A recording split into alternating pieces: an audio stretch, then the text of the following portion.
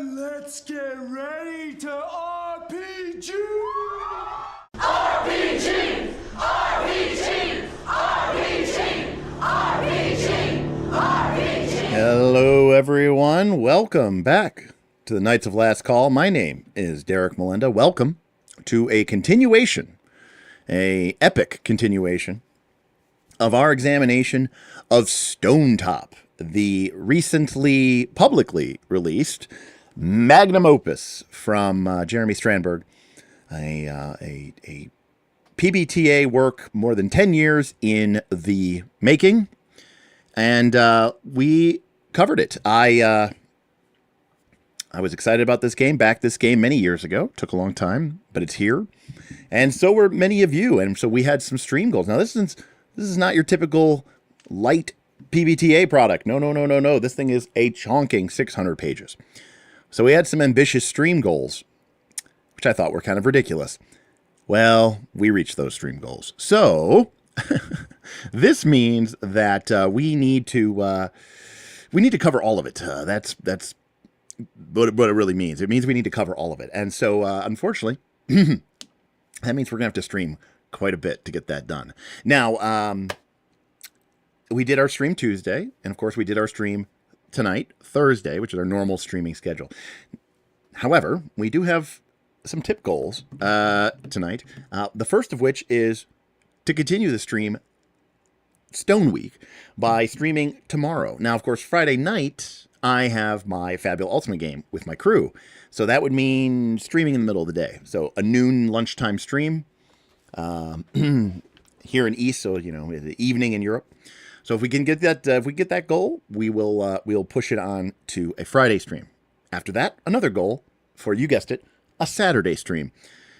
And if we achieve that, another goal for a Sunday stream. So we can potentially try to see if we can knock out a good solid, who knows, maybe we can get our way through this in 1 week. Stone Week hype.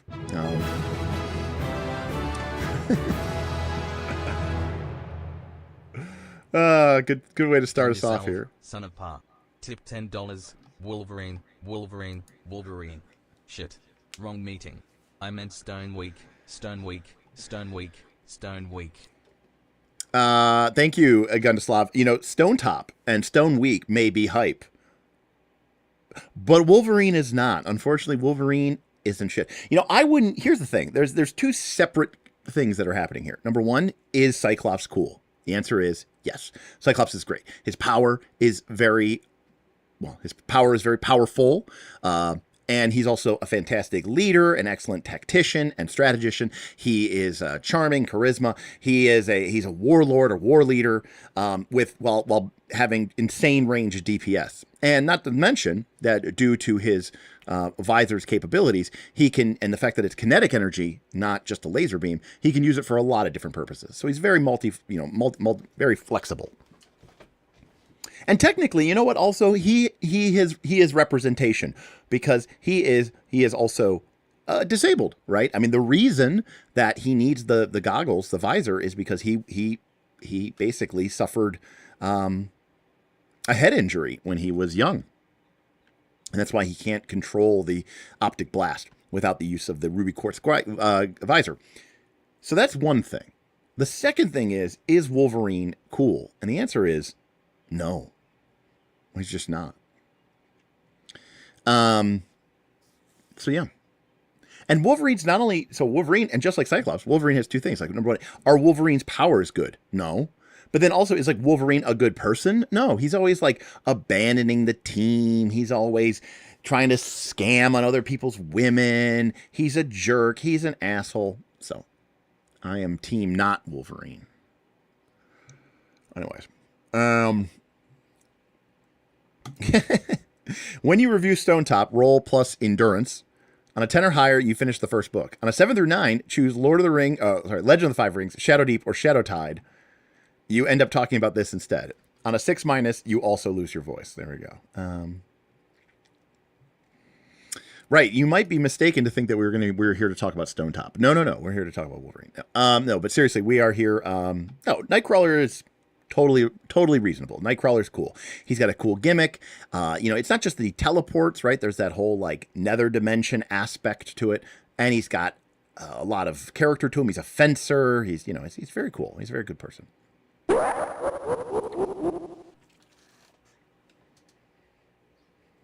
Hey, Lord Kyler, thank you so much for the super chat.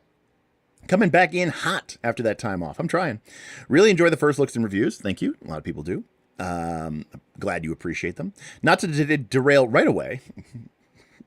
Listen, we streamed for 5 hours on Tuesday, and we made it through 100 pages, to 102 technically. So, I mean, that's what you fucking sign up for when you come to Night's Last Call, I guess.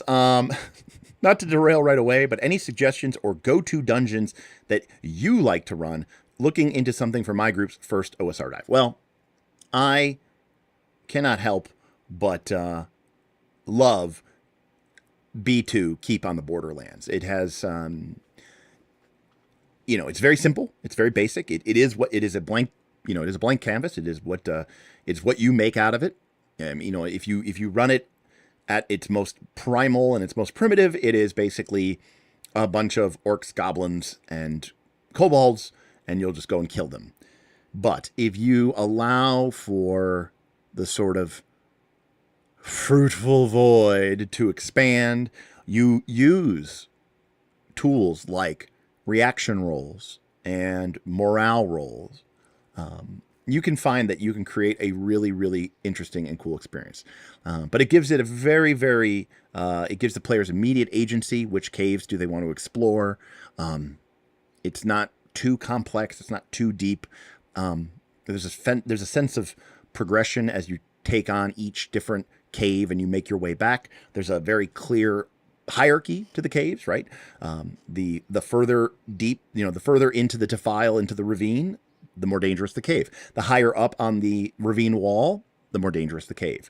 It has cool, boss monsters, for lack of a better terms, in the Minotaur and the Owlbear, of course. And then there's even sort of this lurking big bad guy evil thing in the form of the Shrine of Chaos. So, I think it's fantastic.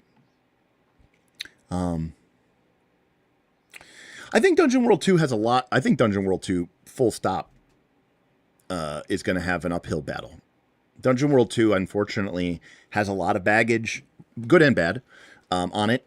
And I think that, between Daggerheart and, Stonetop, listen, I love Stonetop, but this has been great for me. But, most people are not going to pick up the Iron Age village-based 600/1200 page PBTA book game. That's not really a competition. I think Dungeon World 2's main competition is actually Daggerheart. That being said, I still think it's a very radically different game. Dungeon World 2 is going for something very, very different. Anyways. Yes, Jake is correct.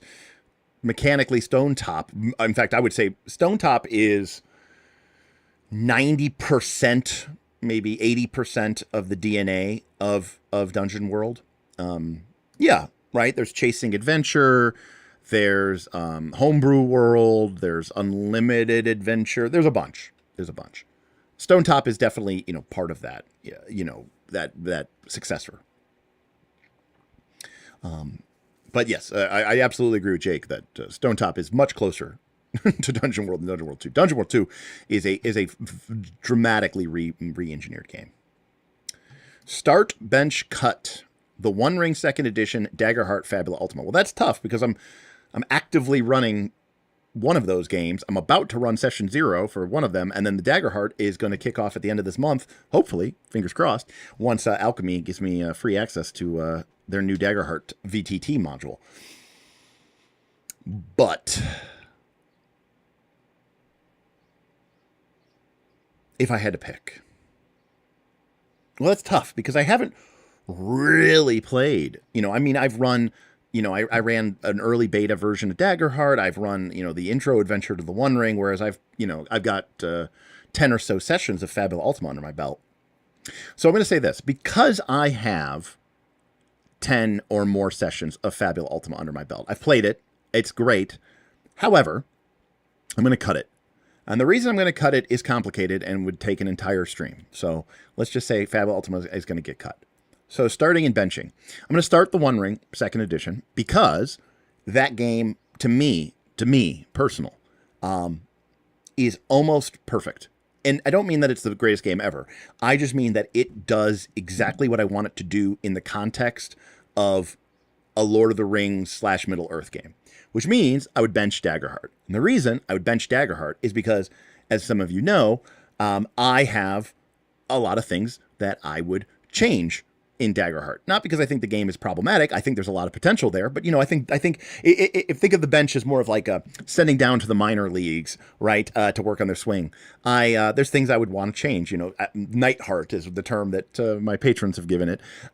Everything from, calling hit points wounds to reordering and restructuring the way that the progression, the tier system works, to going to 12 levels, to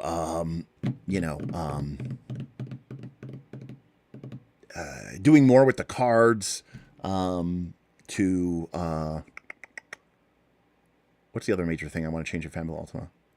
Oh, like incorporate. Speaking of Fabula Ultima, right? Incorporating some sort of ritual system into it, a la Fabula Ultima, which I think does a lot better job. So, changing some of the multi-class rules, Fabula Ultima. I mean, again, there's changes I would make. So there you go.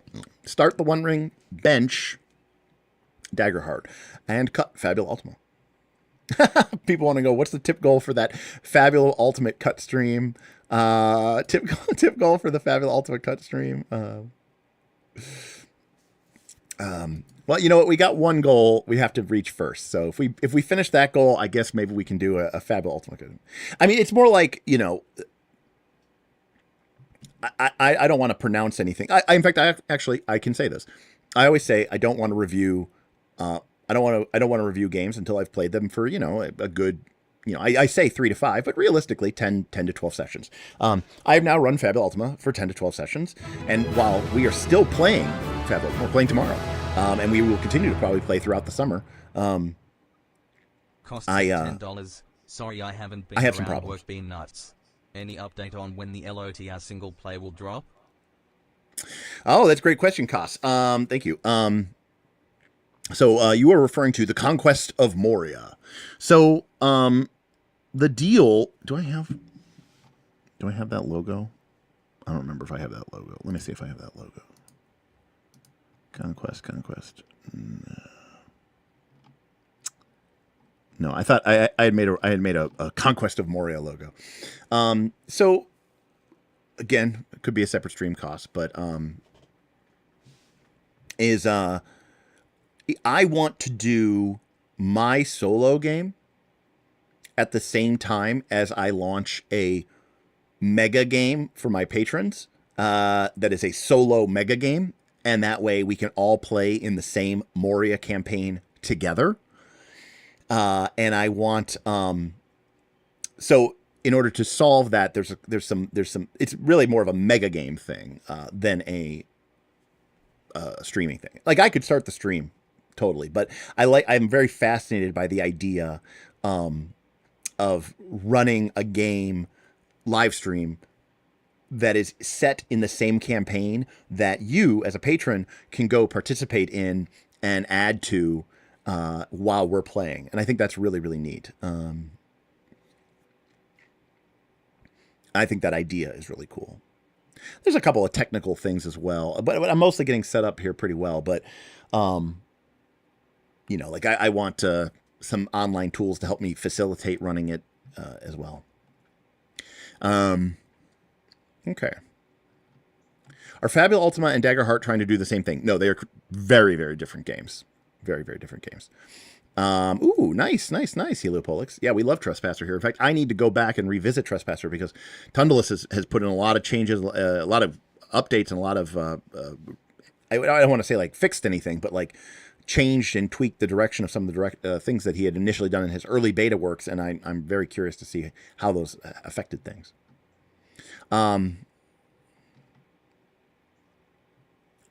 No, it would not. It would not be. I mean, Cinnabos, that's sort of a catch-22 because nothing I do is a good moneymaker. So technically, if that was the excuse, I wouldn't do anything. All right. So speaking of the One Ring, here's the map of Eriador.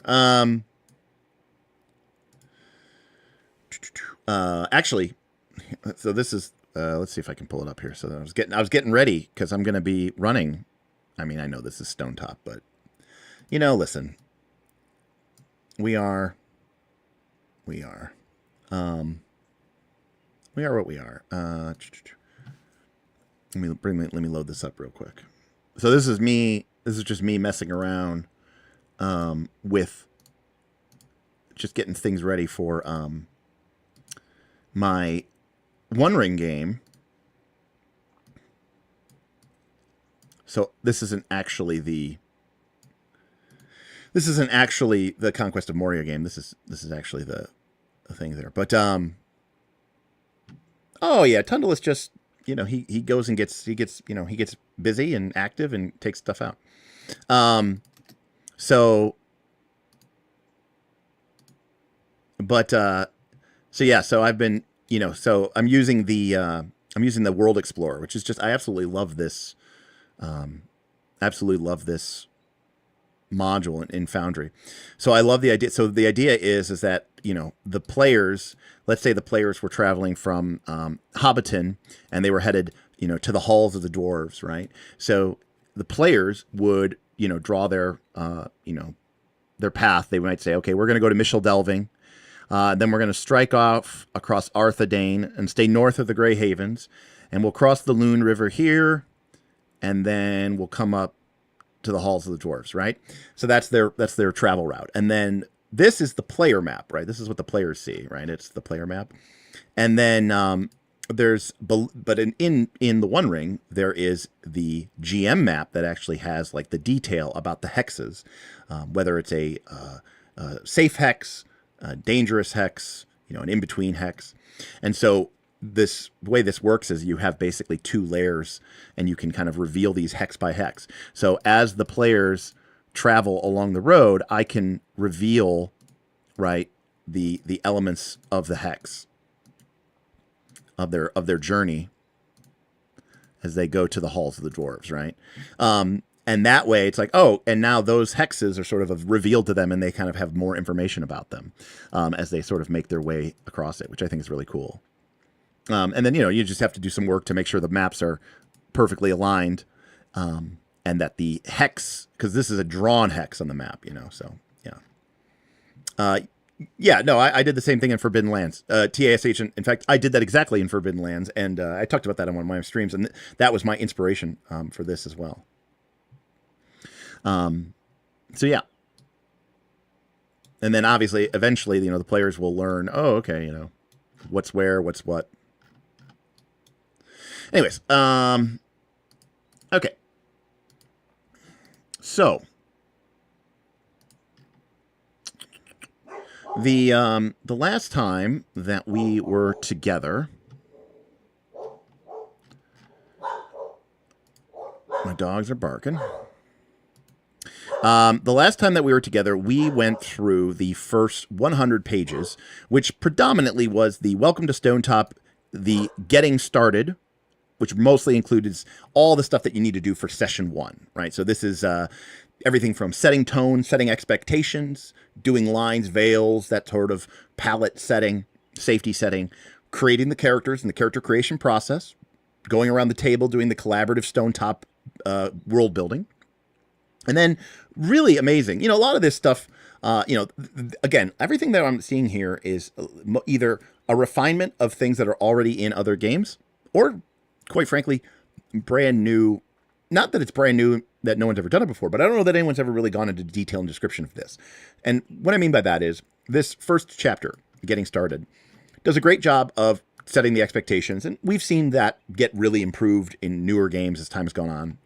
Discussing tone, content, right, lines and veils. Creating characters, fantastic. Introducing the PCs and doing collaborative world building. Again, we're seeing that more and more. But what I've never seen before is a great, frank discussion aimed at the game master and saying, okay, you just finished your session 0. What do you do? What do you do with all that information? What do you do with all that stuff that you just collaboratively worked together to create? And so there were some really great, key, cool takeaways about what to do after the session. So just fantastic.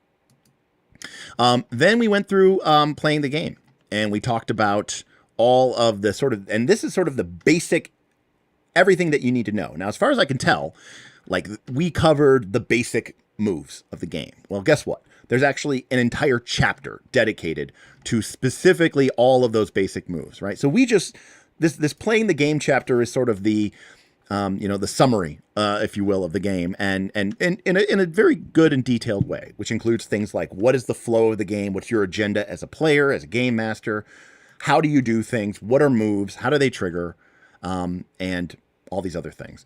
So really great introduction to the overall flow and structure of the game. And that takes us to where we're going to focus tonight. And I'm not going to lie, my goal tonight is really just to cover the playbooks and inserts. If we can get into the GM stuff, that's fine. But I'm also totally fine leaving. Not every one of these streams needs to be 5 hours, people. If we leave the GM stuff for another stream, that might even make a certain amount of logistical sense. So I'm okay with that. And then again, we'll have a section on the player moves, how harm and healing works, how to set up that first adventure stuff. A lot of stuff in here, again, about GM focus. But tonight, we're going to be focusing mostly on the main ways the players are going to interact with your Stonetop game, or with any PBTA game, really, are what are the basic moves. And again, we've briefly touched on those, but you can see that from last time. But also your playbook. So we're going to be talking about the 9 playbooks, along with the inserts, as well as the sort of 3 sort of bonus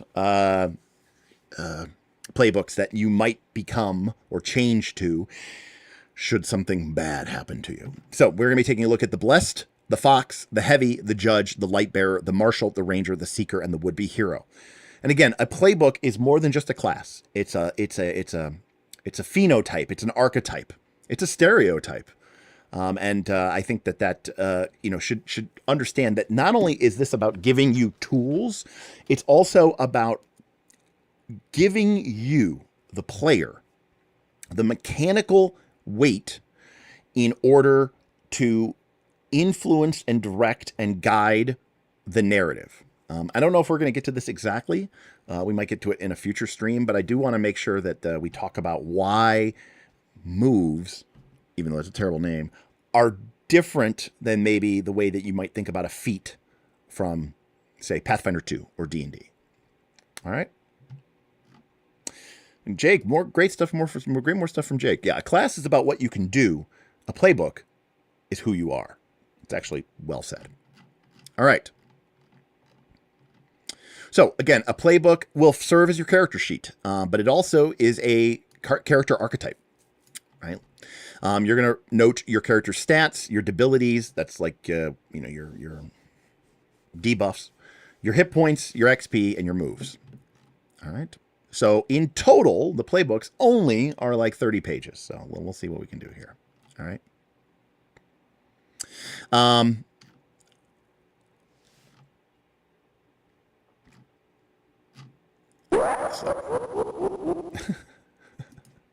It's true. Whenever I do like a 2-hour stream, people will be like, Derek, are you okay? Blink twice if you need help. I will say, in complete honesty, going for 5 hours on Tuesday was pushing it. I was rolling the dice, right, with my voice. I shouldn't have done that. But I was just so hyped up about the game, and everyone was so excited. We had a big crew there. We had a lot of tips coming in, right? There was a lot of energy. There was a lot of excitement. And I went a little hard in the paint, to say the least. Okay. So our first playbook that we're going to be looking at tonight is The Blessed. Danu, the Great Mother, provides. We need only learn her secrets, the names by which the trees call each other, the mark made with red berry juice to ward off impure spirits, the language of the wolf. 1,000 such secrets Danu keeps, to share with her only with her true children, her blessed. Okay?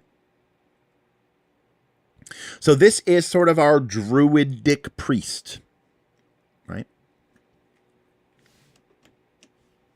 So to start off with, we have to pick one of these backgrounds. Initiate, Raised by Wolves, and Vessel. Now, we should also note that these choices mattered also during session 0 when we were doing some of the world building, right? Because different choices that you made actually gave you narrative permission to sort of change and alter the games. So Adam says, paraphrasing, moves are essentially triggered abilities, whereas skills are activated abilities. There's some nuance, but that's mainly my understanding. That is true. Okay. But it's more like an understanding of, it's difficult to describe. See, this is what I respect the hell out of Jeremy for doing this. It's hard for me to describe it in a way that I think will make sense. Okay, I'll try this. In a Powered by the Apocalypse game, we are having a conversation, okay? And we are doing we're talking about the fiction and we're going back and forth. You will or may eventually describe something, okay, that your character is doing. And what we are technically doing, technically, is anytime anybody really does anything, we are technically, all of us, collaboratively, checking, does that trigger a move?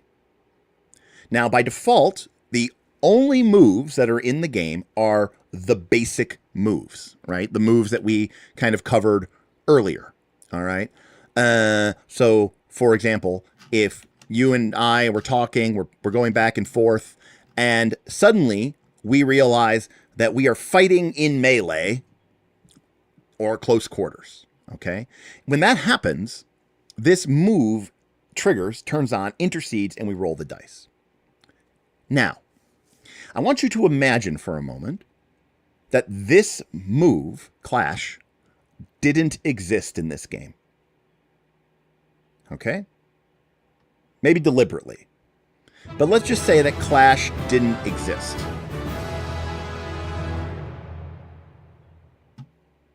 Gundisalv, son of Pa. Tip $10. I like the term move. It moves us between the fiction rules fiction. It moves the conch between the players. It's a social tech that manages the conversarian. Yes. Move works in that context, Gundislav. So, I don't think it's like, it's not that it's a bad term. It's just that it's a loaded term. And so people have a lot of, of that element. So now Cinnabos, though, I want to talk about that. Oh gosh. See, we're going to get off on this massive tangent. Okay. All right.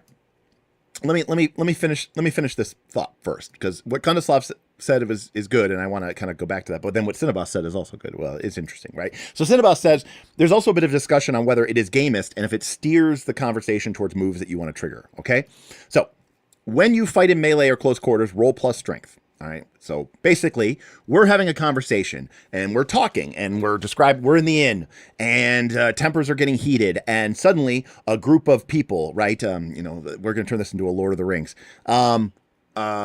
Right. A bunch of kingsmen who are loyal to the king, Ar-Pharazôn, and you and your players are loyal. You are friends of elves. You still believe in the Valar. So you are the faithful. And they're talking shit, and you say, I think and they stand up, and you get in their face, and then suddenly one of them grabs a knife, and you grab a club, and now we're fighting, and somebody says, hey, I think we're clashing. All right, great, we're gonna fight in melee or close quarters, and then at that point, up into that point, the player was just saying whatever they wanted to say. And the GM was saying whatever they wanted to say. Okay, now in theory, the player was following their principles and their agendas. I can't remember exactly what they were in Stonetop, right? But they were playing their character. They were trying to achieve their goals or whatever. And the GM was portraying their agenda, right? Which is to fill the character with the world with wonder and to be honest and to fill the characters' lives with danger and adventure and excitement. Okay, but then suddenly the rules intercede, and now what the player wants and what the GM wants is irrelevant. Okay? And we're going to roll dice instead. And all of us are honor bound to accept the results of this move and its choices and its actions. And that will be true. So, I've often joked that I think one of the weirdest, coolest ways that you could play a PBTA game would be, right? You have a group of players and then you're the GM. Okay. But you, the GM, you don't know any of the rules, any of them. And your players, they don't know any of the rules, any of them. Now, you know your principles, you know your agenda, right? You know the tenets of the world, right? But you are just having a conversation going back and forth. The GM describes a situation, asks the players, what do you do?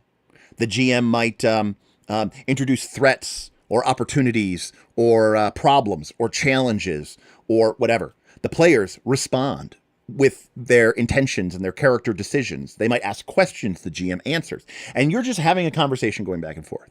Okay, so you got the GM, you got the players. But then, standing off to the side of the table is Derek. And I know all the rules that none of you know.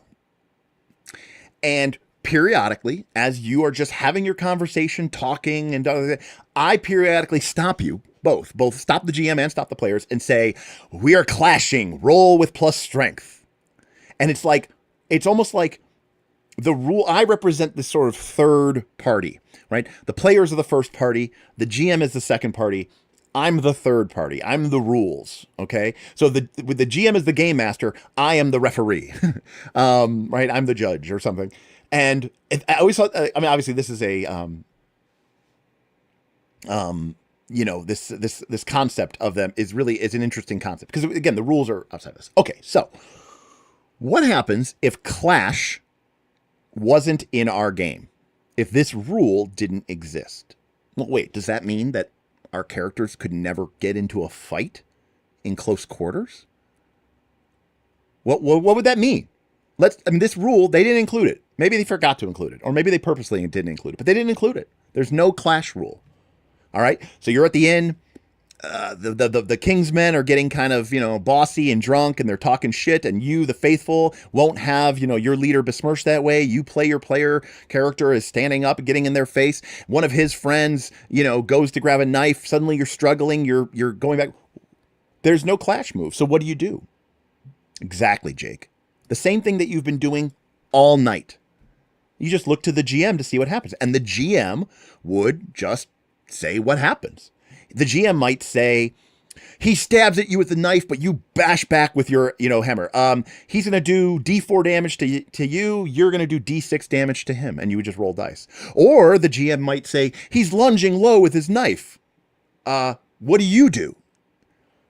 You're like, I'm going to, do you try to dodge it or do you try to parry it? Are you going to knock this guy out? Are you going to try to disarm him? Right? You're just having a conversation. You're just going back and forth. Right? There's no move that says, what do you do when you, I don't know, sit down for a nice meal? But we know how to handle that as a GM. We just describe what happens.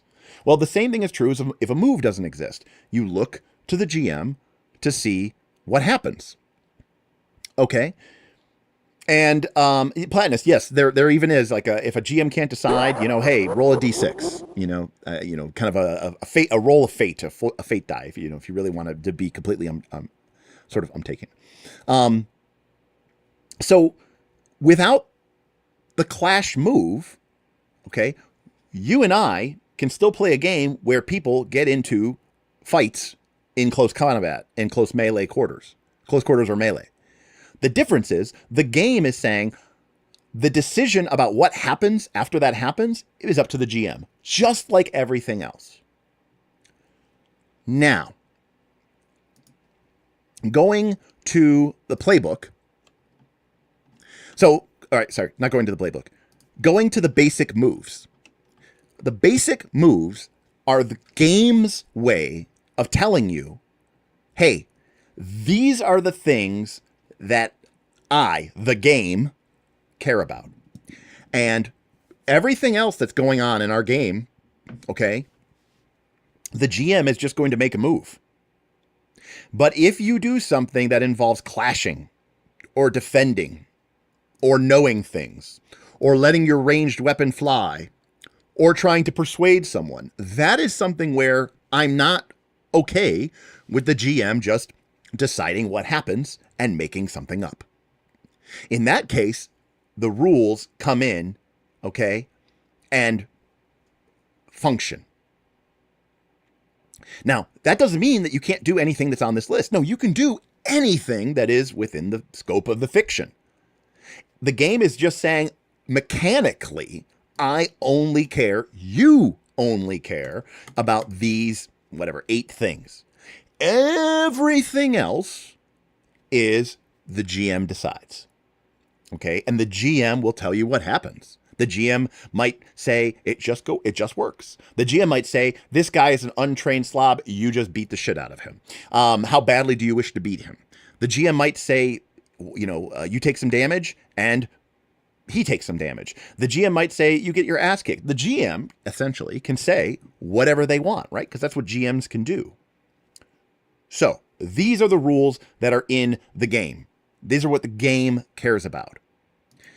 As a player, you will get a playbook. And as a player with a playbook, you will have the ability to create and add new moves and rules, okay, into the game. Right? So, let's take a look at Lightning Rod. It says, when you defend while touching the earth, you can spend 1 readiness to intercept a nearby magical attack and redirect it harmlessly into the ground. And this is where people get tripped up. Let's say you and I are playing PBTA, and I describe I'm the GM, and I describe some sort of evil druidic sorcerer, right? Conjuring dark magic, swirling about her hands, and then throws it forward, okay, to strike a player. Now, what if I say, what do you do? If the player said, now the player, that maybe what if this move didn't exist? What if they forgot to include this move? They obviously chose to include this move, but let's say they didn't, right? There's no reason that they had to include this. It's not like this is something we all expect for blessed people in an Iron Age game to be able to do, right? They easily could not imagine that this never made it into the game. And I shoot this dark blast of energy, and a player goes, okay. Do you remember Attack of the Clones when, or Revenge of the Sith or whatever? No, Revenge of the Sith, where Darth Sidious, Emperor Palpatine shoots the lightning at Yoda, and Yoda kind of absorbs the lightning, right? He kind of like counteracts it with the light side of the Force. He doesn't really like shoot it back at him. He kind of absorbs it. All right, that's what I want to do. Okay, the player just said some bullshit. Now, the first thing you have to ask yourself is, fictionally, does that even make sense? Like, if this character is I don't know, a brutish warrior who doesn't even know what magic is, that would seem like that would be a pretty strange action. And I think you would be a little bit confused, and I think that would be right to do. But if we had some sort of magical, force-sensitive Yoda-type creature, or some sort of blessed priest-type creature who's trying to absorb and channel this dark energy. And again, remember, Lightning Rod, the move, doesn't even exist, okay? But let's say we've established that our character can manipulate and direct magic. If I was playing a PBTA game and I shot this dark bolt of lightning at somebody, and the sort of druidic cleric character said, I want to sort of absorb this energy and channel it to the ground, what would happen? Well, no mechanic would trigger because this move doesn't exist. So what would happen? Simple. The GM would make a move. The GM would tell you what would happen. Just like in any other instance, okay, of the game. The GM would decide what happens. Maybe the GM decides that's a terrible idea, and that gives them a golden opportunity. Maybe the GM offers you a cost. Maybe the GM asks you to defy danger. That could be a possibility. Maybe the GM makes you suffer a debility. Your character becomes weakened from channeling the energy into the earth, but you dissipate it harmlessly, right? The GM can use any of the tools at their advantage. Any of the tools at their hand in order to decide what happens, right? But the GM gets to say what happens. When you, as a player, choose this move, okay? When you check this box, you take that power away from the GM. And now the GM doesn't get to say whether you get to do it, whether you don't get to do it, what it costs you, how it works, what might happen if you do it, what might not happen if you don't do it. No.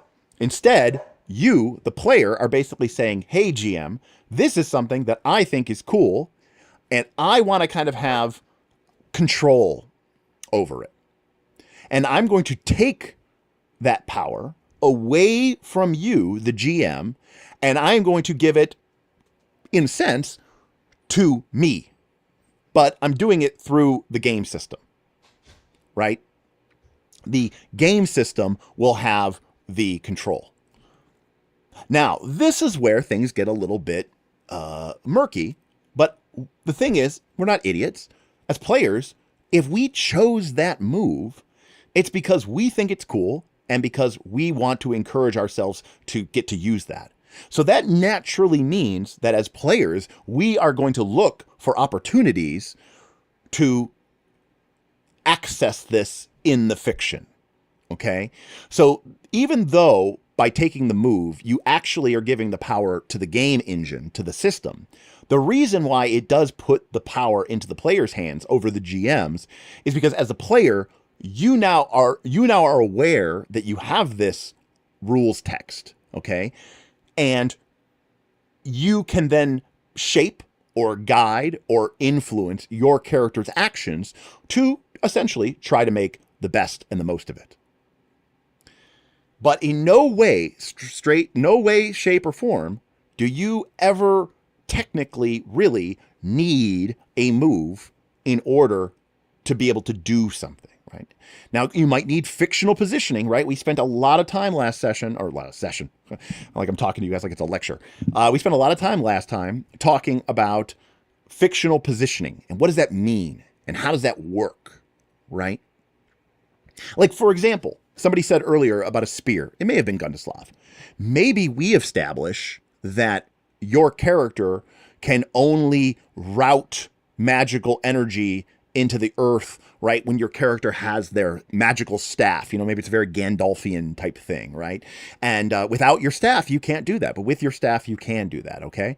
But Lightning Rod circumvents all of that.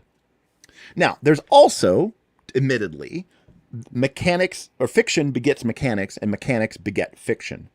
By choosing this option on your character playbook, you also are giving your character innately the fictional authority, the fictional positioning to be able to do that thing. So by choosing the mechanic, it becomes true in the fiction, okay? But as a fiction first game, I mean, I'm sure you could think of a million, trillion, bajillion things that a cool nature, one with the land, priest type character could do in a fantasy RPG. And I'm sure it's a much longer than this list of, like, you know, I don't know, 10 things. Of course it is. And you can do any of those things. The difference is it doesn't trigger a move, which means the GM decides what happens. That's it. That's it. Full stop. When you choose a move, you are basically adding, in a sense, a new move to this list. Except, in theory, it only applies to you. But you are taking that power, okay, away from the GM, and you're sort of giving it over to the rule system and vis-a-vis yourself, because you can now fictionally put your character in a position to best take advantage of that. All right? So, does that make any sense? We had a couple super chats, by the way. Dave Boy, hey, I just wanted to, still working on the first Stonetop vid, but I just wanted to stop in and say hi and give it to him. Hey, thank you so much. Appreciate you, Dave Boy. Appreciate that. And we also had one from Trekkie. PBTA is a very trad feeling in actual play. Yes, I've often said that I think OSR, people think of PBTA as this like hyper indie, super narrative, in your feels type thing. I actually think PBTA is much closer to that sort of old school OSR play than people actually understand. Yes, it makes sense. It's just super hard to explain. I agree, Edward. Jake, my understanding is the book has a ton of advice on custom moves. Now, I'm going to tell you something.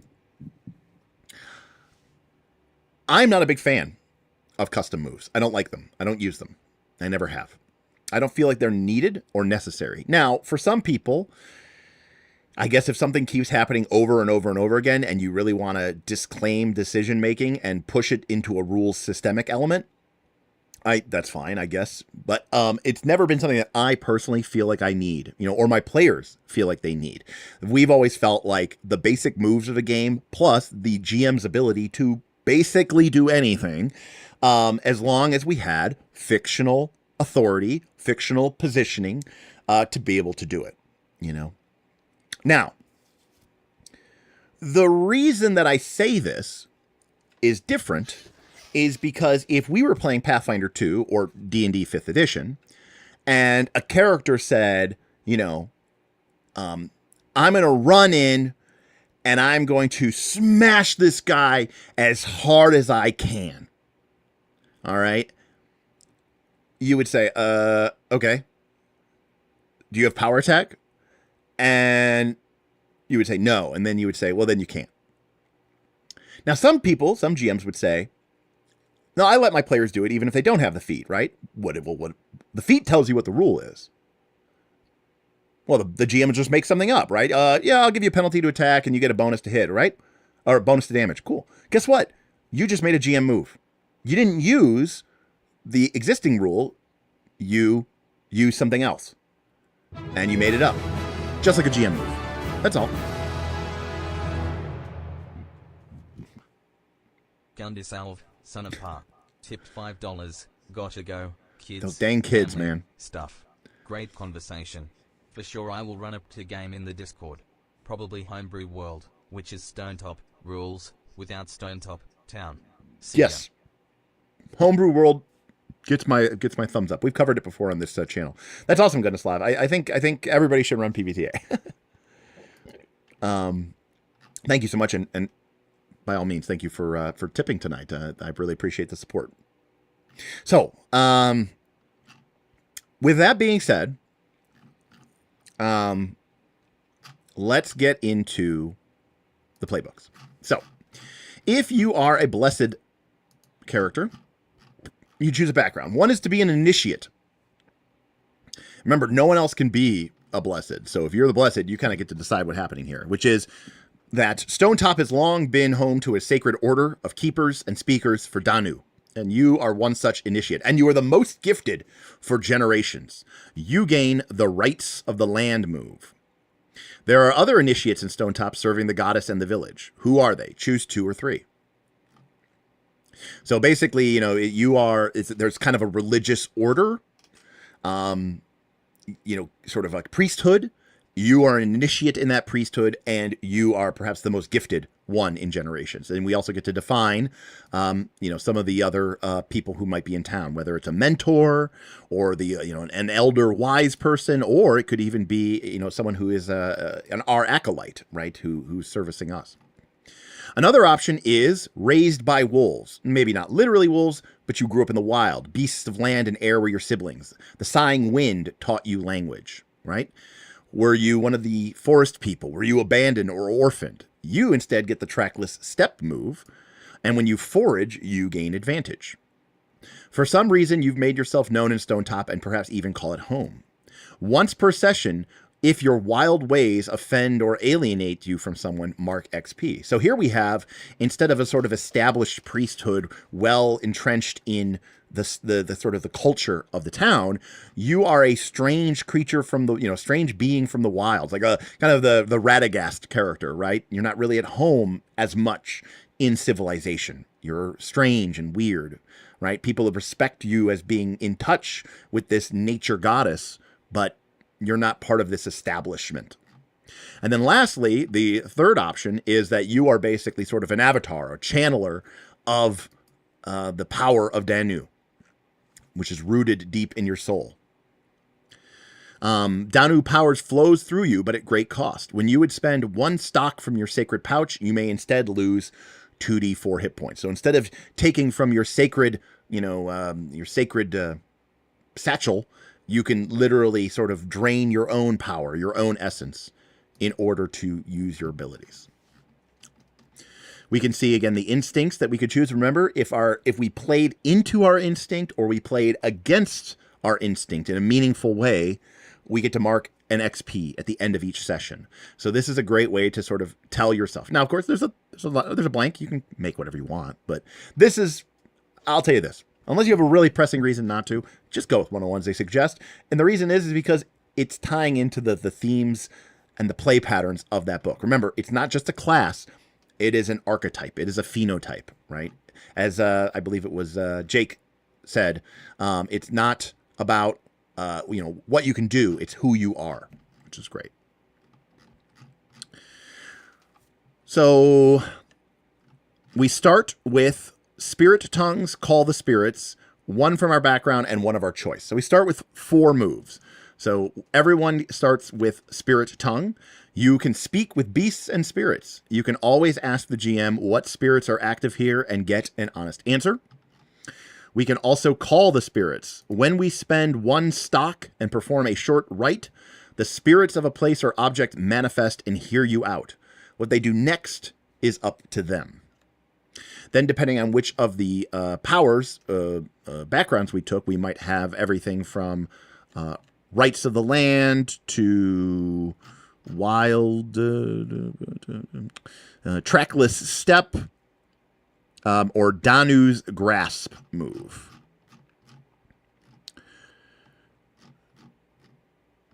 So it looks like we've got a reasonable... Now, this is a much... I will say this. Compared to most PBTA games, this is a much longer list of moves than you traditionally see in a PBTA game. Most of the time in a PBTA game, a playbook will usually have between, like, 6 to 8 moves, typically. This is a lot for a PBTA game, I will say. The fact that you start with 4 is a lot, also. Most PBTA games, usually you start with 1. Notice that one of the moves that you can take is just to improve one of your stats, and the most that you can improve it to is a +2. But it increases one of your stats by 1. Note that I think every character starts with a single +2, a bunch of +1s, a bunch of +0s, and a single -1. So completely balanced, as all things are.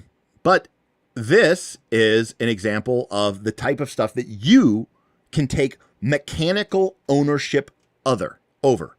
Now, again, does this mean that you need to have bark skin in order to be able to gain bark skin? No. It just means that if you want to describe to the GM how you are wrapping yourself in the protective cocoon of earth and wooden embrace, the GM would decide, do you have fictional authority to do this? And if you do, they will tell you what it costs you. They'll say what the move is. By the way, the GM could say, no, you can't. That could be an option the GM tells you. Maybe they don't think you have fictional authority. Maybe they don't think you have magical potency to do this. Maybe they don't think that you have the fictional positioning to do it.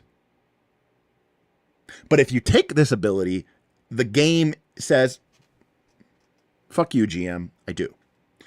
But it's important to note that you're not limited to just the things that you have. Fun game. Guess what 4E class this came from? Well, I'm obviously going to guess that this came from the Druid.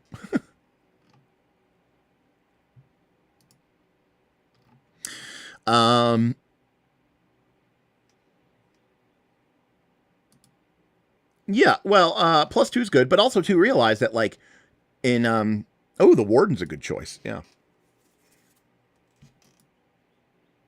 definitely a primal. And I was going to say definitely the best primal class. Warden was an amazing primal class.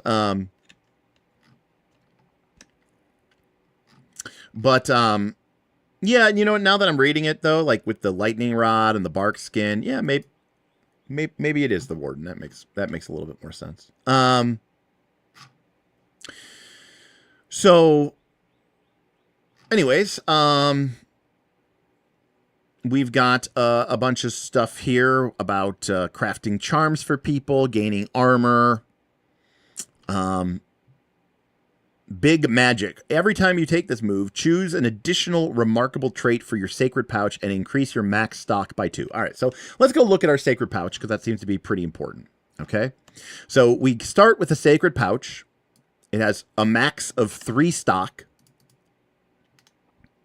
And then we also get to pick 2 more. Like we could have an herb garden, or we could have an apiary, or we could have a herd of goats.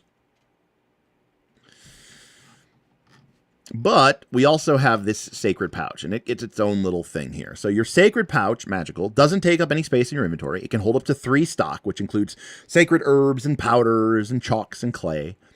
Every time you gain an even numbered level, we gain +1 stock to our pouch. So 2, 4, 6, 8. When anyone but you looks inside your sacred pouch and touches any of the materials wherein, the stock is ruined. But if you have a few days of downtime in familiar terrain, you can replenish your stock. If you forage, which is one of the options that we saw during an expedition, you can produce stock instead of producing provisions. So instead of our blessed going out and gathering, foodstuffs and the like, we could instead gather new sacred herbs and powders and pigments.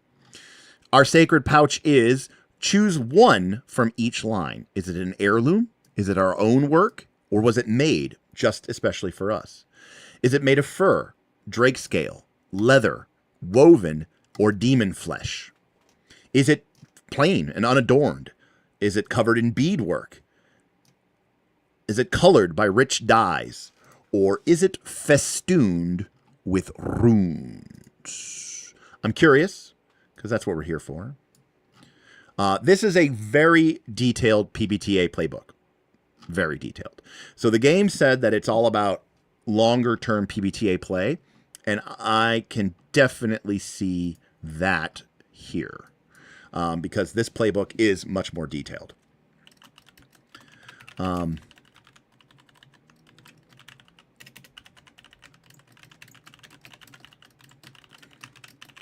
right. Yes, John, that's a great way to put it too, that seems to be the theme of this whole book so far, and I don't think you're wrong. All right, let's see. We got the poll is up. All right, is our sacred pouch an heirloom, made just for you, or is it our own work?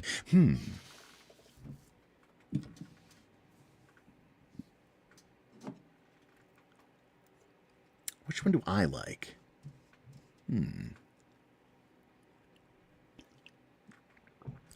Vote, by the way, 1, 2, or 3. We'll get your vote in.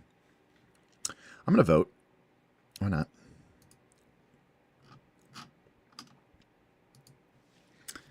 I like the idea of an heirloom. I think that's cool. Your own work is winning, though. Well, it turns out, Marcus Aurelius, that collaborative storytelling is kind of actually what RPGs were doing the whole time. We're just saying the quiet part out loud. In fact, if anything, I think, Marcus, some of the RPG elements of the last, whatever, time period have sort of lost, kind of lost the message because it became more about the GM just, GM story time. So.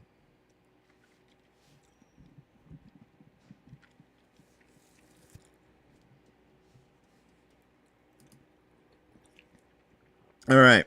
How many people? I'm curious. We had 100. All right. I was like, we had 120, 130 people for our first stream. We got about 80 today. Yeah. Copper. That's exactly why I picked number 1 as well. I like the idea that it implies these expectations set upon you. What's up, Shinobi? Good to see you. Yeah. Ooh, well, yeah. What if an heirloom sacred pouch from the wolves that raised you? That rules. Yeah. I mean, remember, by the way, it did say you don't have to literally be raised by wolves. But let's not kid ourselves. I would totally be raised by wolves. I mean, I can speak to them, right? That'd be cool. Very Romulus and Remus. Trekkie says, I do need to be quiet, or the Grognards will hear me, and they will be summoned, and they will come here to destroy me and beat me. Okay, it looks like your own work is the winner. So we gotta respect that. So this is something that we made ourselves.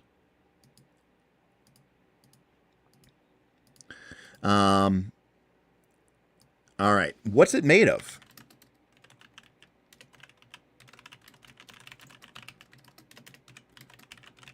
We got 5 options this time, folks. Is our pouch fur, drake scale, leather, woven, or demon flesh? If you pick leather, what is wrong with you? I'm just going to say that, okay? If you pick leather, what is wrong with you? I'm just kidding. Actually, I'm not kidding, but I'm just kidding. But I'm not kidding. Yes, if you do wish to support this channel for free, head over to twitch.tv/Knights of Last Call. We also stream over there. If you like Twitch better, maybe the commercials, or you have some sort of premium over there. But if you do have Amazon Prime, or even if you don't, if you want to drop us a sub, it would be appreciated. But if you have Amazon Prime, it costs you nothing. You get 1 free Prime sub a month. You get 1 every month. You have to use it or lose it, and it doesn't auto-renew. But hey, give it to somebody, because Jeff Bezos doesn't need all your money. And I'd appreciate that. Demon Flesh is off to a very, very, very nice win here. Okay, so we by the way, we made this ourselves. That was the vote of the thing. So we had to make our own Demon Flesh pouch. That's quite the take. And last but not least,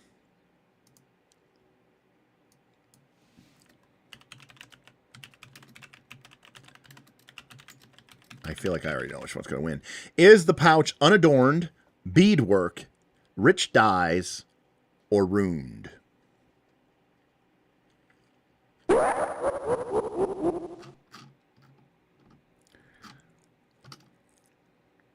Scotty, thank you so much. Uh-oh, did we lose the...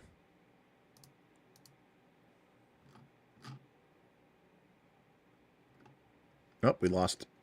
We lost it.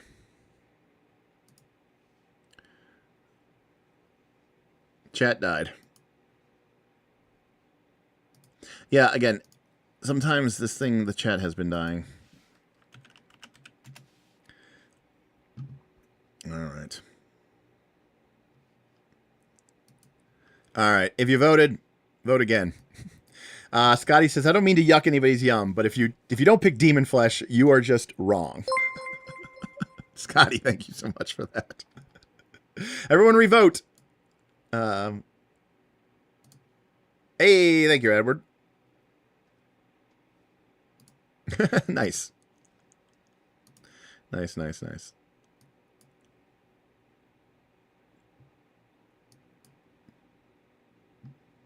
Oh, why is this thing keep dying?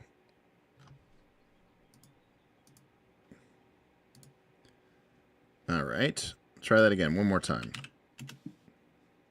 If somebody wants to figure out what the heck is going on here.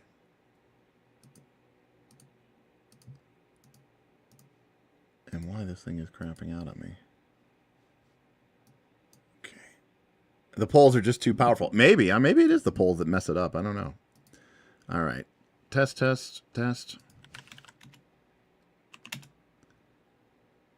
All right. It seems to be working now. All right. Sorry, folks.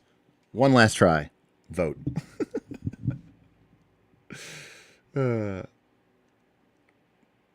Cinnabos, I feel like we all knew this was going to be runes.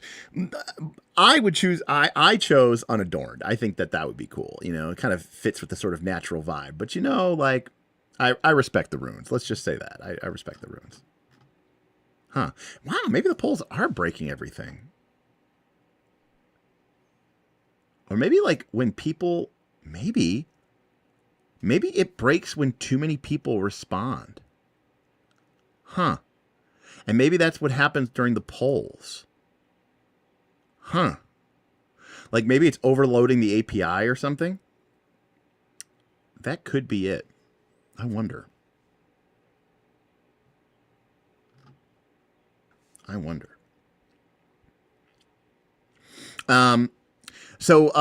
Anyways, sorry, I just distracted here, but by these silly things here. But anyway, yeah, it could be. I mean, there's a lot of stuff going on here. It's taking from.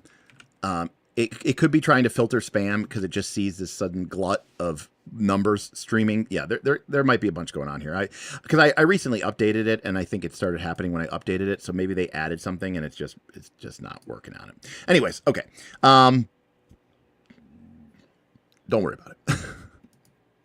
So here's what I would say. Okay, I don't know. I mean, the fact that there's demon flesh, Cinnabos, that's a great question. Which is why I like the idea of it being an heirloom. You know, I chose heirloom, but it was handed down. Demon skin, demon flesh. Anyways, it was demon flesh. But what I love the idea of a. So here's what I like. I have no idea. This is just what came to me. Okay. So here's what comes to me. Actually, I'm going to combine everything. Okay. I'm going to combine everything, which is as the final part of your initiation. Now, by the way, a lot of this, by the way, I think has to come down to, you know, did you choose initiate or did you choose vessel or did you choose raised by wolves? I think I would choose initiate because I think I like the idea of sort of being part of this, you know, structure. I love the idea that like when you like your final test, okay, is maybe there's this like sacred cloth or this like sacred skin of demon flesh. And it's from this demon, right? That was slain centuries ago. And your final thing is that you have to cut off a section of this demon flesh and make your own sacred pouch. But every time you, and maybe like secretly you learn that like the demon is fated to return, or maybe like we're secretly anti-demon people. And every time you banish or destroy a demon, right, you have to take their true name and which expressed as a rune and carve the new rune into your sacred pouch, right? And by destroying the demon kind, you gain more power over it. And so like, you know, you use the demon flesh against the demon kind or something like that. I don't know. Something like that. I think that sounds pretty cool because I like that. I'm always a big fan of like the good thing is actually secretly kind of got this like evil vibe underneath it, kind of like the ancient one from Doctor Strange, where she was like using the power of darkness for good. Anyways, I like complicated characters like that. Yeah, a bit like making your own lightsaber. Exactly. Anyways, so we got distracted here by like, stupid role-playing shit. FPT. Anyways, what remarkable trait does it possess? Well, I would do a poll, but apparently that crashes YouTube. So, it cannot be cut, torn, or burned. Unless someone is specifically searching for your pouch, they will ignore it. So long as the pouch is sealed, nothing can be detected or found by magic or found within it. Unnatural and unclean creatures cannot bear to touch it. Addition, Danu has been revered by all people, but she is not always worshipped or served by priests. In Stonetop's Pavilion of the Gods, Danu's shrine is loved, little more than a token of respect, given wide berth and approached only with care and proprietation, or neglected and all but forgotten. What do they leave as offerings? Burnt flesh and blood, nails and tools, figurines and effigies, fruits of the harvest, whiskeys and spirits. Now keep in mind too, like as we go around the table during character creation too, we're going to be doing things like which one of the following players do the spirits whisper of, right? Which one of the following players has joined me in a sacred rite? Which one of you has made a blood oath with me, etc., etc., etc. So you can see that these things really do a good job of sort of tying you into the game, into the world, into each other. And that's really, really potent, powerful stuff, especially for a game that is theoretically immersive, dynamic, play to find out, low prep, no prep. And it's really hard to do those things if you don't have these kind of sort of tie-ins. So we have a sacred pouch and it's full of stock. Cool. It seems like we can do stuff with that stock. Now remember, these moves give us this ability. But remember, we have a sacred magical pouch. I think your GM would be very poor if you didn't ask to do something and the GM didn't say, hey, this is what it's going to cost you, or this is what you need to do. Now, yes, having the specific move gives you authority, narrative authority, fictional positioning, and gives you the sort of, automatically gives you the fictional positioning to be able to do this move. But I would basically treat my magic pouch as sort of a bag of bullshit that I can pull out at any time. Now, the GM gets to make the decision. But once I take one of these moves, now the GM doesn't get to make the decision, right? I get to make the decision. And that's something that I think is very, very important to understand about PBTA, at least in my personal view of the game, which is the GM is much more of a sort of a first among equals. Okay, they are not the all-seeing, all-knowing, all-powerful Godhead figure that they are in these other games. To me, this is true in almost every game, but it's especially true in a PBTA game, which is the GM isn't allowed to cheat.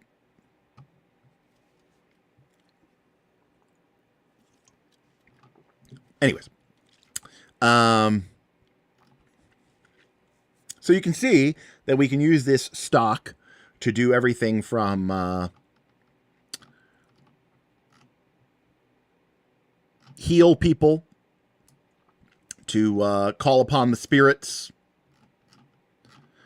to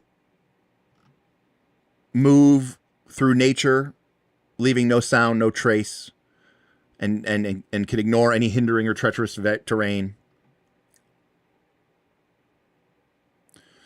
We can wrap ourselves in a veil of deception. We can basically, go full, Beastmaster, as in the 80s movie Beastmaster on an enemy. Now note, some of these require us to be higher level.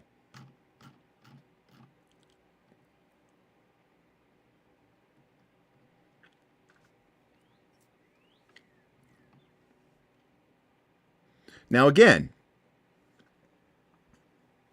this is to imply that what a GM may ask for, or what a player might try to do, a GM has to weigh and consider many things. I don't want to make it seem like the players are literally just pulling bullshit out of their ass every single time that they're doing things. It's well within your right as a GM to, stipulate and structure what they can and can't do.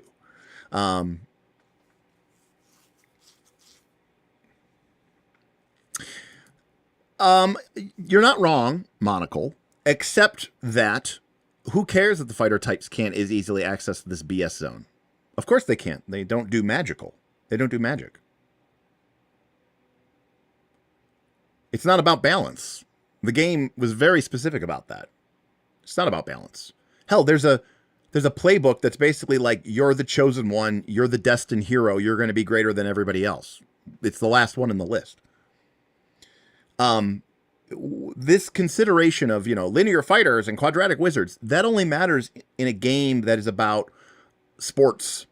And even then, in sports, I would never complain if I'm some linebacker and I have the best quarterback in the league and we win a lot of games. So really, it's not even a sports issue. It's more of like we all have to be equal in power so that we all have fun,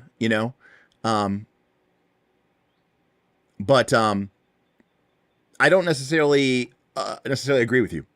You might not be wrong. And by the way, that's what's cool, Monocle, about PBTA games is what, as a GM, you decide is within the fictional purview of your magical ability is entirely up to you as the GM until a player chooses one of these moves.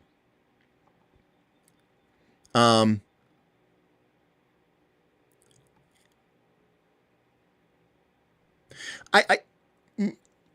I think that's wrong too, Tom. Tom says the way it comes across is that players should be trying to do what all these moves say, but just throw it against the wall and see if the GM allows it. No, Tom, you should be ignoring your character sheet. You should just be trying to do what you think cool Earth Mother, Danu, blessed stuff should do and would be able to do. And how we establish that and build that together within our game and what's within the purview and, elements of our game, and not worry about what's on your character sheet. That's what I'm trying to say, Tom. That's why I said it. It's more OSR than you might think. Because, I could think of 10,000 things, right? We've all played D&D. We've all played Pathfinder. We've all played whatever. There's 10,000 things that sort of a nature-y type priest should and could and would do. And it's not all on this list. So, again, I'm just making this up here, but I don't see, okay, I can see, you can draw the poison out of somebody.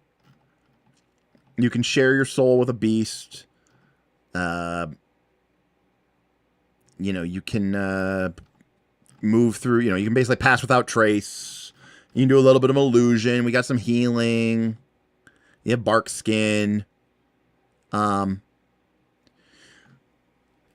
say that someone was cursed.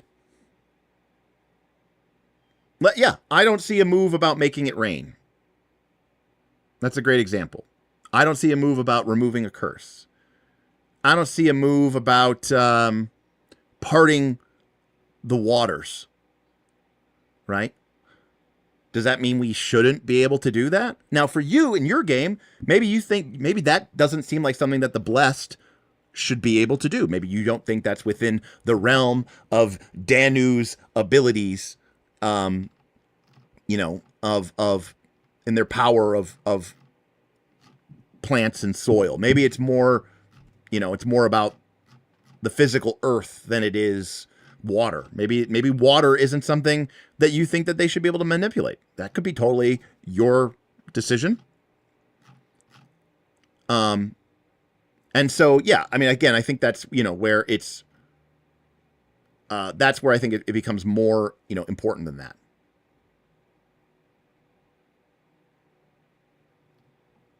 So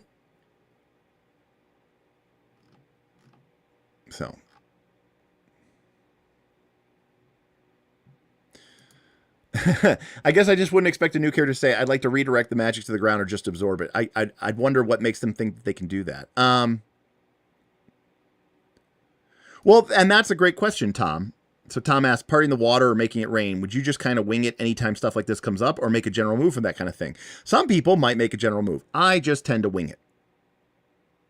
And because I'm just winging it, and because it's not a move, I can kind of make whatever I want up.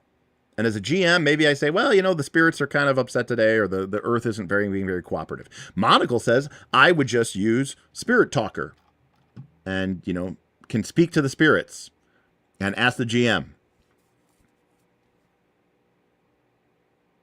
And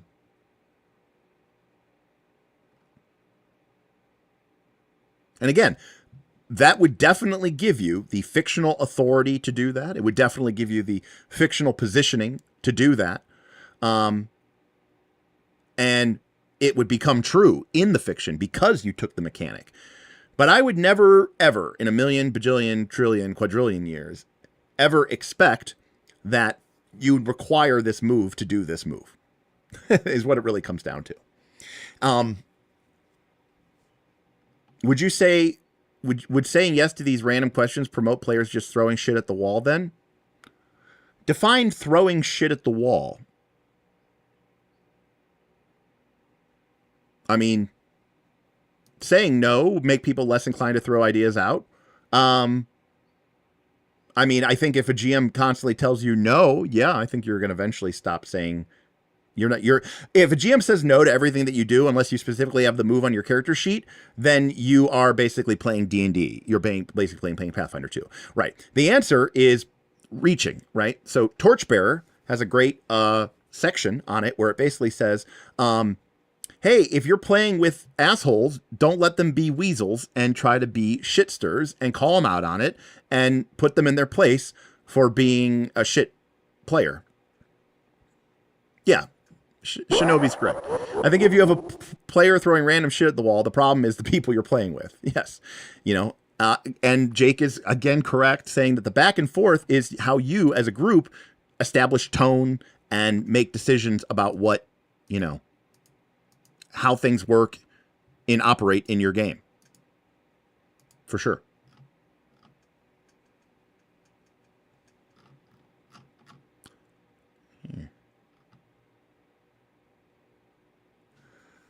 Do super chats break it? Huh. I'd love to figure out what breaks my chat.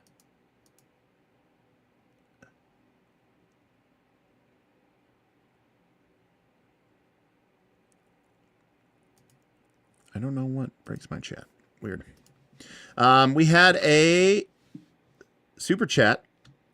By the way, modern Windows is so terrible. I go to the search bar and I start to type in ninja.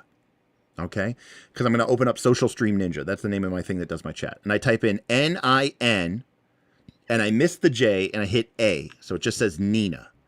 And then automatically and I hit enter without thinking. And then automatically it somehow best matched that to Nina Dobrev, the Bulgarian actress, and then opened up Microsoft Edge on Nina Dobrev's Wikipedia page. And I'm like, who in their fucking right mind would ever want that? And then when I type in ninja, it's like, did you want to buy Ninja Gaiden Black 2? So confirm that Shadram, confirm that I don't know. I didn't have my chat up in time. Sorry. So your for science is appreciated, but I don't exactly know what it is. Alternate GM said, just checking in to say hi. Finished Quinn's vid yesterday. Need to watch your part 1, so I'm going to watch the VOD later. All right. Thank you, Jace. Appreciate you.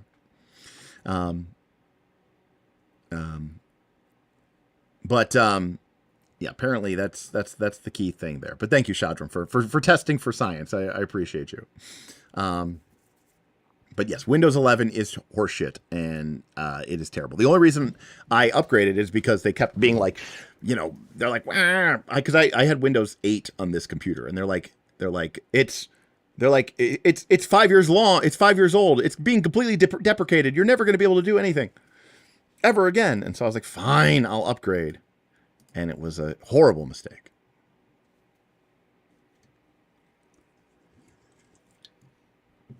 I don't remember what I had. I think I had 8.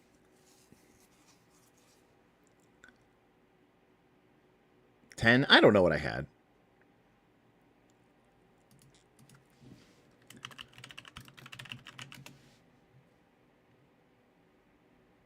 Okay, never mind. It was Windows 10. Windows 10 support ended October 14th, 2025. It came out in 2015. So it's kind of crazy that it was only out for 10 years and they retired it. That just seems crazy to me. Anyways, Windows 10, I didn't mind. Windows 11, shit.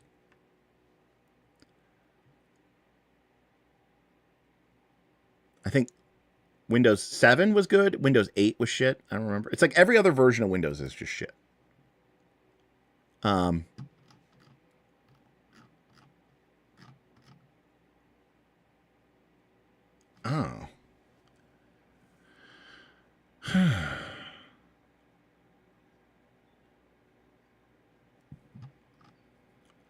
Maybe it is Twitch chats that... Because now that I'm thinking about it... there was a couple of weeks where I wasn't streaming on Twitch because of the thing. Maybe it is Twitch. Because I feel like whenever George talks, and he insists on watching on Twitch. Maybe, I don't know.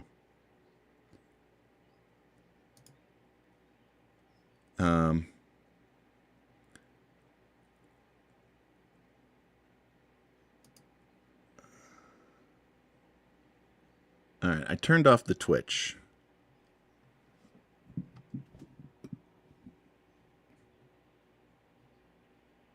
So Twitch can no longer chat. Get fucked, Twitch. All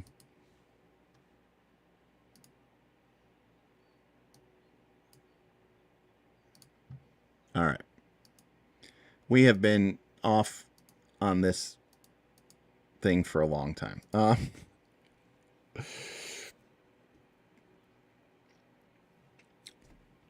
Anyways.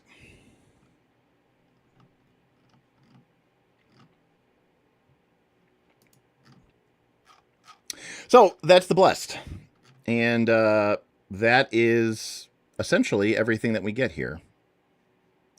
So we get a bunch of moves that allow you... By the way, one thing that you should note here is we have this move, which you can take several times. No, it just means I need to figure out the integration better between the... I mean, by the way, I don't know 100% that it's Twitch. I did just turn off the Twitch feed to my chat, so we're going to see if that, quote-unquote, does it. And we'll see. Maybe it will. But if it doesn't, and we still get... You know, I'm never going to get finished anyways, Mark. My goal is to get through the playbooks, and we've gotten through one. But that's just because we had a lot of discussion about like what moves do and what do playbook moves mean. All I wanted to say was, note that you can take this move several times, but the highest you can get a stat to is +2. That means you can bump up your +1s to +2. You can bump up one of your +0s to a +1. You can bump up your -1 all the way up to a +2 if you used all three improvements on it. But there is only one move to increase your stat to by +1 to a max of +3, which means you could use this to make a +0 go to a +1, but you're probably going to use this to make one of your stats, the one that you view to be the most important, a +3. So.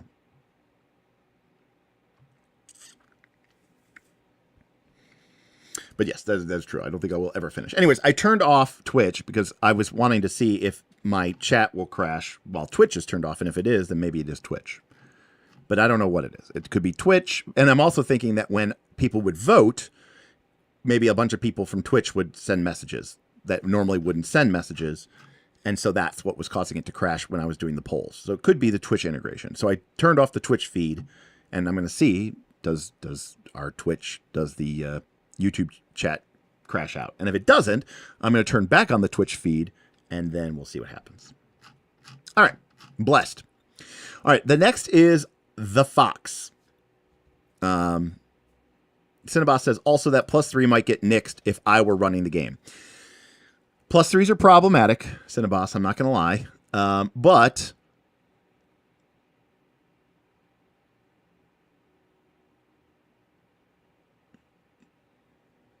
having a single +3 isn't bad. It's not great, but I will say this. If you allow +3 into your game, you have to accept that the person who gets a +3 is going to very rarely, as in 1 in 13, I think. No, 1 in 12. They will have a 1 in 12 chance of rolling a 6- with a +3. So they are almost always going to succeed. Now, are they going to get a 10+ every time? Absolutely not. They will still get a lot of 7, 8s, and 9s.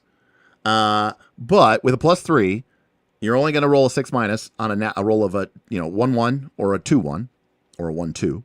So 3 in 36, 1 in 12. So it's really not a question. When you have a +3, it's really not a question of will I succeed. It's just a question of will I succeed cleanly or will I succeed with a problem. Now, the reason why that is, oh man, we are really never going to get anywhere. The reason why I'm okay with that, Cinnabos, is because if we look at a game like Root, the way that Root did their basic moves, which is that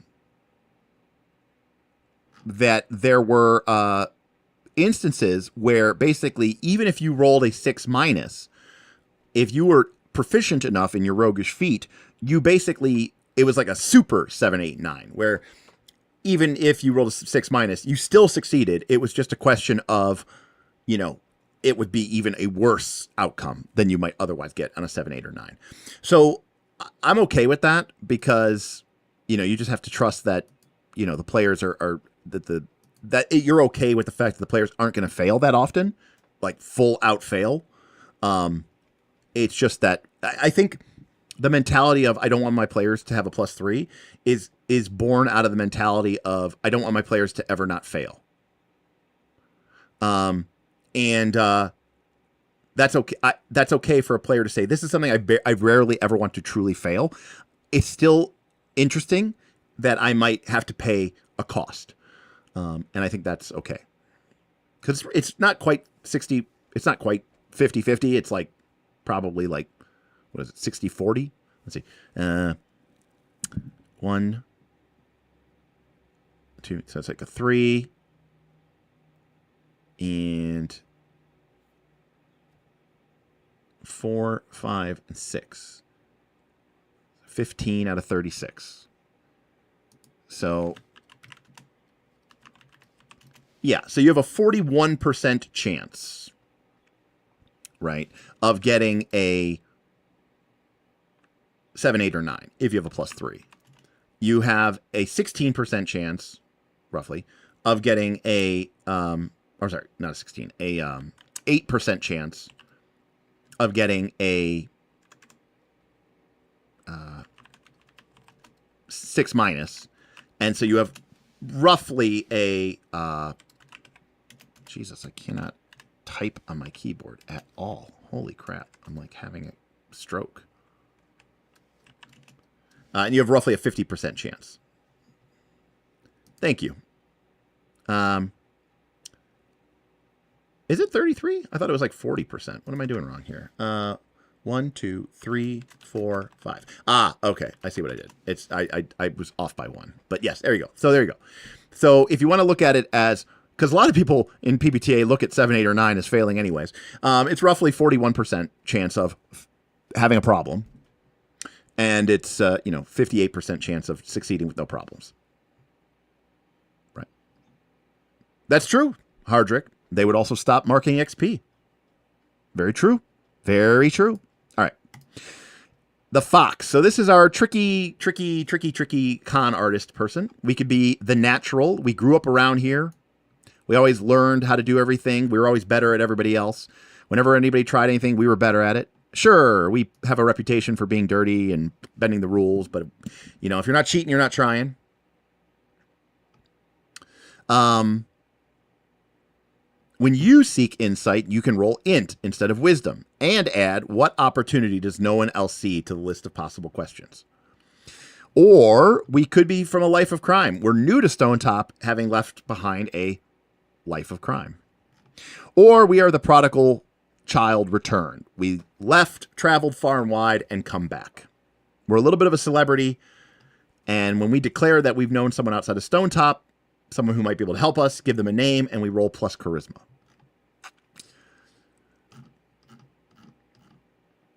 So again, it's interesting how all of these different quote-unquote subclasses are all about tying us into the world, right? The natural is from here, and we have a bit of a reputation in town as being sort of the cavalier, swashbuckling, no good, scoundrelly, but kind of popular kid. Or we had, somewhere else in the Stonetop vicinity. We're new, but nearby we're from another town where we had to leave because, life of crime. Or we have this a little bit of a local celebrityness to us, right? So it's very, it's very reminiscent of like Circles, this move here, from Torchbearer, Burning Wheel, Mouse Guard.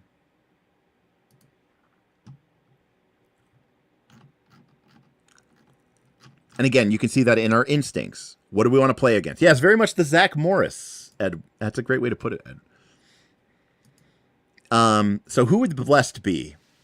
The blessed, I think, would be Jesse Spano, right?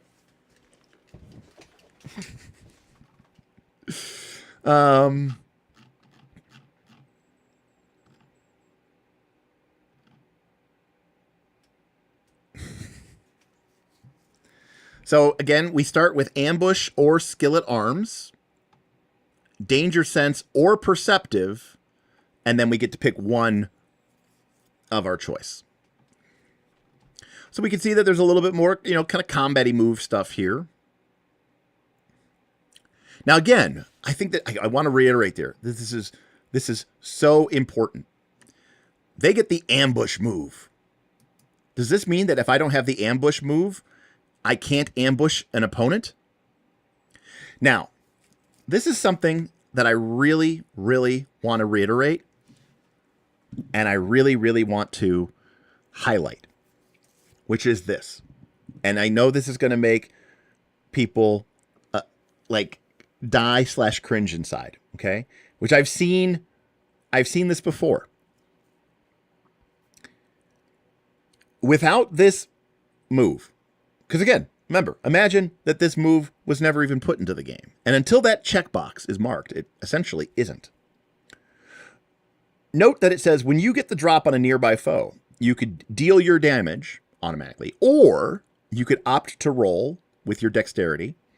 On a 10 or higher, you get to deal your damage and pick two of the following. On a 7th or 8th or 9, you get to deal your damage and pick one.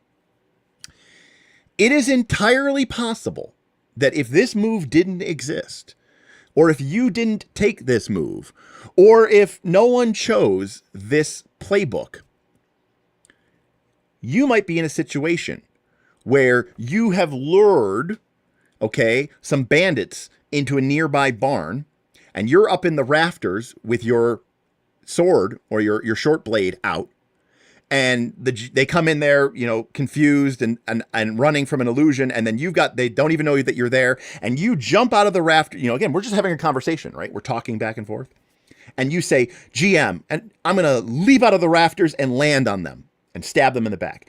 And the GM might just say, they're dead, right?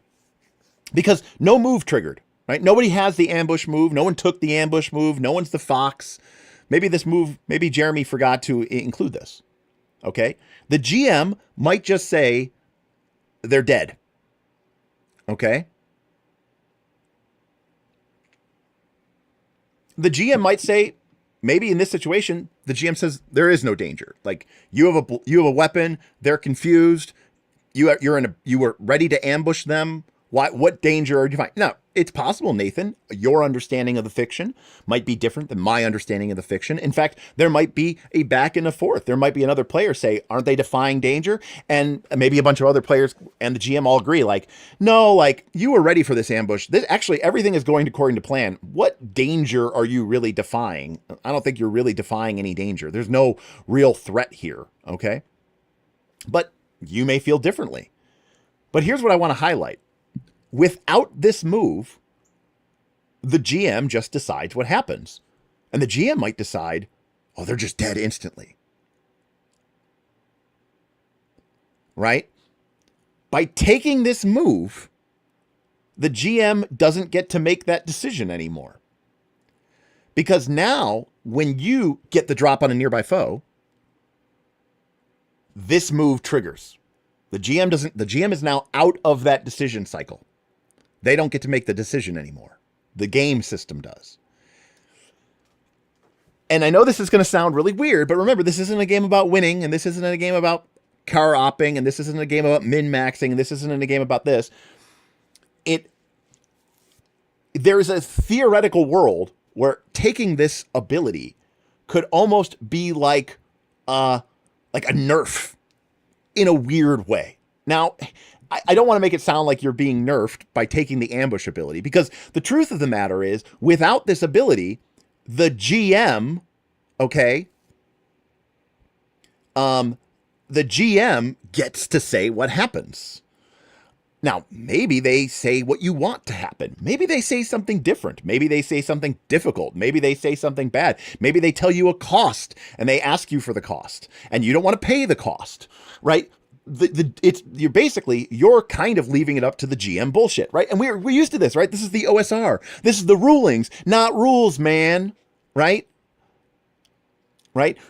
Powered by the Apocalypse is old school game. It's old school mentality. Rulings, not rules. Okay? Except for the rules, which the GM doesn't get to fuck with. Okay? Does that make sense?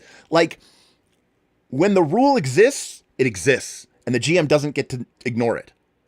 But if the rule doesn't exist, then it's all just rulings.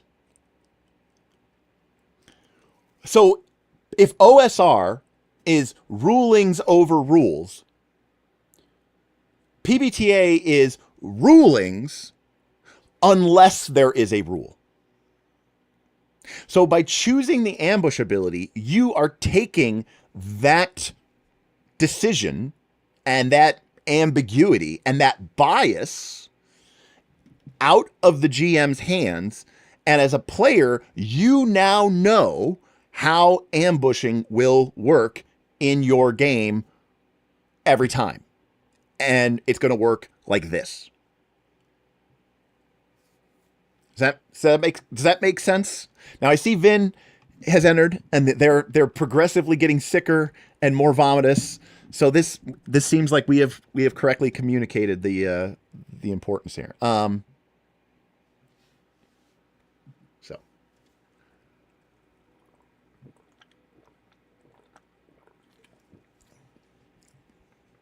now, Monocle, you're absolutely correct. I don't even bother Monocle. I'm not even interested with using the same rules text. If we're going to use the same rules text, why take the rules? Because I'll do something even easier and quicker and faster. We're not going to roll dice and all this other stuff. I'll just make my decision. But you're not wrong. I mean, a GM could theoretically do anything within their purview as a GM.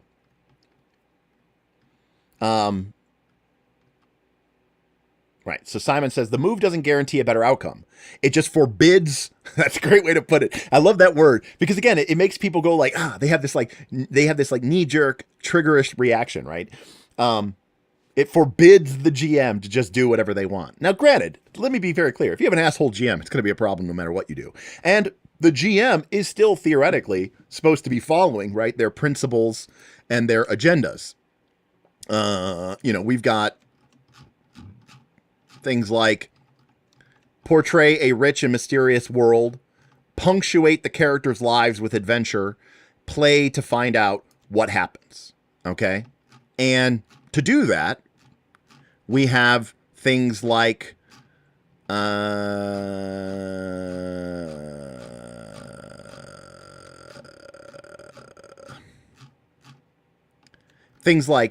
announcing trouble, revealing an unwelcome truth, asking a provocative question, put someone in a spot, use up their resources, turn their move back on them, demonstrate a downside, hurt someone, separate them, capture someone, offer an opportunity, with or without a cost, tell them the consequences, then ask, right?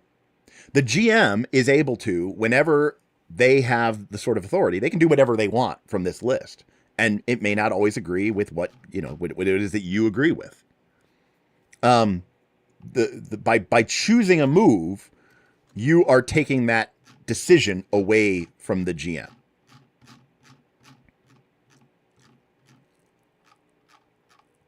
And Peter, I don't think you are wrong, which is rules like ambush are contrived, and you are correct. They are contrived. But stories are also contrived. We're not playing a simulation. We're playing Stonetop. And you know what? That is extremely well put.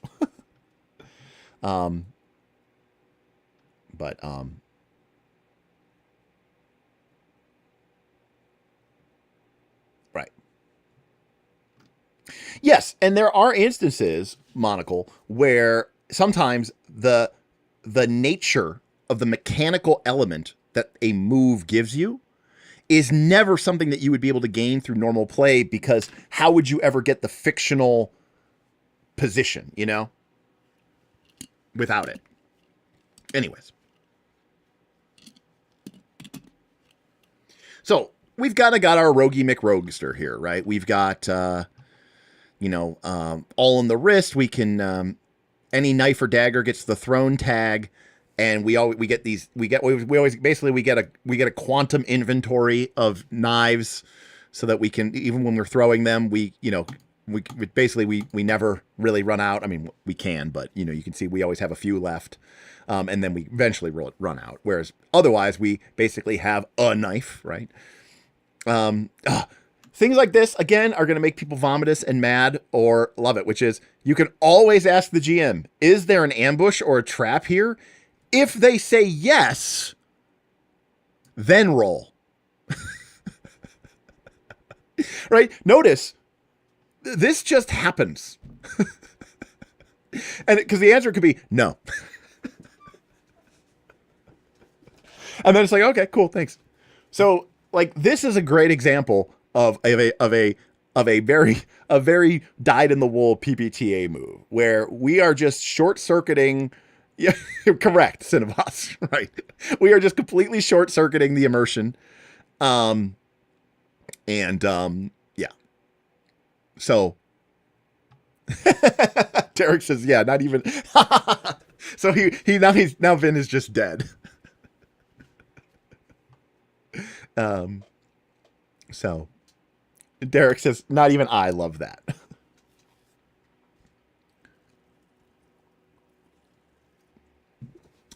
Whereas I do. I think that's great. Yes, I suppose, Micah, it'd be much. Yes, I think it would be better phrased as sort of a way like, the GM will always tell you if there is an ambush or trap.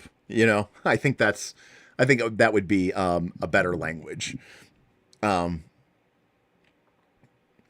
Right. Well, the problem, Derek, is when you're ambushed or fall into a trap, what will trigger the ambush or trap? That would be a little bit silly, right? I don't know, Monocle. It's so weird. I don't know, Monocle.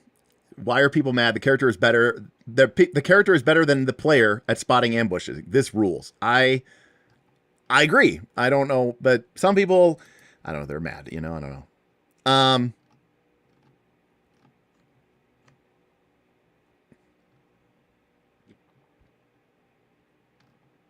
Well, to be fair, Copperblint, the GM must say what honesty demands, right?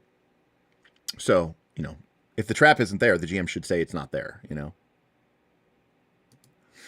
So yeah, we've got this, we've got parkour, we've got, burgling. And again, note, does this mean that only this class and only this class, when they take this move, can sneak off on your own into a dangerous place? Of course not. But when you don't have this move, okay, the GM gets to tell you're going to have a conversation with the GM. It might be a bunch of different moves. The GM might say you get caught. The GM might say you have to pay a price. The GM might, have to, do all this stuff. But this just short circuits that.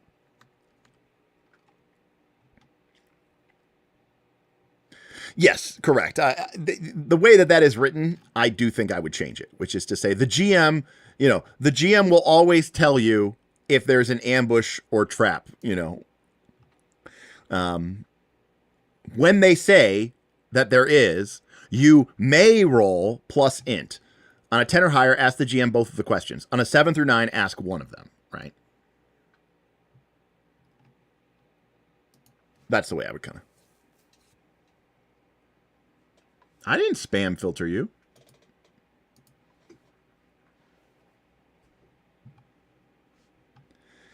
And then Vin says, these rules feel like they're from a game for people who don't like games. And to a certain extent, Vin is not wrong. It depends on what your definition of game is, but this is not about overcoming challenges and seeing if you can get good. And like when we think about games, we think about being like, I have to be smart, better, quicker, faster, more athletic, more intelligent, right, than the forces and the things that I'm going up against. And basically get good, son. And that sense of achievement that comes from being better.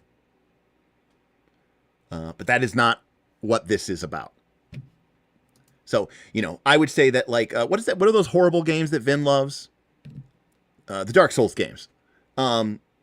Those types of games are for people who are like, hey, I don't have any sort of sense of achievement or, accomplishment in my real life, so I can get it from a video game. Now, I mean, that sounds harsh. I'm not meaning it to say harsh.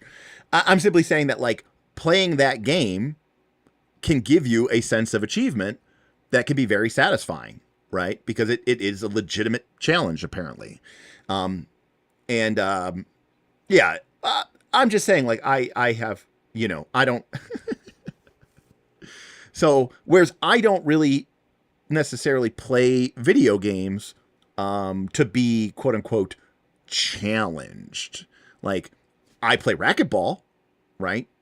In real life, right? Like I'm very competitive.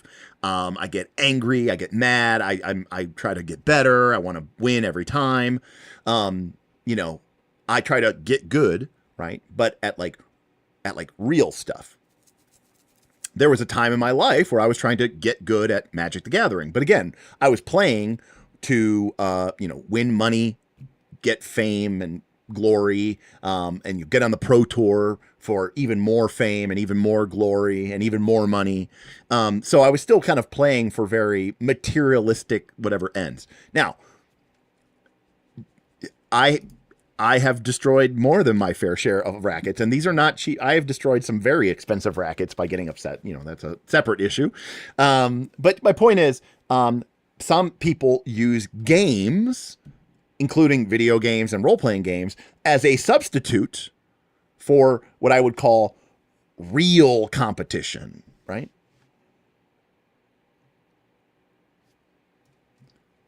Now, Simon coming in with a hot take that I probably completely agree with.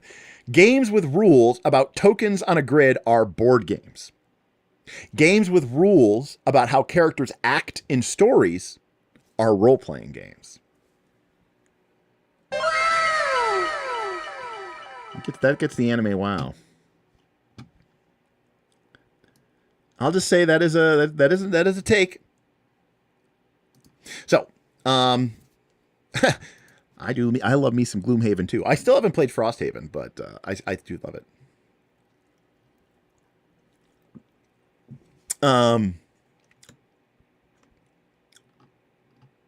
So we've got all the normal roguey bard stuff here. Ooh, now this is kind of like they kind of get a multi-class move. Look at this.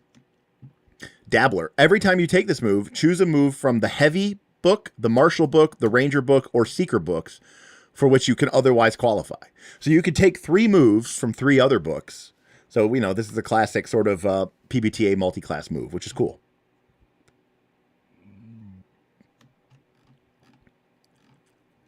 Neat.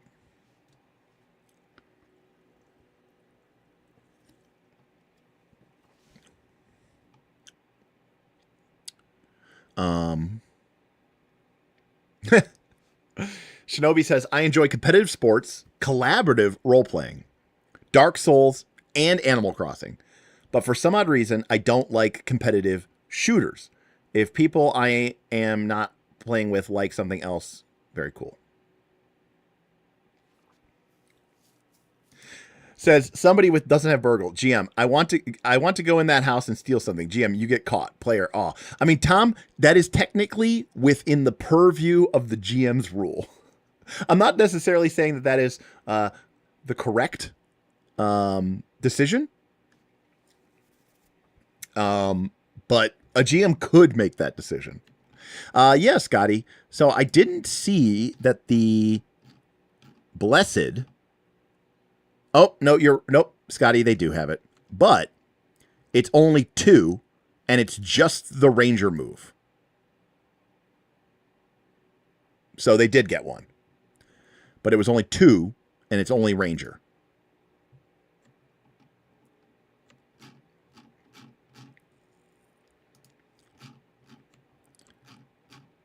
Well, I mean, again, it's one of those things like, technically, in my game, where the GM is God of the universe and anything I say goes, you know, you could be like, you know, rocks fall and you all die. I mean, the GM could do that. Not just in that's not a PBTA game. That's any game, right? Yes. Marcus, you're speaking my language. Yes, I agree that role playing, you know, role doesn't necessarily, it is not acting. It is, you know, you're playing the job of the fighter. You're playing the job of the cleric, right? You're playing the role of an individual in a party. Whereas before role-playing games, you were playing the entire army. So this idea of you taking on the role of a single character rather than an entire army was, you know, new. That was what was so revolutionary and new. So yeah, very cool.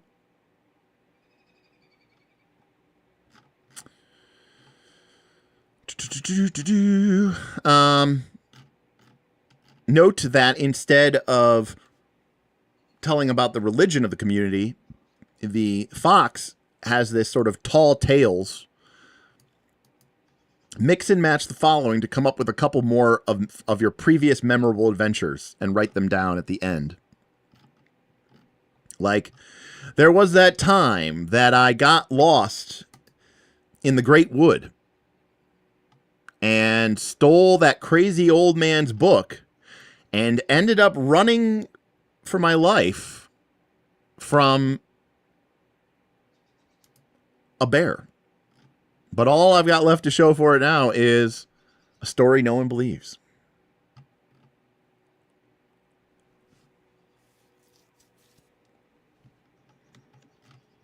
All right, The Heavy. This playbook is so Matt Cawthon coded. Did I see channel ancient memories into becoming a super general? I didn't see that one. I'm just kidding, Jake. But I mean, you know, the fact that it's called the Fox, it just immediately makes me think of Matt Cawthon, of course. But, you know, Fox Head Medallion and all that other jazz.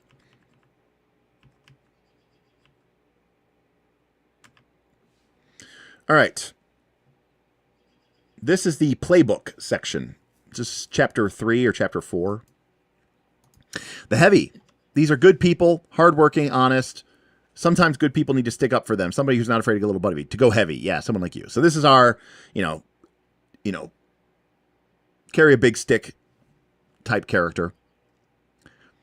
We're either the sheriff of the town, we either have a blood-soaked past, or we are marked. Ooh, this is interesting. We are storm marked. We have been touched by Tor, the Rainmaker, the Thunderhead, the Slayer of Beasts, and bear runic markings similar to those that are etched onto the stone, the big stone in the center of town. Ooh, that's cool. When did the marks manifest? Are they a symbol of strength, speed, and courage? What is their source? You start with the Storm Markings Major Arcanum. Mark one of the boxes on the front of the storm marking sheet and describe here the time you were struck by lightning and then walked away unharmed. Well, that took a sudden left turn. That's pretty cool.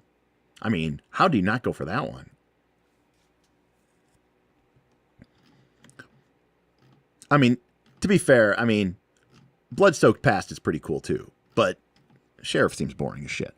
I mean, I guess it gives you time for a tangent to look up another Major Arcana. Unfortunately, that's in Book 2, and I didn't even download Book 2, so I don't think that Arcana is even here. I think we'd have to go, like, look it up in the book.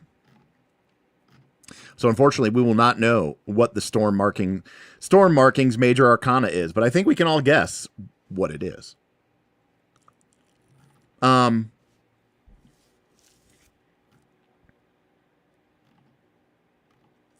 But again, we can see the instincts, right? You're not necessarily just a blood-soaked beast, right? Your instinct could be to avoid bloodshed or violence.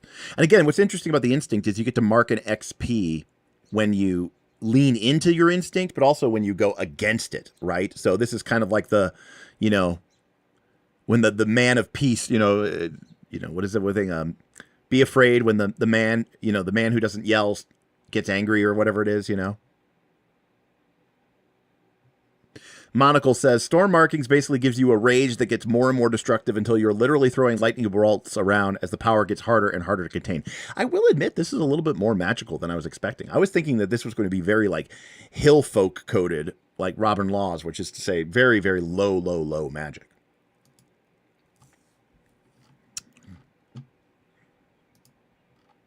Ooh, I can do a test and see if it's the poll that breaks the chat or if it is indeed Twitch by doing a poll.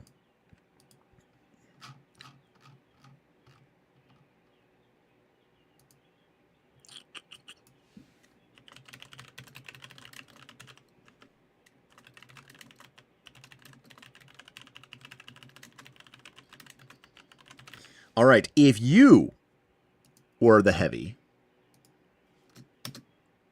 what instinct would you choose? Peace, pride, prejudice. No, I'm just kidding. Recklessness, trouble, or violence. All right, everybody, spam your 1s, 2s, 3s, 4s, and 5s. See if you can crash the chat app. Again, the goal is to figure out what's causing the chat app to crash. I'm beginning to think it's Twitch because it hasn't crashed yet in a while. But last time that we did polls, it would crash.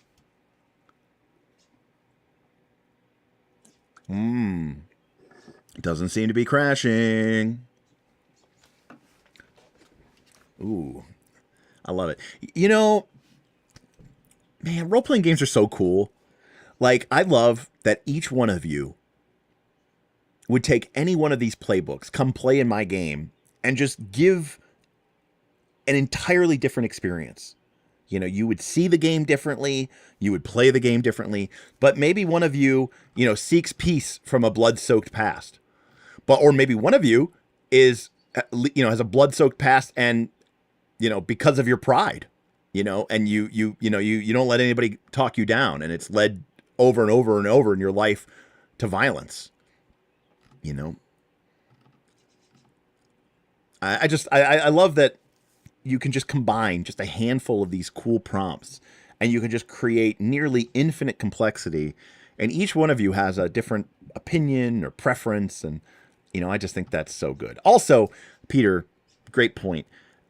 Any one of these things this gives you so, again, I'm not trying to shit on D&D. But think about how much more of a hook something like, the heavy with an instinct of pride gives you than lawful good fighter. Like, what the fuck am I supposed to do with lawful good fighter? Nothing.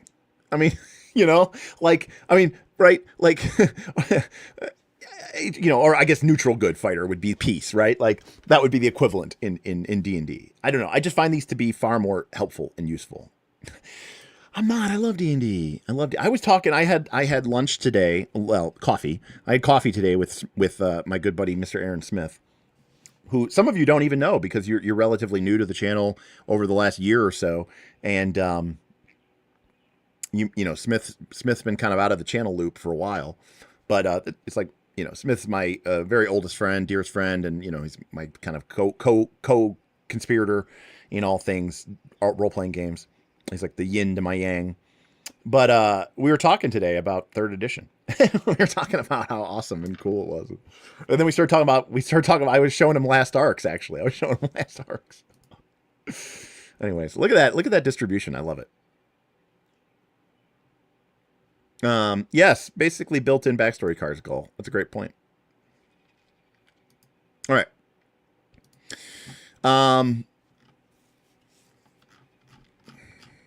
So we start with dangerous, hard to kill, and either armored or uncanny reflexes. So dangerous. What do we start with here? Dangerous. When you deal your damage, you have advantage. You have damn advantage. You have a damn vantage. I love damn vantage.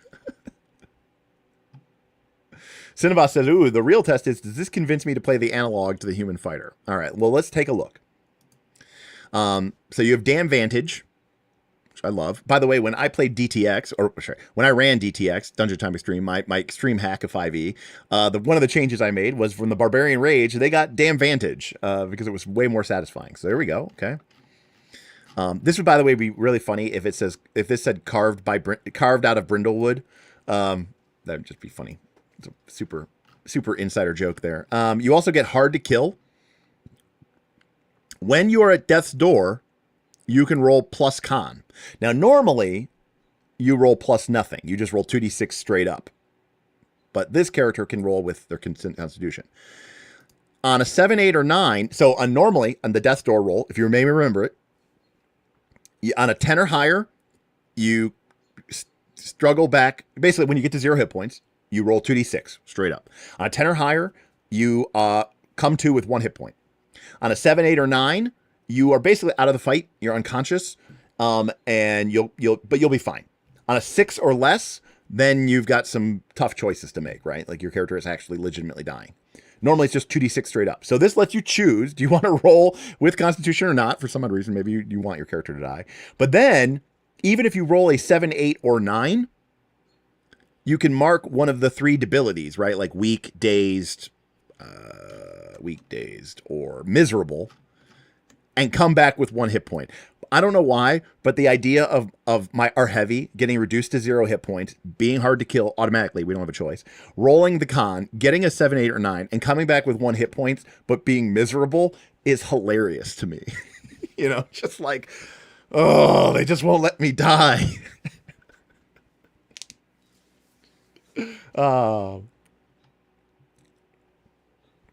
So anyways, so dangerous lets us do more damage. It's true. Your heavy could have negative con. That is true. Your con could be a problem.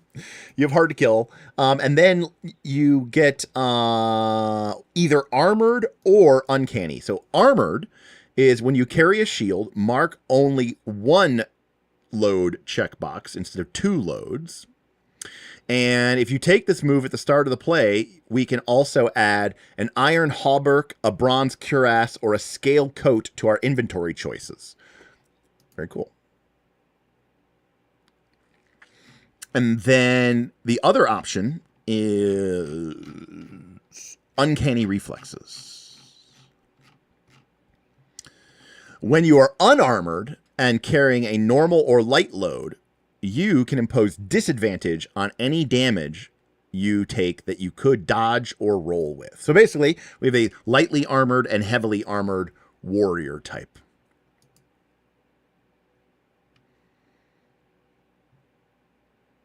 That's true, Goal. You could also have a condition that gives you disadvantage on Constitution rolls, so rolling plus nothing is not. Basically, it'll never hurt you, right? That's the key.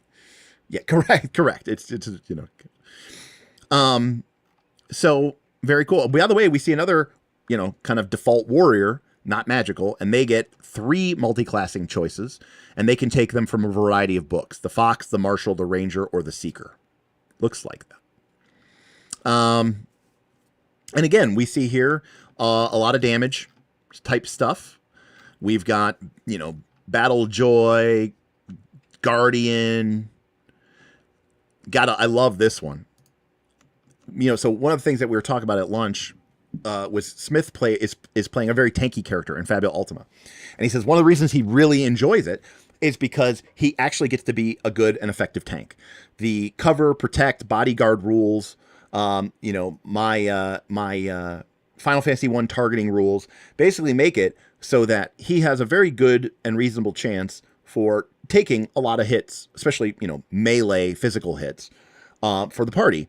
And when they hit him, because he's guarding and covering and protecting and has armor, he takes a lot less damage. And he says, and it feels great. And it feels awesome. So what's great about this Guardian move is when you defend, you have to make a roll plus con. But if you roll a 6 or minus, the GM makes a move. Instead, this makes sure that you always get to hold a readiness, which allows you to intercept an attack or take half damage. And so this is a great, way of basically saying, even when the GM even when you fail, you succeed, which is really cool. Frosty, when you defy danger by keeping calm and carrying on, that's great. That's pretty cool. So again, remember, the mechanics are the fiction and the fiction are the mechanics. If you choose Frosty, yes, that should absolutely reflect in the way that your character portrays themselves and the way that they handle the situation. And that's okay, because more than likely you want this move to trigger, and that's going to mean that the mechanics are going to affect the way that your character is played. It's going to affect the demeanor. It's going to affect the things that you say. It's going to affect the way that you react. You could choose this move and then decide that you're going to defy danger by screaming a shout of defiance, but you're not going to trigger your Frosty move. So by choosing Frosty, you are essentially encouraging yourself to roleplay your character as a Frosty individual, because that way you get the extra benefit of the mechanic. Defy danger is... Oh, I don't think so. I think defy danger is anything, but I could be wrong.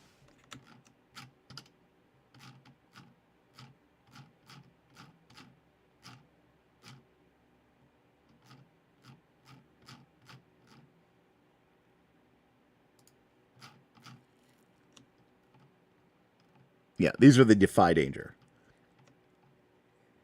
So it's more about your approach, rather your style, your demeanor, rather than the actual thing that you're doing. I agree, Simon. The necessity of playing out the fiction to be able to use your move is more central to PBTA than the 2d6 plus mod, and I completely agree with you there. So, pretty cool. For the most part, it looks like you're kind of a big, beating brawler type here. We do have a couple of things that, that we should note here, which is like, if you are persuading using violence or threats, you can gain advantage. So our character can get a little bit of a more of a social aspect to their game.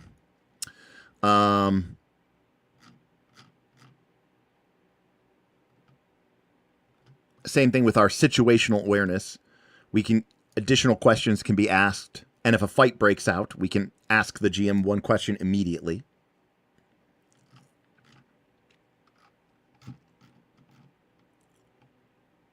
This is pretty great. Also notice that we have our special possessions. If we choose the weapons of war, we get to choose up to 3. So we can have 3 weapons in our backpack.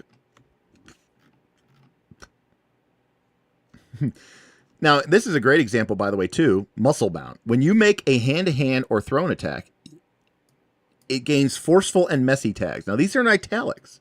This means they do not have any specific mechanical connection. All right. But forceful and messy are all about the fiction. And it's all about the fictional positioning, which is so important. And I think one of the reasons that people struggle with PBTA is because they ignore the fictional positioning. And they might look at this and go, okay, what do forceful and messy do? And you would be correct to say they do nothing. They don't have a mechanical effect in the game. They are a narrative fictional tag. However, in a game like PBTA, which is fiction first, that's everything, because the positioning is all down to that fictional positioning.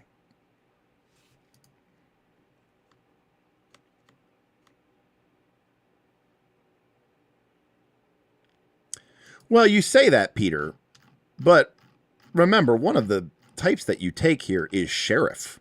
You're literally the sheriff of the community. I can't imagine any of the characters that we've seen so far having a greater tie into the community involvement and story threads than being the sheriff. Shinobi, Cinnabos, you guys got it perfectly correct. I have a crowbar. Now you have the fiction, right? For example, the GM says there's a chest, and you go, I open the chest, and the GM says you can't, and you say I have a crowbar. Great. Now you have fictional positioning to pry open the box. Correct. And Sparks countering shadows is another great example of that, Cinnabos. To use trespasserese. Note that if we do take muscle bound at higher level, we can take mighty thews. Now, I appreciate a little bit of humor in my indie games. Number one, it's called Mighty Thews, which is great. You know, Mighty Thewed Barbarian. When you perform a feat of extraordinary strength, we're talking bursting through chains, smashing through a wall, heaving a boulder, you do it. Oh, yeah! But pick one. That's great. One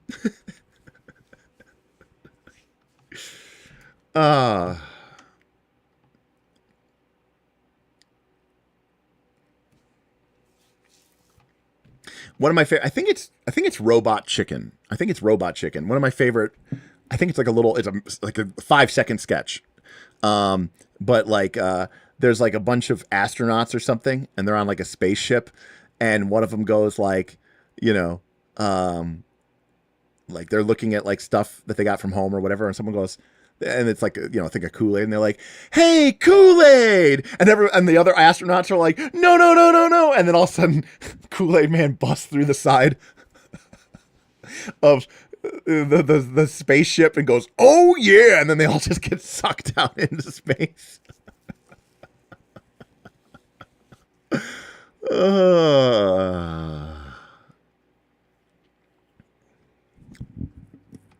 Tangent time. I've told this story before, but, you know, we got new people here. Here we go here.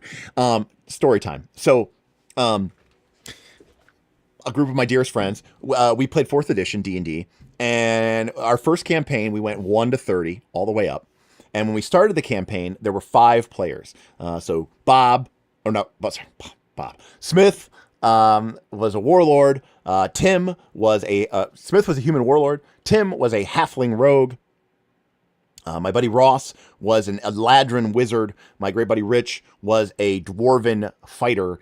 And my buddy Matt, you guys know Burl from Rise of the Rune Lords, he originally started off very briefly as a warlock, tiefling warlock, but he changed over to a dragonborn ranger. And Matt played with us through the first, like, half of the game, maybe, like, up to, like, level 12. And then some things happened. I think he got a girlfriend or whatever, but he left the campaign. And that campaign took a long time. It took, like, 2.5 years. So Matt hadn't played for a long time. And we continued to play on with just 4 players. And, you know, we used to play in Smith's basement of his house. And we were there. We were level 30. It was a final session. The group was going to the nether reaches to fight Vecna, to destroy them once and for all, whatever. And, like, you know, it was a long session. I think the session probably took 7 hours. But, like, the first 30, 45 minutes were just us kind of, you know, chewing the shit, getting everything ready, you know, getting hyped up, answering questions, you know, as you do before a session starts. And, you know, and even, like, the session started, and I was kind of, like, making sure everyone, you know, setting the scene, framing the scene, laying everything out for, like, the final confrontation. And I'm sitting there as the GM, and there's 4 of them. And I say something like, you know, and should you fail, you know, Vecna will inherit, and will inherit the gates of death. The Raven Queen will be destroyed for all time, and Vecna will rule over both, the undead and the dead, and we'll have complete dominion over life in the multiverse. And suddenly, like, my buddy Ross leans in and he goes, "Complete dominion over all life in the multiverse? Oh no!" And then Smith goes, "Oh no!" And then all of a sudden I hear the stairs going from the kitchen down to the basement. And the door kicks open and in comes Matt Holloway and he goes, "Oh yeah!" And he has this like fully statted up level 30 version of his character that they all worked together. I didn't work with them. And they had like spent the last week like teaching him and training him to how, last time he played 4th edition was like level 12. Now he's a level 30 demigod, a level 30 demigod ranger. And he joined us for the last session. But that was my Kool-Aid Man story. But it was really awesome because I was, it was a complete total surprise. And it was really funny that's how they did it. Anyways, that was my Kool-Aid Man story. It was awesome. Cool stuff. All right. So, by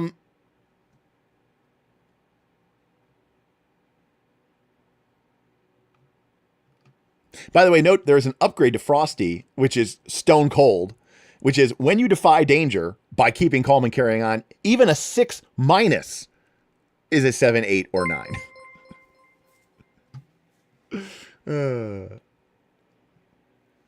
Now that's interesting. Hey, Randy, thank you for the subscription. Note, by the way, chat has not died even with the poll, so I'm beginning to think it might just be Twitch. All right. By the way, here's our sort of backstory for this character. It's a history of violence. There's a lot of like, sort of like little tongue-in-cheek Easter eggy type things, like call outs to movies and books and, history of violence. Just about everyone here talks about the time you slew a dozen Crinwin in one battle, dragged yourself into town bleeding from a dozen wounds. But folks are less keen to discuss, the look in your eyes when you spilled that blood, the shouting matches between you and your beloved, your uncontrollable seizures, Hey, Michael, thank you so much. He says, "Oh yeah, man, that sounds like an awesome way to complete an adventure." It was amazing. It was such a great, when the players conspire together to surprise their GM. And what's really great too is even after he left, we never actually rebalanced the campaign. So every encounter was still made and balanced for 5 PCs, even though they only had 4 PCs. And so him joining actually just gave them a great chance of actually succeeding and beating the game. Thank you, Michael. I appreciate you. I appreciate that you enjoyed the story.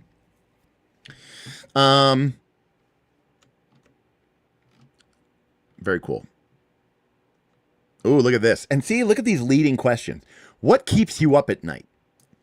The worry that they'll all learn the truth about you sooner or later, right? I love it.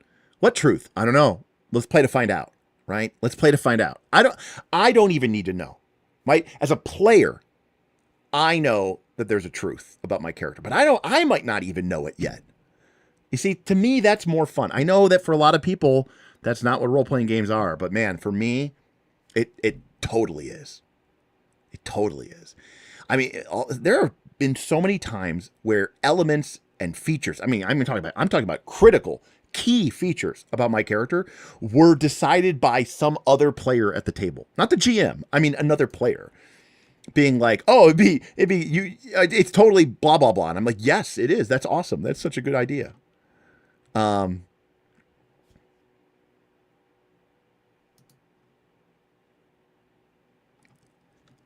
worry that someone's coming after you, Yeah, I love it. I'm Simon. This isn't a situation where I'm like trying to yuck anybody's yum. I'm simply saying that for me, this is really, really excited. All right, the judge.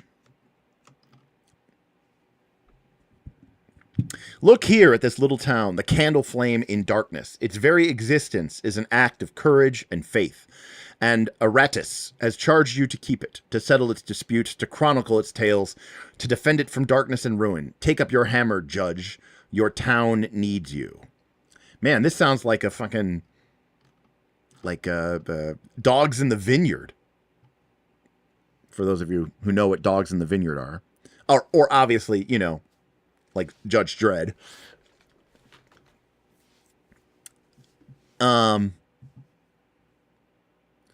Legacy. You are from a long line of judges.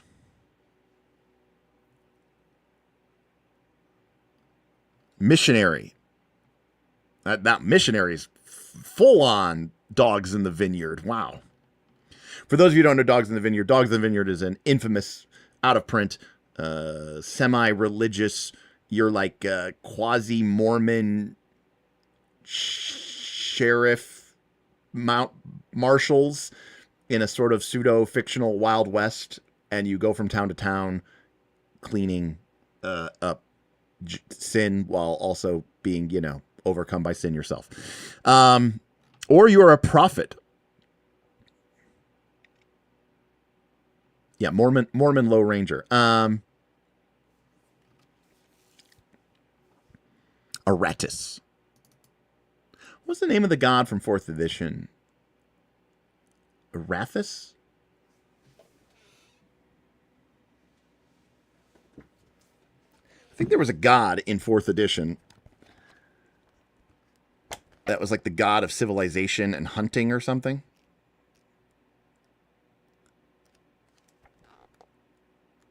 It sounds very familiar. I know this thing had a 4th edition. The only reason I'm looking this up is because I know there's a 4th edition sort of tie-in.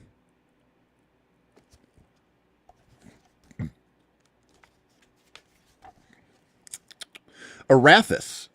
Arathis is the god of civilization, the founder of cities and author of laws. Rulers, judges, pioneers, and citizens revere her, and her temples hold prominent places. Her laws are many, but their purpose is straightforward. So there you go. It's literally a distinct... It's literally totally Arathis from 4th edition. The Jedi hack of Dogs in the Vineyard is amazing. In fact, I think it's better than Dogs in the Vineyard. And the fact that Dogs in the Vineyard isn't even published anymore because the author thought it was problematic and, you know, problematic stereotypes and tropes. But the Jedi one is awesome and totally works as a Jedi thing, by the way. I think it's called Jedi in the Vineyard is what I think it's called, actually. Jedi in the Vineyard. Yep. Jedi in the Vineyard.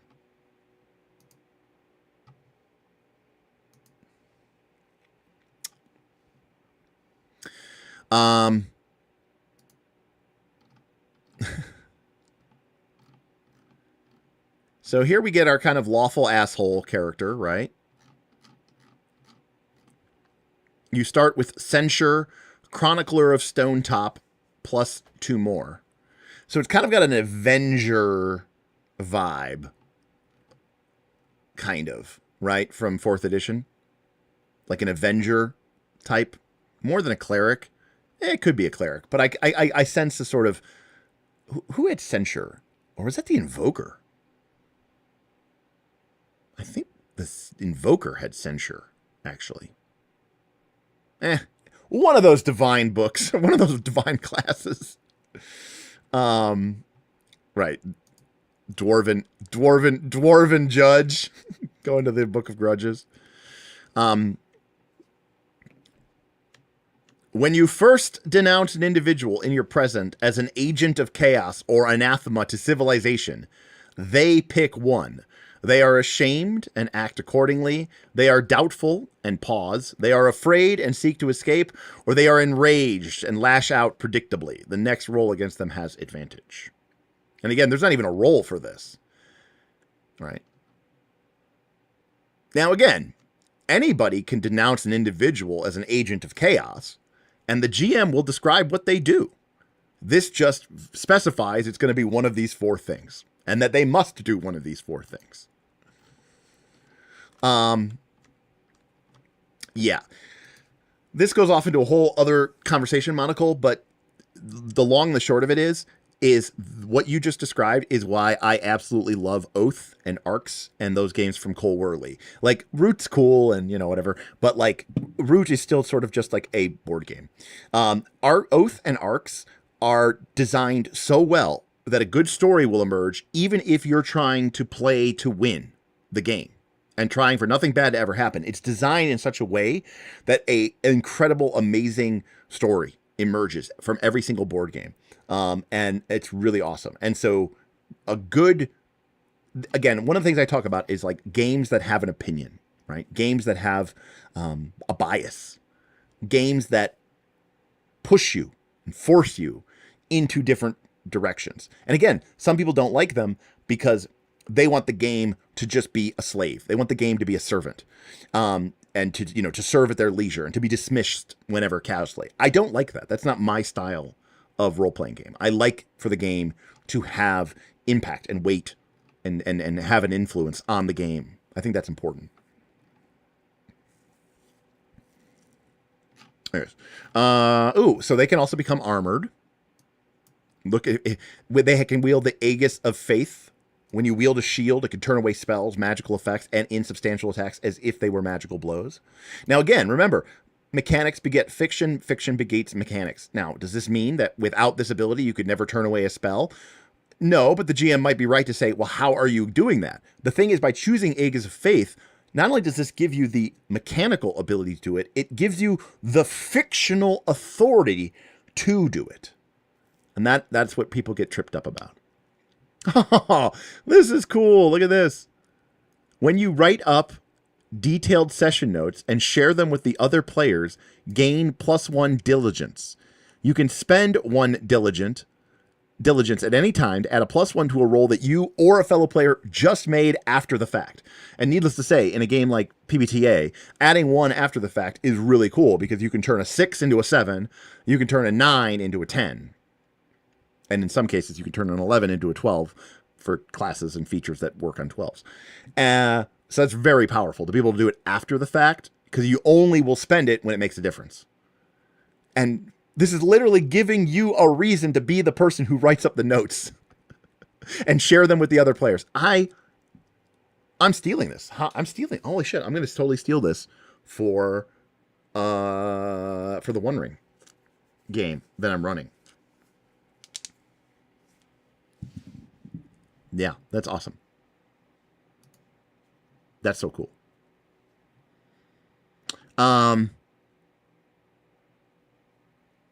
Yes.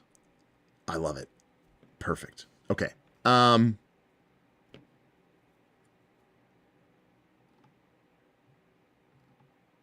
This might be my favorite class yet. By the way, notice 20 HP. This thing is the highest HP thing. Oh no, the warrior might have had more. How much did the warrior have? Warrior 20 as well. Okay, so this is a get in your face type cleric, avenger type.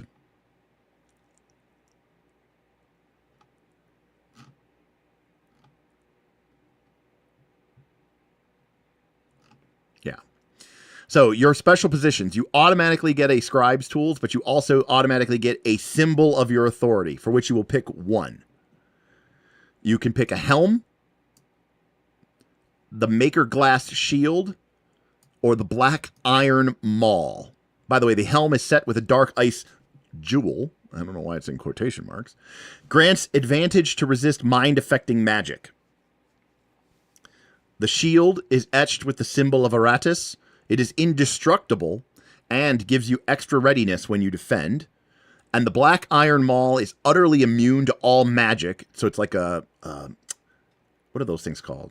We talked about these before. Like a Kujal, is that what it's called? From Stone of Truth? Close, forceful, awkward, +1 damage. Oh. 100%. The helm is definitely the Judge Dredd helmet. Love it. Michael 27 says, how do you navigate? Thank you for the super chat, by the way. How do you navigate the DM load when trying to learn the mechanics of so many game systems? Well, Michael, the good news is I have played and run and read so many game systems that I love. I see the similarities more than I see the differences. Is what it really comes down to, Michael. But to be honest with you, Michael, sometimes I get twisted around. I get confused. I mean, it is definitely the case that I sometimes get certain things mixed up and matched up, especially the more common and the more similar they are. So like right now for the Patreon, I'm running Forbidden Lands. I'm running Fabulous Ultimate Games on Fridays, but I'm going to be running Blades in the Dark, Avatar, Daggerheart, and The One Ring. And the good news is none of these games is exactly the same as the other ones, so it's kind of okay, like if they were more similar, it might be difficult. Like if I was running like 5e and Pathfinder 2, that I think would be more difficult. Oh, yeah. So, but I don't always get it right. The answer is I don't always necessarily remember exactly how it's supposed to work. That's the actual truthful answer. Oh, yeah, KC, resistant to mind-affecting magnet. That's totally Magneto's helmet. All right, you know what? Maybe it is Magneto's helmet. That might even be better. But, yeah. And that's the other great point, like, yeah, I'm not a pro, like I guess I am because I do this for my job and I make money. But you know what I mean. Like, if I make a mistake, it's not the end of the world, Oh, I'm the Juggernaut, bitch. All right, look at this. I love PBTA moves. They're so flavorful. Like, look at this. The Hammer and the Book. When you strike a thing of supernatural chaos, roll plus wisdom. On a 10 or higher, deal your damage, and choose one from the list below. On a 7 through 9, deal damage and choose one, but you also expose yourself. So it's basically like an improved version of Clash. Another interesting thing to note is that by choosing the judge, right, and if someone chooses the Hammer and the Book, I mean, your game is probably going to take more of a direction towards things of supernatural chaos, right?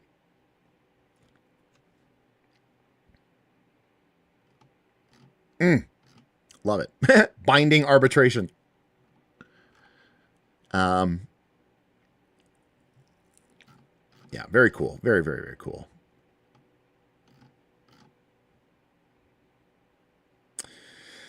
Yeah, Michael, I honestly don't sweat it. Like I strive for perfection, right? But that doesn't mean I ever intend to or expect to achieve it. While I hesitate to say that vibes, are more important, I will simply say that I think intent is more important, right? That the feel of the game, the play patterns are important. Not necessarily, the rules should help us get there, and it's important that we get them right to a certain extent, but at the end of the day, I think it's more important. Reminds me of the old days when a cleric player would take a bunch of feats for the undead, and then the campaign barely has any. Yeah, exactly.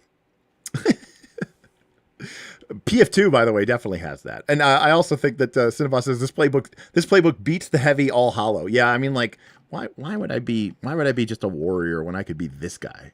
Somebody asked about, is there a hound? Yeah, no, you're called the Hound of Aratus, which is, it's just, you are the hound. Again, this is very much leaning into the dogs in the vineyard vibe, where, again, you are Mormon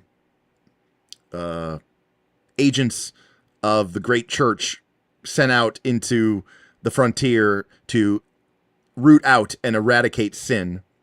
And that's why you're called, the official name of you're like the heavenly army, like you're a soldier in the heavenly army of the great church of God, or something like that. And they just call them dogs. But anyways, but when you seek insight, you can always ask what here is tainted by chaos for free, even if you roll a 6-. Very cool. Big fan. And of course, you maintain the Chronicle, a history of the community, its people, and its traditions. So you get to decide, what does your Chronicle look like, and what is it?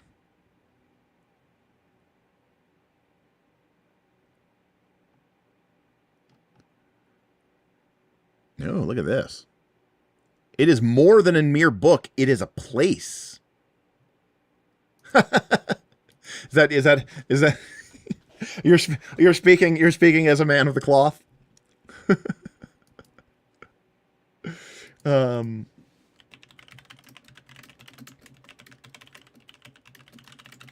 Let's see. I'm looking up, see if I can find it here. Oh, here we go. The official name of their order, by the way, they are a group of young holy gunslingers who travel from town to town rooting out sin and sorcery. So it basically takes the idea of the Mormon mission and the Mormon missionary and instead gives them a gun and then sends them out into the frontier to root out sin and sorcery. But their official name is the Order Set Apart for the Preservation of the Faith and the Faithful. That is their official thing, but everyone calls them dogs.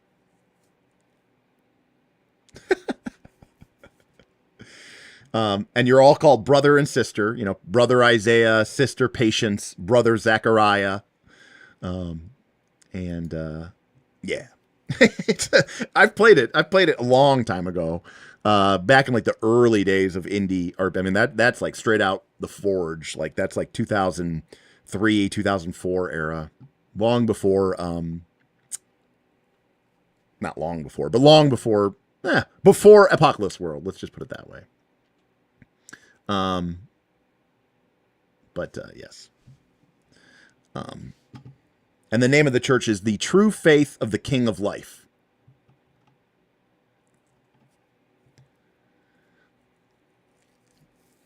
So anyways, it's like the Forge game. Yes. And the dice pool raising is really cool. And it's got this kind of poker dice mechanic to it. It's very cool.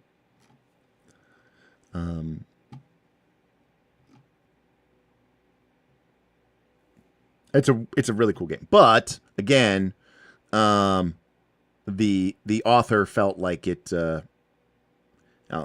Baker allowed the game to fall out of print due to his dissatisfaction with the setting and his belief that it promoted the history of colonization in the Americas, and he didn't necessarily like that he was using a real life faith system so heavily as a basis for his game. He didn't feel like that was right. Anyways, but yeah, so anyways, your Chronicle isn't just a book. It's actually, it could be a vault. It could be hidden underground. It could be warded by spirits. So it's actually like a magical vault. So that automatically takes the game in a very different direction, right? Than one in which you don't have this, right? From the time of the makers, like I'm getting like, you have to like seal away the great evil vibes, that like, oh, what if like Stonetop is actually like secretly, like a vault for some great evil that sleeps here. You know what I mean? Like, and like the people don't realize it, it's kind of got this like, it's almost like Stone Point. Is that what's the name of the stupid Rise of the Rune Lords? I was going to call it Stonetop. No, what's it called? Is it Stone Point? But, yeah, Stone Point needs you. Yeah, anyways. Sandpoint. Thank you. Damn it, Boothby, you're right. Sandpoint. Anyways, it's like how Sandpoint is actually like a village built over an ancient Rune Lord, like, war vault. Anyways, yeah, this is really cool. Very cool. All right, the Lightbearer. Imagine yourself and your kin in a cave, lit by a single torch, entranced by shadow puppet stories. So, the allegory of the cave. Imagine realizing there is a greater truth and stepping out of the cave into the true light of day. Would you not bring that light back into the darkness to set your people free? Okay. Somebody like Plato. I'm not sure what this one is. You were born in store. You have an auspicious birth. Your birth was marked by the god of light. Or you're an itinerant mystic. You think of yourself as a self-important kook who comes around now and again speaking in riddles. Or you are a soul on fire. You once led a worldly life full of fear and doubt, based pleasures and petty grudges. But something happened. Injury, illness, a brush with death.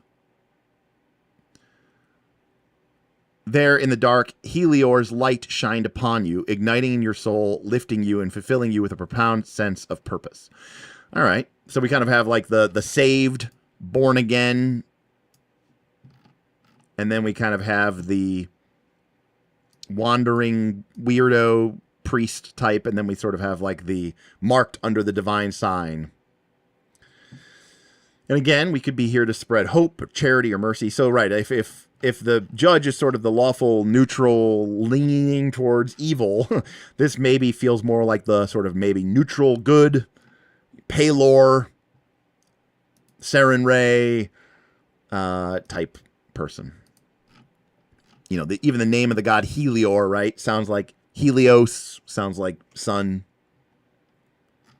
Could be very Palor-esque. Hey, what's up, Edward? Thank you. I'm just enjoying it, buddy. Tip $10. Nobody has given in a bit. Here's some cash. Hashtag Stone Week. Yeah, I'll use this opportunity to crack another Diet Mountain Dew. No monsters tonight. Not gonna lie, those two gigantic tall boy monsters I drank the other night kind of destroyed me. We have consecrated flame, and invoke the sun. Okay, yeah. So we're definitely getting. I'm definitely getting strong, Palor vibes here, don't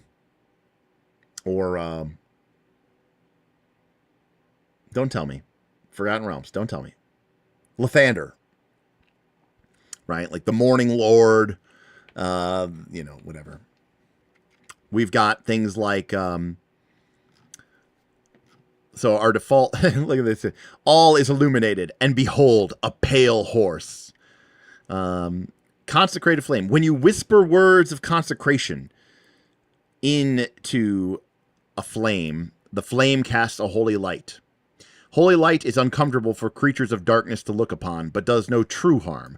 The holy light lasts until the flame goes out or until you consecrate another flame, whichever goes first. Now, again, this is just kind of fictional nonsense, but the move gives you the fictional authority and the fictional position to do so without really needing to do a ton of work. We can also invoke the sun god. When you imbue a holy light, which we can do here, with Helior's power, choose an invocation you know and roll plus wisdom. On a 10 or higher, it works as described, but you must choose one consequence. On a 7, 8, or 9, it works, but you and the GM choose a consequence, which could be lesser effect, marking a debility after it taxes you, that your holy light is snuffed out with the fuel being consumed, or that you must bask in pure sunlight for an hour before you can use that invocation again. So really tying into the flame and the light. Now, I don't want to go off on a tangent here,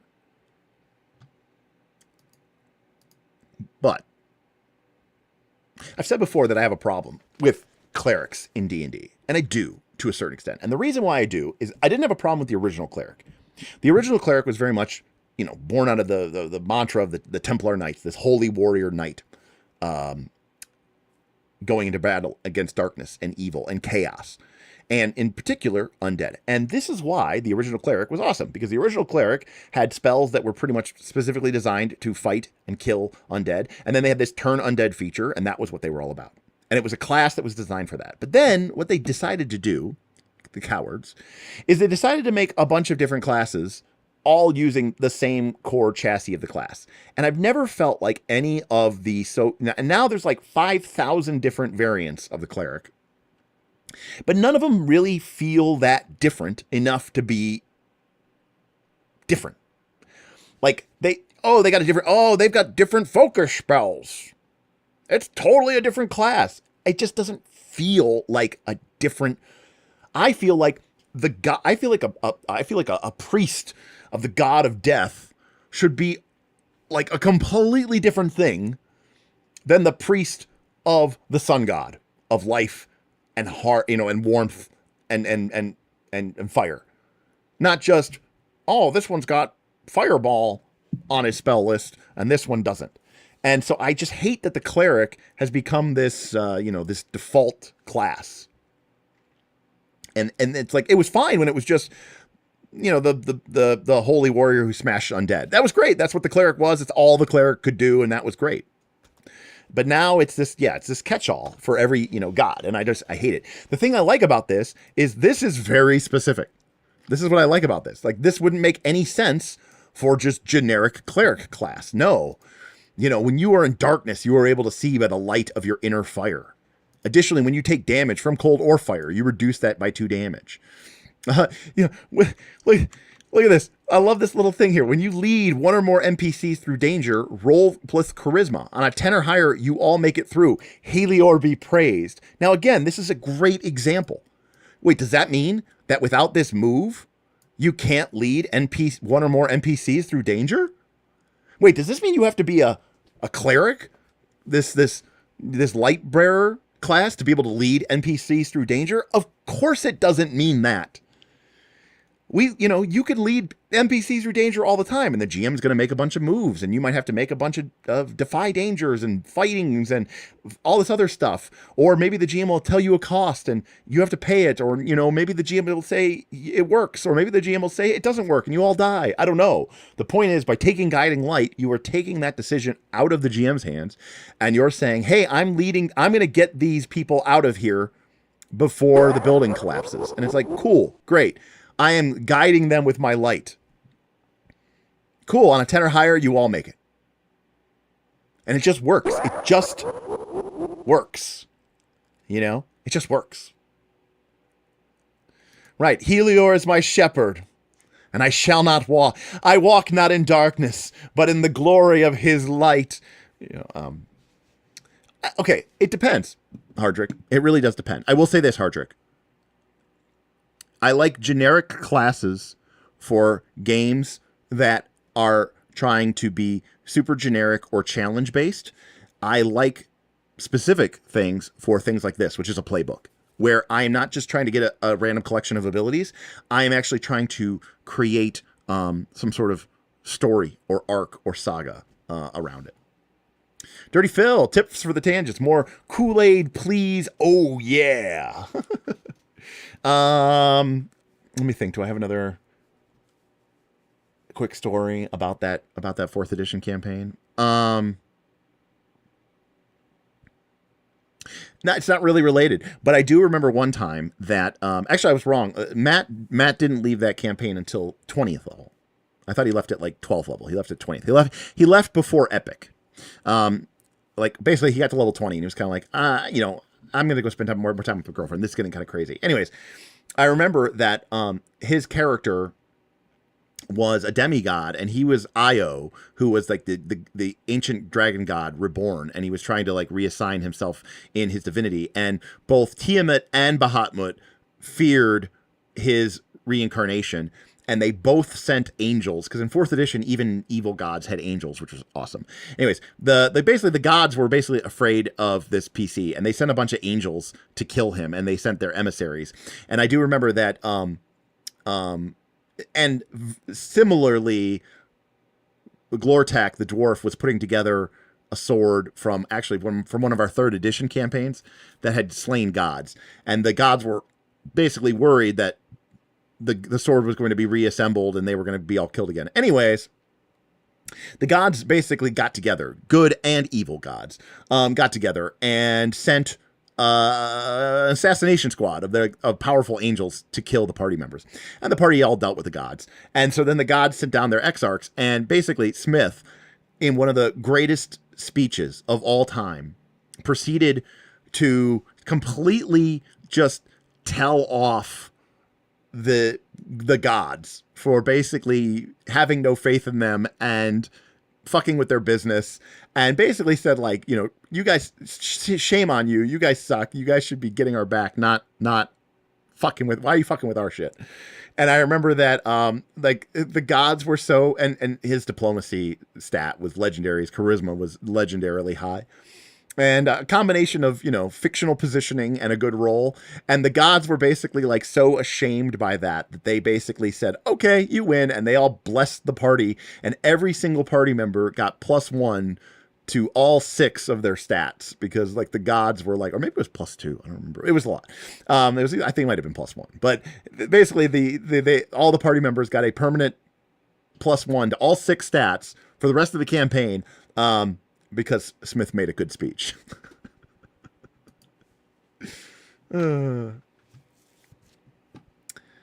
Yes. So, no, this is the campaign that happened after that campaign, right? That, what you're describing, Dirty Phil, is why the gods were afraid of that sword being reassembled.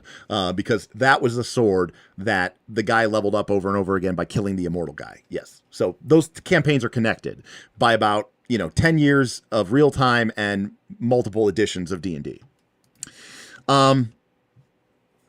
Anyways, I thought I liked the judge the most, but now I'm thinking this Lightbearer seems pretty sweet. I'm also just such a fan of moves that just work. Like when you spend the night gazing into a flame, very red, the red woman, right? Very, what's the name of, the Lord of Light, R'hllor. That's the name of the Lord of Light, R'hllor. Very R'hllor coded. When you spend the night gazing into the flame, ask the GM to reveal an impending doom or grim portent that will come to pass unless you intervene. It's interesting. He uses, or the author uses the word impending doom or grim portent, and I wonder if that is deliberate, because in Dungeon World, impending doom and grim portents are the mechanics of fronts. So I don't know if this is specifically related to the front mechanic and if they're still using that in this game. It's so Dungeon World coded, I wouldn't be surprised if that was the case. Goal says, spoiler apart, yes. Okay, great. When you build a campfire and sprinkle it with ashes from your own hearth, anyone who makes camp with you is free from nightmares or bad dreams and recovers extra hit points equal to your charisma. Very cool. Now notice, I don't think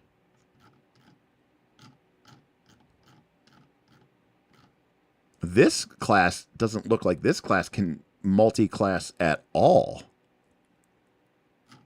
Or this playbook.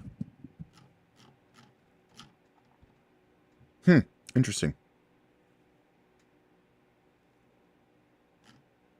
You're all in. So yeah, so this is definitely more of the cleric invoker vibes. Definitely the fire cleric. You are the appointed servant of Helior, the Daybringer, god of the sun and light, beacon of hope and of mercy. The worship of Helior is ancient, widespread, and well known.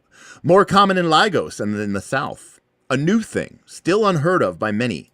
An old thing, forgotten by most. Or widely persecuted. The player is going to pick one of these 5. And what a story shift this makes in your game. You know? Like, is your character this sort of heretical, you're almost kind of like an early Christian, like bringing this new religion into a world and you're sort of, persecuted, or, it kind of also sort of tying into this, or is it this ancient religion and it's sort of like this default thing? Like, it's such a cool way for you as a player to just take ownership of a setting. I love it. Yep, exactly, Shinobi. Completely agree with you. Edward says 3 hours in. Yep, we are 3 hours in. And only progress through 22 pages. I love it. We're getting faster. The Marshal. I mean, isn't this the 5th one? Right? We've done the Lightbearer, the Judge, the Fox, the Heavy, and the Blessed. So we've done 5. This is number 6. There's only 9. So we only got 3 left. All right. So the Marshal. Hoping for peace isn't enough. Trouble always comes knocking. And that's why we need you. Run drills, man the towers, take charge. To be cold enough to send up their neighbors to assure death in order to keep Stonetop safe. Background. Scion, you grew up here, descended from a long line. Some of the biggest names in the past of your village, or Stonetop, are perched in your family tree. Everyone in the village takes your authority as a given. You start with the veteran crew move. When you create your crew, you automatically have the respected tag. So this is sort of like the I want to have followers playbook, you know? Before you came here, you led a band of ne'er-do-wells, bandits, raiders, or bloody-handed mercenaries. But something changed. A moment of truth led you and your followers to leave that life behind. And for whatever reason, the people of Stonetop took you in. Your crew are warriors. And lastly, you could be a luminary, a natural leader with inspiring words and play. Now, this is obviously the warlord. Goes without saying, 4th edition. Are you touched by the gods? Does ancient blood flow for your veins? Or are you simply the champion the Stonetop needs in these times? You start with the We Happy Few move. What a great, again, I love clever call-outs. And of course, We Happy Few, referencing the St. Crispin's Day speech from Shakespeare, right? When you create your crew, they have the devoted tag. Dr. Waits, got to catch up on this VOD. Just got out of the AI debate at City Hall, and we stopped them for now. May the Butlerian Jihad ever be in your favor.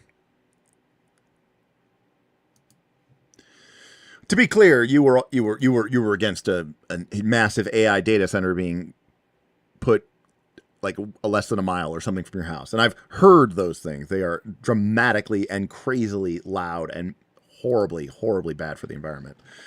All right, so here we have our warlord.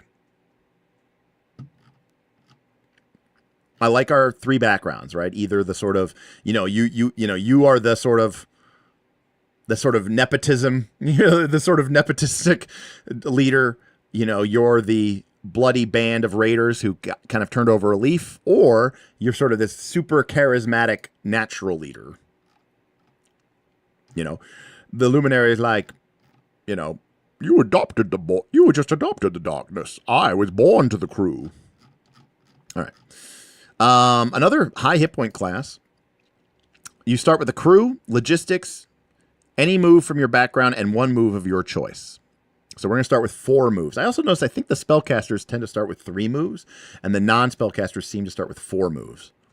Sort of. Or like 4 things. We see that I like that, by the way, that some of the moves are repeated. That's good PBTA tech. Like that they can get the armored ability. Also, we see again that a martial type class, a less magical class, can take multiple multi-class moves and from multiple books, which is good. We have the crew move. You have a crew of stalwarts, 6 or so residents with some steel to them. See the crew insert for details. The inserts, by the way, are after all the classes for some reason. That's kind of a weird decision. I think that they should have made the inserts part of the grouping of the playbook, but whatever.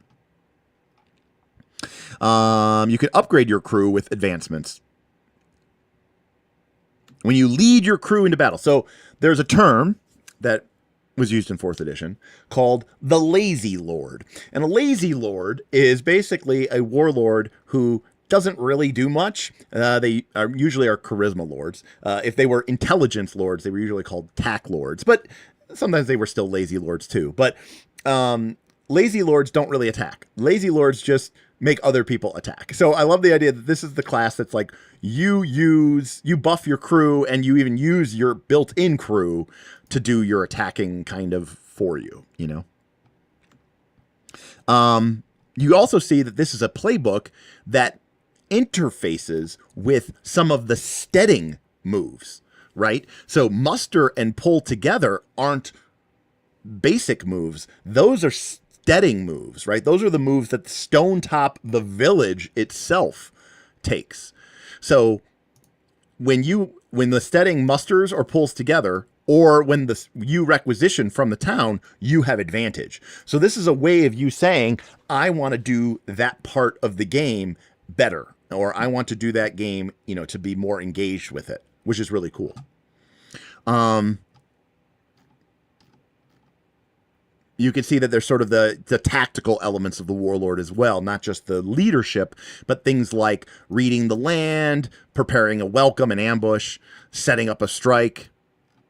The 3rd edition Martial class is, I feel, a little underrated. It is not nearly as cool. It was an aura-based class, and it came out in, I think, Player Handbook 2, which is a very unknown book, and it's from 3.5, technically.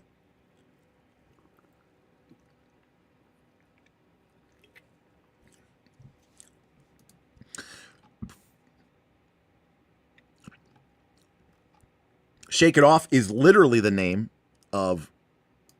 Oh, it's from the Miniatures Handbook. Damn, Jake, you got me. Wow. Good for you, Jake. I am strong. It is from Miniatures Handbook. Strong. All my 3rd edition books are in storage because there's just too many of them. Like, I have all this stuff behind me, and like if I had my 3rd edition books on my shelf, the 3rd edition books would take up like 3 whole rows. There's that many of them. Anyways. So anyways, Shake It Off is a fantastic Warlord power, and it's a great one.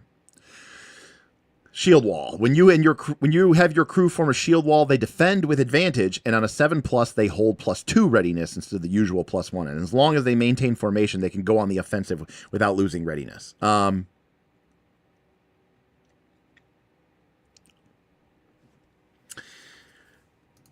Miniatures Handbook, I think,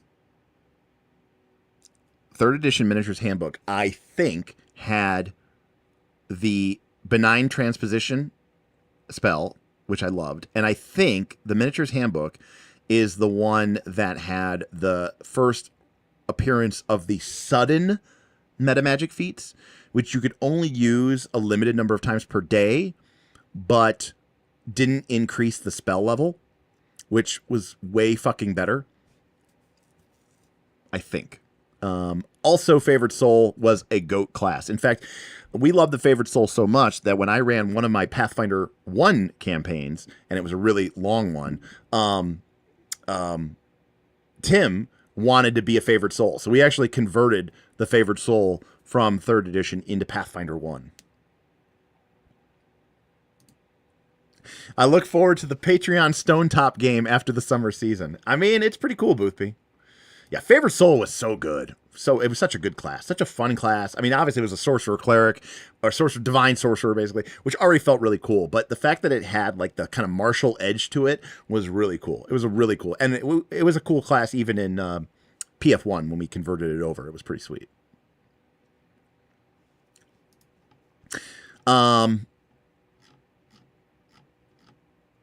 Sir, permission to die, sir. Thank you, Derek, for the 30 to 90 session Patreon Stonetop campaign. Just a minor commitment, yes. By the way, I don't think we answered this, but would this game mega game? And I think the answer is no. I don't think it would, right? Because it doesn't really work with the limited number of playbooks, right? I will freely admit, I mean, outside of like the JRPG theming, I do think Last Arcs fixes, and it's maybe actually secretly a little bit better. Not like it's different, but I think it makes more sense to do 3rd edition cleaned up his last arcs, and I think that's actually a little bit better. Although I will say, it was never. I have so much stuff on my plate right now; it's not even a possibility for me to entertain. But one of the things that we talked about doing was me, Derek, running a sort of classic Gygaxian mega campaign where I would be running a mega dungeon, and I would have on my calendar, I would say, hey, I'm open at these times, and if you, a patron, had some tickets and you could get together a crew of people who had characters, you guys could join the camp. You could join that campaign, or you could join that session. Yeah, the pay to win 3rd edition game, Jake. You got it exactly right. And the idea was that when you made your character, if you paid more tickets, you would get, a better array, or, you get more dice to make your character with. And we talked about using it for 3rd edition because that would have been so much fun. But it was going to be like, old school Gary Gygax, where, if I had an opening tonight, which I don't, but if I had an opening tonight and, you guys signed up and played, and in that session, 3 weeks passed in the campaign world, then you guys wouldn't be able to play your characters again until, early May, because that's how you have to do that. Anyways, so this is our Warlord class. I know people really do like the Warlord, which is cool. I guess it comes down to how much do we like having a crew and having a crew that we work with. Now, normally, I think people have sort of softened on the idea of the. Correct, Jake. You could spend more tickets and make a new character, and then you could have 2 characters and play in. You could trade them off back and forth. You got it, Jake. You're picking up. Right, accurate tracking of time is essential to any campaign. Without it, your campaign is basically meaningless. This is very appealing to a very certain and specific type of person. But whoever that person is, it's not me. Anyways, not saying that this is bad. It's just, it doesn't expire. But I do want to read this. We few, we happy few, we band of brothers. For he who sheds his blood with me today shall be my brother. Be he ne'er so vile, this day shall gentle his condition. And gentlemen, now abed, shall hold their manhood cheap when any speaks who is here with us on St. Crispin's Day. It's a great speech. When you give an inspiring speech to your allies before facing a dire threat, roll plus charisma. On a 10 or higher, every ally holds 2 inspiration. On a 7 through 9, every ally holds 1 inspiration. On a 6 or less, every ally still holds 1. But you, the Warlord, have disadvantage on all rolls until you share your nagging doubts. Once battle is joined, your allies can spend their inspiration at any time, 1 for 1, to do the following. Act fearlessly in the face of terror or overwhelming odds. Keep 1 hit point instead of being reduced to 0 hit points. Or add D6 to the roll they just made. Well, yeah, Peter, how could anyone not take this move? Now, here's the key, right? You still have to do this in the fiction. Now, that could mean a lot of different things to your group. For example, you could obviously describe that you're giving an inspiring speech, but maybe your GM says, no, this move does not trigger unless you give an inspiring speech. And of course, obviously, just giving an inspiring speech doesn't do shit. It has to be giving an inspiring speech to your allies before facing a dire threat. Right? Men of the West, my brothers, I see in your eyes the very fear that would take the heart of me. There may come a day when the courage of men fail, when we forsake our friends and break all bonds of fellowship, but it is not this day. This day we fight. Stand with me, men of the West. Right? That clearly he took that. Yes. 6 minuses. Do you think they bought it? I don't know. I'm talking out of my ass here. We're actually fucked. I have no doubt. Oh, okay. This is a serious question, and I think it's a legitimate one, and it's important. Okay. Which was the 10 plus speech Aragorn at the Black Gate, or Theoden at the Pelennor Fields. Pull us up. Oh, Jake's got it in chat. Arise, arise, riders of Theoden. Fell deeds awake, fire and slaughter. Spears shall be shaken, shields shall be a-splintered. A sword day, a red day, ere the sun rises. Ride now, ride to Gondor. Oh, so good. By the way, we're 9-1, by the way. Oh, we got a bunch of one. All right. By the way, the correct answer is Theoden.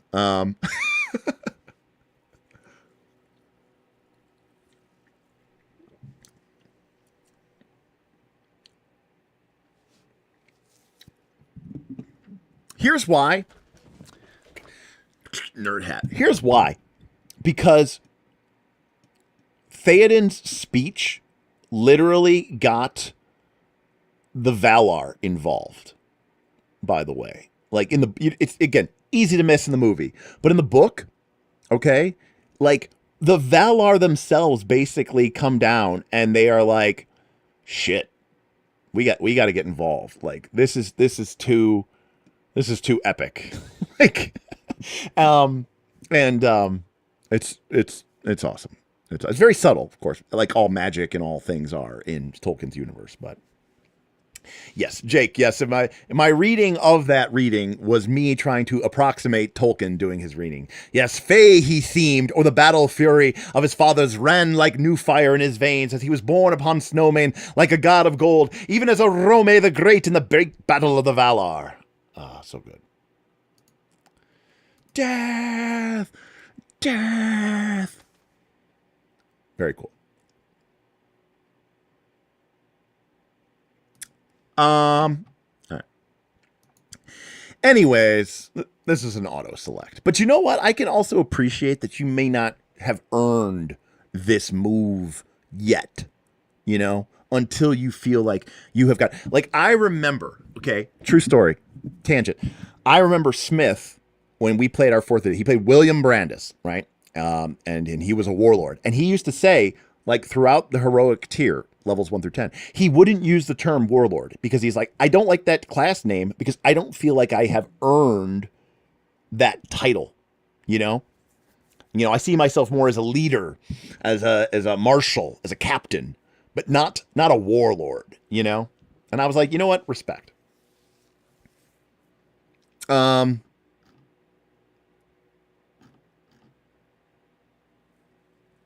Anyways, cool, very cool playbook.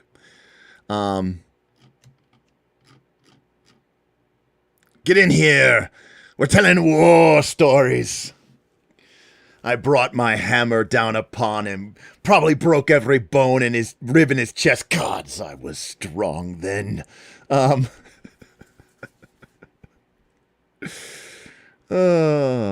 Something.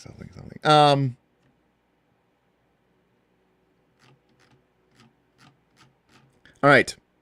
It's the Ranger. Sorry, I just don't like the Ranger. Listen, I like the Rangers of the North, as in the Dunedain, but Rangers, I don't like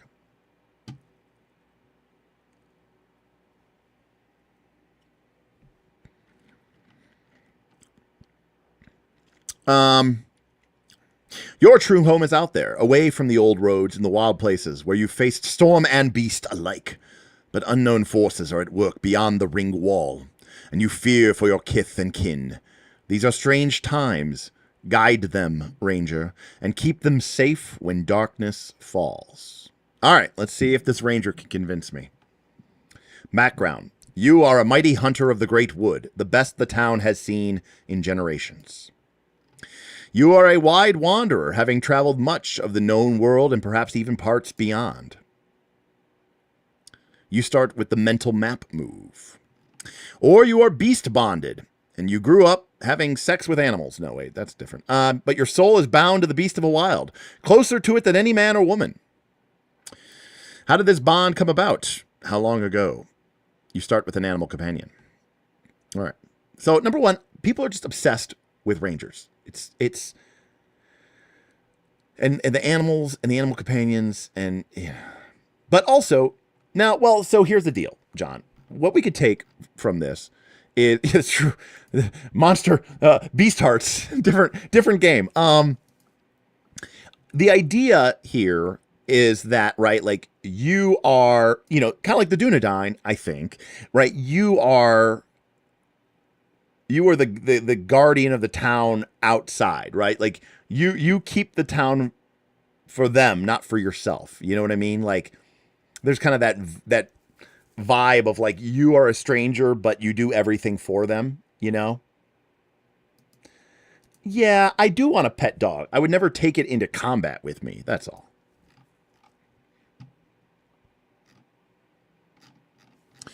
All right. You start with the home on the range move, plus any moves from your background, plus one of your choice. And remember here, Beast Bonded gives us the animal companion move. Wide Wanderer gives us the mental map move. And Mighty Hunter gives us expert tracker and stalker.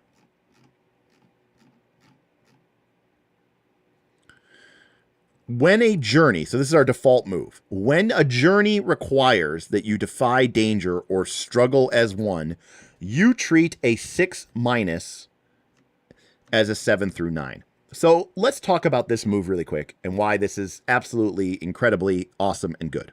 And why it solves the 5th edition problem of the Ranger. It has been discussed many times that one of the ways that other games have sort of made the Ranger recently is by basically saying, hey, all those elements of the wild that are a pain in the ass? Well, great. The Ranger ignores all those, right? And you don't have to worry about them. And you don't have to worry about food and problems in the wild. You have a Ranger, which is exactly the problem, because the Ranger chose the Ranger because they want to interact with the wilderness and the problems in it. They don't want to ignore them all. The reason why Home on the Range is so good is because it doesn't change, okay? It doesn't actually make you that much better at rolling a 10 or higher. What it does is it guarantees that you will always succeed, which is great. That's just like 5th edition. But the problem with 5th edition is there's never any interesting counterplay, right? It just ignores it. Instead, this still has a really good chance that you are going to have to make, if it's a defy danger, you're going to have success at a cost, success with a complication, success with less impact or less effect. So you're still playing the game, you're still making interesting choices, but you're never going to let your group down by just failing and sucking. But you're also not, and you might argue, wait, isn't the 5th edition version better? Because in 5th edition, the Ranger just auto-succeeds, can't possibly fail, and completely ignores all of the problems. Yeah, but we're playing a game. Now, yes, I guess if you're trying to just win, the best way to overcome the wilderness is to completely ignore it and skip all of its problems. I guess that is correct. But this game especially is not about that. And so this is a perfectly encapsulated move, because the Ranger will never let you down. They may have to pay a price, right? They may have to make tough choices, but they're never going to leave you hanging. But they're also not just going to auto solve all your problems. So this is, fantastic. Right. And if you're playing PF2, you might just get a +1 to your roll while playing PF2, which means 5% of the time you being a Ranger makes a difference. Like you needed a 15, but you got a 14. That's the only time it would make a difference, right?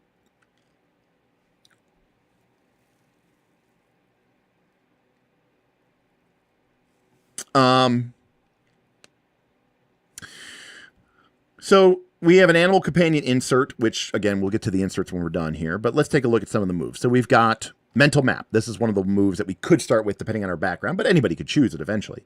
You can always retrace your steps and gauge distances and directions. You might not know the way forward, but you can always find your way back. Okay, cool.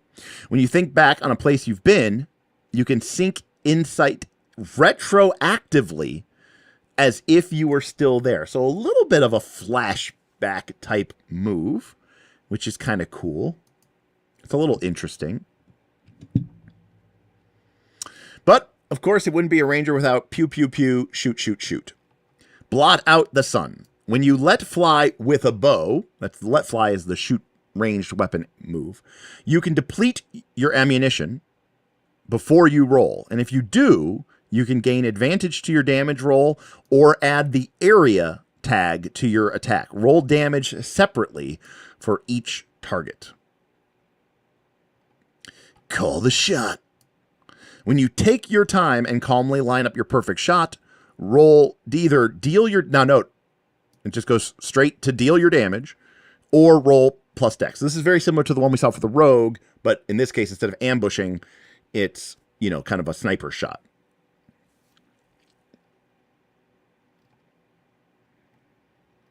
Big Game Hunter lets us do extra damage. And this is an example of one that is very mechanical, right? Like, this isn't even particularly fiction-driven. This is just, you do more damage to large and huge creatures when you strike at their weak spot. Does that mean that only the Big Game Hunter can strike at the weak spot of a large or huge creature? No, it doesn't. But, again, the move gives you that fictional authority to do so. And just because you have Big Game Hunter, see, like in PF2, this would say you deal +2 damage to large or huge creatures. This doesn't say that. It says when you strike at the weak spot of a large or huge creature. So there's still this element of you needing to engage with the fiction, right? I'm noticing what's kind of cool here about the Ranger. Like, look at Expert Tracker. When you seek insight by searching, basically when you seek insight by looking at tracks, you can ask, what happened here recently for free, even on a 6-. So I'm noticing with the Ranger, you get a lot of reliability. The Ranger gets to do, like, the Ranger's going to get you information. The Ranger's going to get you home. The Ranger's going to get you through a journey. The Ranger's going to be able to hit as long as they can length their time, right? Like, the Ranger is always going to be able, you can rely on the Ranger. They're reliable. They're consistent. Now, they might have problems. They might have issues, but they're never going to let you down. And there's kind of a theme in their moves of the Ranger just kind of like never fully failing. Like, they'll roll a 6- and still succeed, That's kind of cool.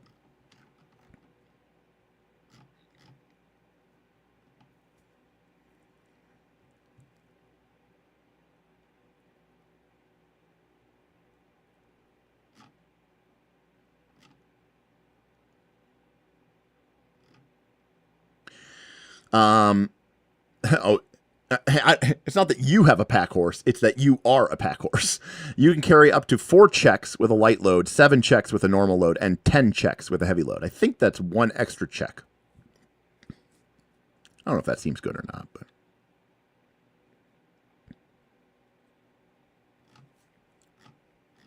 you automatically get a bow. So, you know what? This Ranger gets +1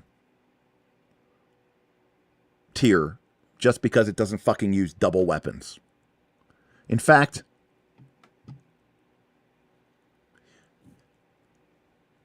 you don't even start with a weapon. Am I right? Am I reading this right? Hey, Jackal, where's the dual-wielding scimitar move?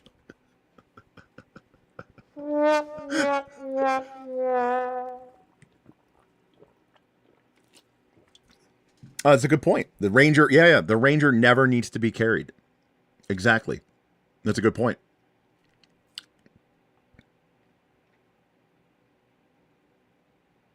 Right. At worst, the Ranger just is always going to hold their own, right? Yeah, that's a cool way to look at that. That's a cool way to contextualize that power, Booth, in, the course of the game. Like, the Ranger is never, the Ranger's never need to be carried. Right. That's a really cool way of thinking about that.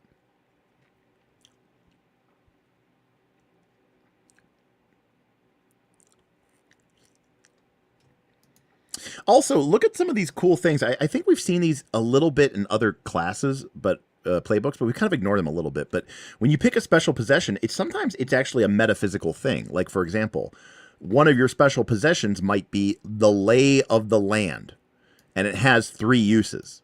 You can expend a use to know where to find blank without having to make a know things roll.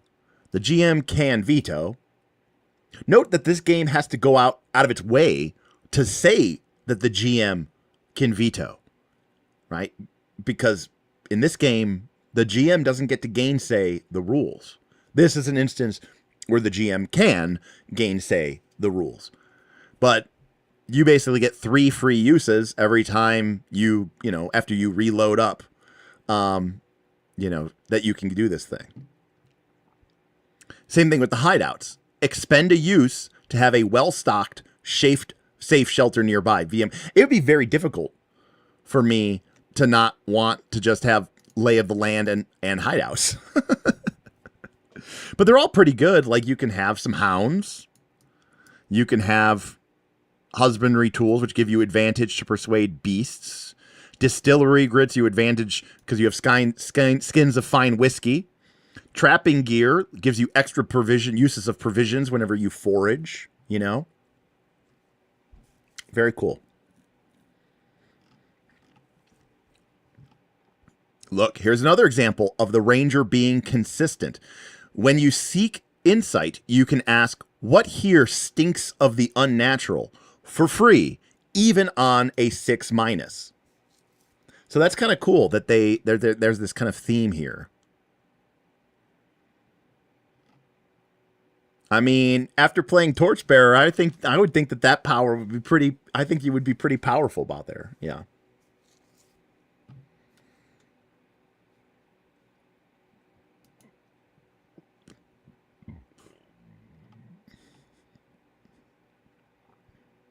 Look at this. Here's another one. Look at this. When you forage, pick an extra choice. One extra choice. Even on a 6-, you get to pick one. And add, find or fashion some useful item or supply. GM can veto to the list of options. So again, all of these really, really consistent moves where even if you suck and roll shit, your ranger will always make good at least a little bit. And that actually does feel kind of like a cool ranger, like this reliable person, this person that you can always rely on. That's really neat. And then you can upgrade and take Beast of Legend. Yes, Onyx Cat figurine. Guinevere to my side. By the way, tangent. Yeah. Hardrick. Great way to put it. A reliable professional. Yeah. I get it. That's a great way to put it. Here's what's funny about this. Ranger. The whole, having an animal companion thing, not a big fan. Okay? I love that Drits have Guinevere, but Guinevere wasn't an animal companion, right? Guinevere was a magic item. I'm totally down with that.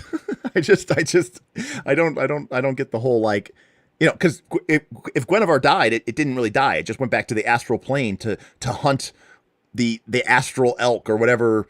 Was it the astral deer, the astral elk, or whatever animal it was trapped in the eternal cycle of hunter and prey with?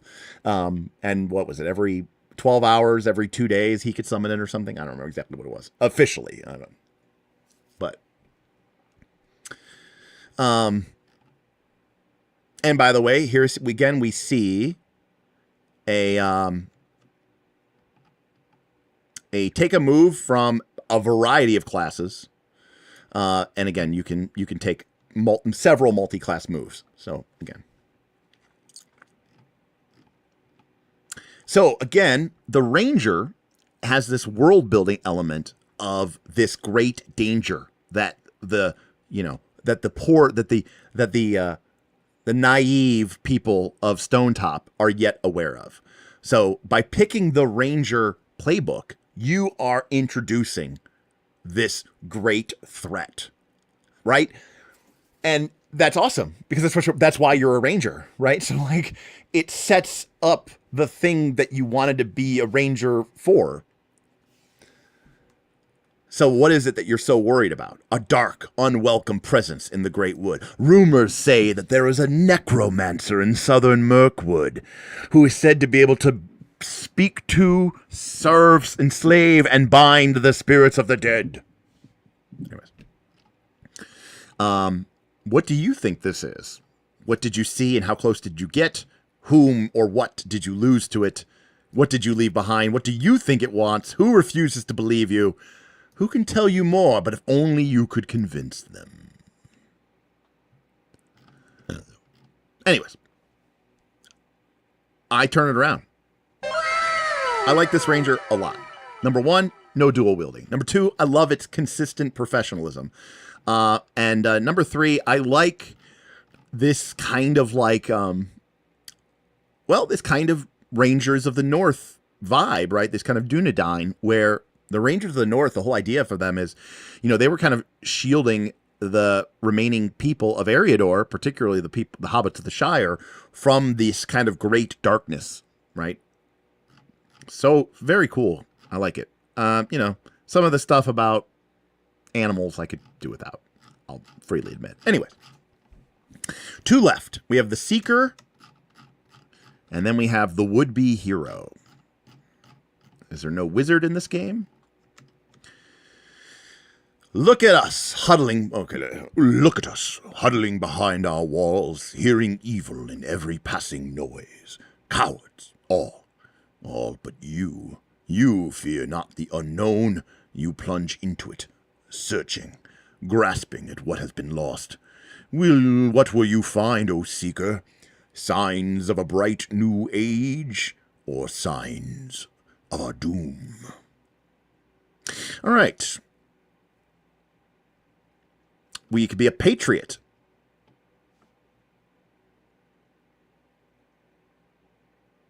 These people are family. Chaos crawls all around, but you'll be damned if you let your family come to harm. Damned indeed. You have sought out and embraced dark power to protect that which you hold dear. You start with the let's make a deal move and are well versed in the things below. So we have our warlock. Antiquarian. The past has many buried secrets, and you are determined to dig them up. Years of study across the land have led you here, and you are convinced that this town holds the key to your greatest discoveries. What do you hope to find here? In any case, you get the polyglot move and are well versed in the makers and their arts. The makers are like the ancient, the ancient precursors or whatever. You have also acquired one major arcanum, including Naruba's Ice Sphere. Shit, we saw this early. Witch Hunter. You've dedicated your life to rooting out and destroying horrors and their servants. What set you down this path? What sacrifice did you make to walk it? What led you to call Stonetop home? Regardless, you start with the Everything Bleeds moved and are well versed in the Fae, the things below, or the last door and what lies beyond. You also have acquired one major arcanum. Oh, they all require... I'm sorry, I missed this. They all start with one major arcanum. Okay, I got it.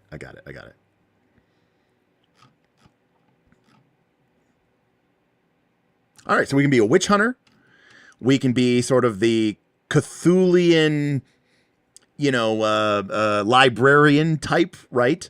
Or we can be the sort of full warlock, where we apparently made a deal with things from the darkness below in order to protect what we would hold. We can be cunning, curious, hubric, mysterious, or vision, guided by our instincts.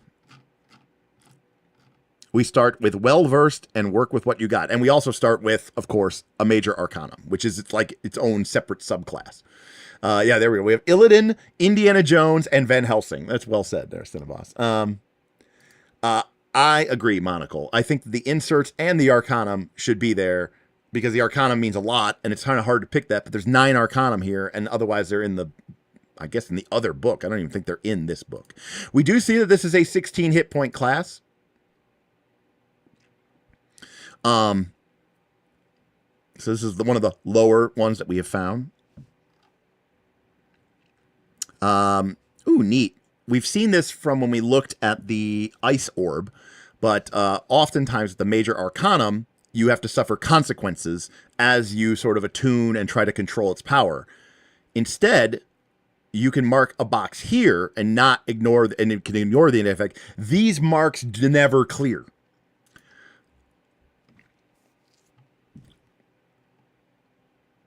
When you witness a magical effect, you may ask the GM, how can this be countered or interrupted, and get an honest answer. You or an ally gain advantage on your next roll to act on that. Everything bleeds. We kind of got like a thaumaturge Van Helsing vibe here, right? When you exploit an unnatural foe's specific weakness or vulnerability, deal extra d6. Everything burns. When you inspect a work of magic or artifice for fatal flaw, roll plus int. On a 7 or higher, the GM will reveal the best way to sabotage it. On a 10, you or an ally also gains advantage. Ooh, neat. Never at a loss. When you know things, that's like the int roll to know stuff, and you roll a 6-, you may choose not to mark experience point. If you don't mark the experience point, the worse that happens is that the GM tells you nothing interesting or useful about the subject, but instead tells you how you could learn more instead. That's pretty cool. Again, the move gives you control over the GM. In this case, it gives you control over the GM even when you fucking roll a 6-, which is the ultimate, like, fuck you, GM. Like, that's supposed to be the GM's time, and you're basically stealing it from that and saying, no, as a player, I want to never be at a loss. Knowing things is what I do. I drink and I know things. I bind demons to my soul and I know things. And as a player, maybe not even as a PC, as a player, I don't want to, yes, no, Peter says Jeremy cooked here. And no hard move for you. Right. No hard move for you. Right. Yeah, right. The worst thing that happens is the GM tells you nothing interesting or useful, but instead tells you, right, like you get to make the move instead. Yeah,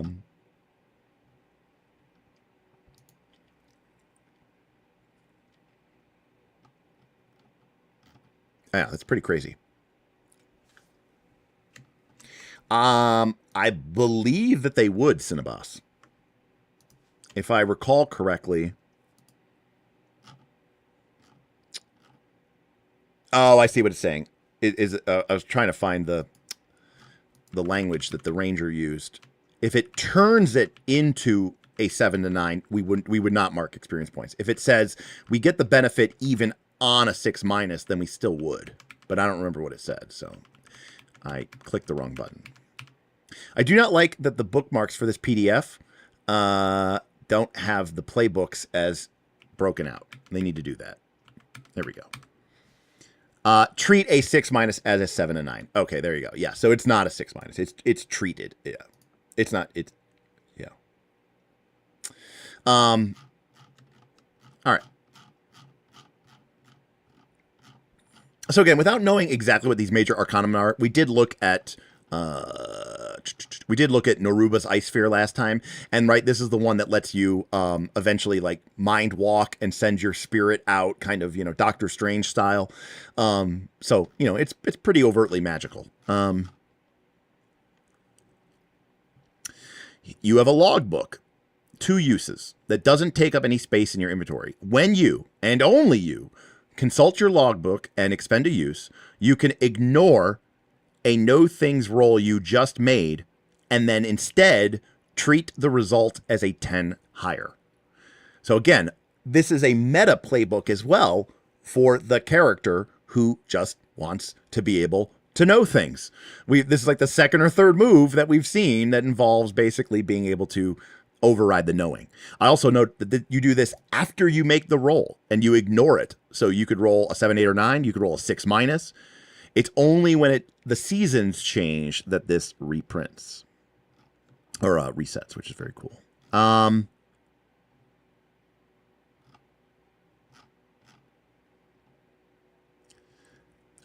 Here's another example. Special possessions, books and scrolls, 5 uses. Expend a use to consult your collection and turn a know things roll you just made into a 10+. Here's the problem. Why would I...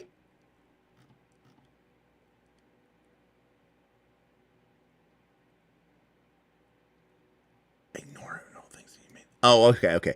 This one ignores a roll we made and makes it a 10 plus.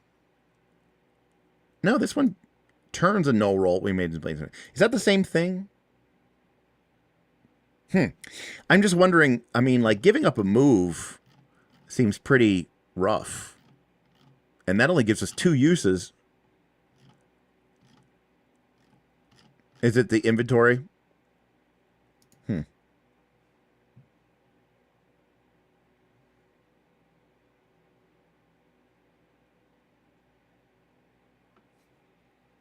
Yeah, no, I mean, I guess that's right. I mean, I guess that's true. Anyways, very cool. I still like it. I still think it's awesome. Again, really leaning into the shit, right? Like, if, for example, if you have polyglot, yeah, no, I get the sense that they don't recharge without making plan. Okay, good to know. Okay. But upgrading from polyglot, you get cryptologist. When you study encoded, forgotten, or arcane marks or writing, roll plus int. On a 10 hour, you can fully decipher them in a full minutes. On a 7 or 9, you get the gist in a few minutes, but fully deciphering them will take an hour.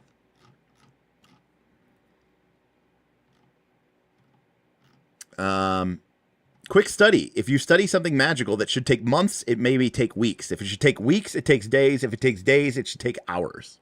If another PC asks you for your guidance, they get advantage on their next roll to follow your advice. That seems very powerful. Mark one topic in addition to the one noted in your background. Each additional time you take this, mark 2 more topics. When you know things about one of your topics, you can ask the GM a follow-up question of your choice, even on a 6-. So we're seeing here with the Seeker kind of a repetition of the Ranger theme, but whereas the Ranger theme was all about getting along in the wilderness, foraging, tracks, foraging, learning information from tracks, getting, the Seeker is all about acquiring knowledge and doing so consistently, right? Truly seeking knowledge. Our base ability that we all get, in addition to starting off well-versed in something, is work with what you've got. When you cleverly use your environment to harm or impede your foe, roll plus int. On a 10 or higher, pick 2. On a 10, 7 or 9, pick 1. Interrupt or thwart their action. Create an opportunity that grants your ally advantage if they exploit it. Or deal damage appropriate to the source. Knowing things and stuff. And then we have our higher level powers. We have Arcane Adept. Yes, the combat as war move. Yeah, right. When you wish to invent a new spell or magical effect, detail its workings with the GM and make a plan to invent it. If you like, pick one requirement and ask the GM to provide an alternative.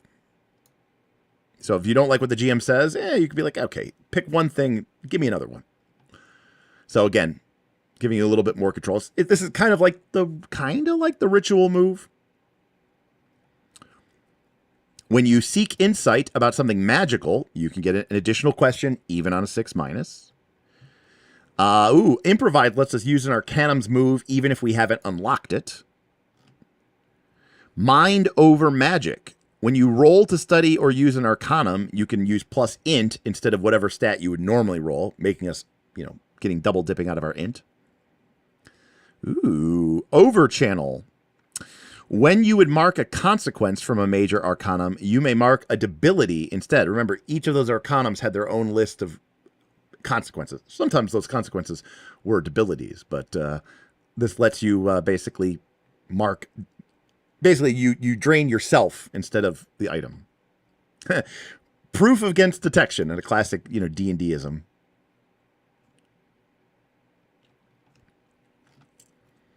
And then we have basically our collection is about our Arcana. Your background grants you a major Arcana. Answer at least 2 questions about it, right? So obviously, how did you start? Why do you have this? Basically an artifact. Basically, you start with an artifact. Also, I like that, right? Arcanum and Arcana are very much like, they're magical items. And so our character very much has that sort of thaumaturge, Van Helsing, Indiana Jones, kind of vibe to you. Like, the wizards in this world aren't like spellcasters per se, they're more like magical tinkerers, which is kind of neat. So this idea of you being a seeker of knowledge is neat. Additionally, you ask the GM for minor arcana cards. Draw 3 at random. Review both sides. Choose one whose secrets you have unlocked. If it's portable, you either keep it on your person or hide it away safe. Choose another which you have not yet mastered. It's in your possession or in a secret place. The third you have not found yet, but you have a lead on it. Give the card back to the GM, but make note of it below. During play, ask your GM what you know about it. Built-in fucking adventure hooks. Amazing. Amazing. Love it. So there you go. We start with a major arcana, basically an artifact, and we also start with we basically start with 3 hooks into minor arcana, owning them and or on our route to finding them. This one, excellent. Very cool. This is a really great class.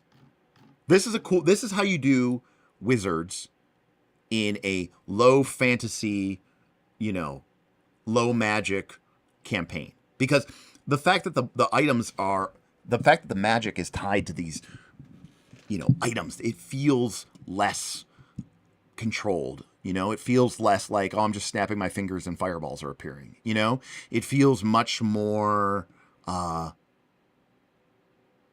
occultish. It feels more like the occult.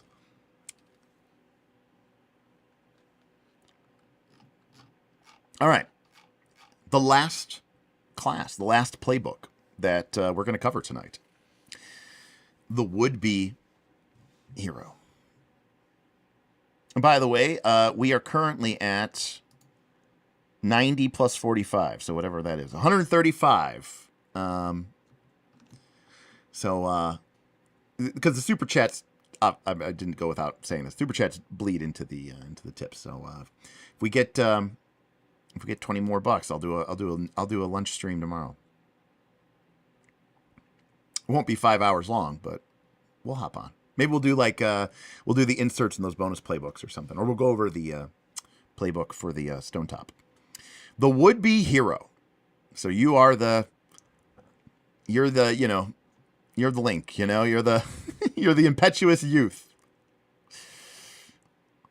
When you make a move and come up short. Okay, so we're already getting really meta here. This move triggers when you make a move. You can give it all and turn a 6- into a 7 through 9.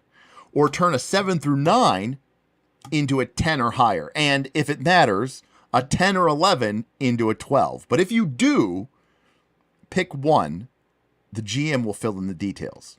You cause collateral damage, something breaks or is lost, or you get hurt. That's awesome. That's awesome.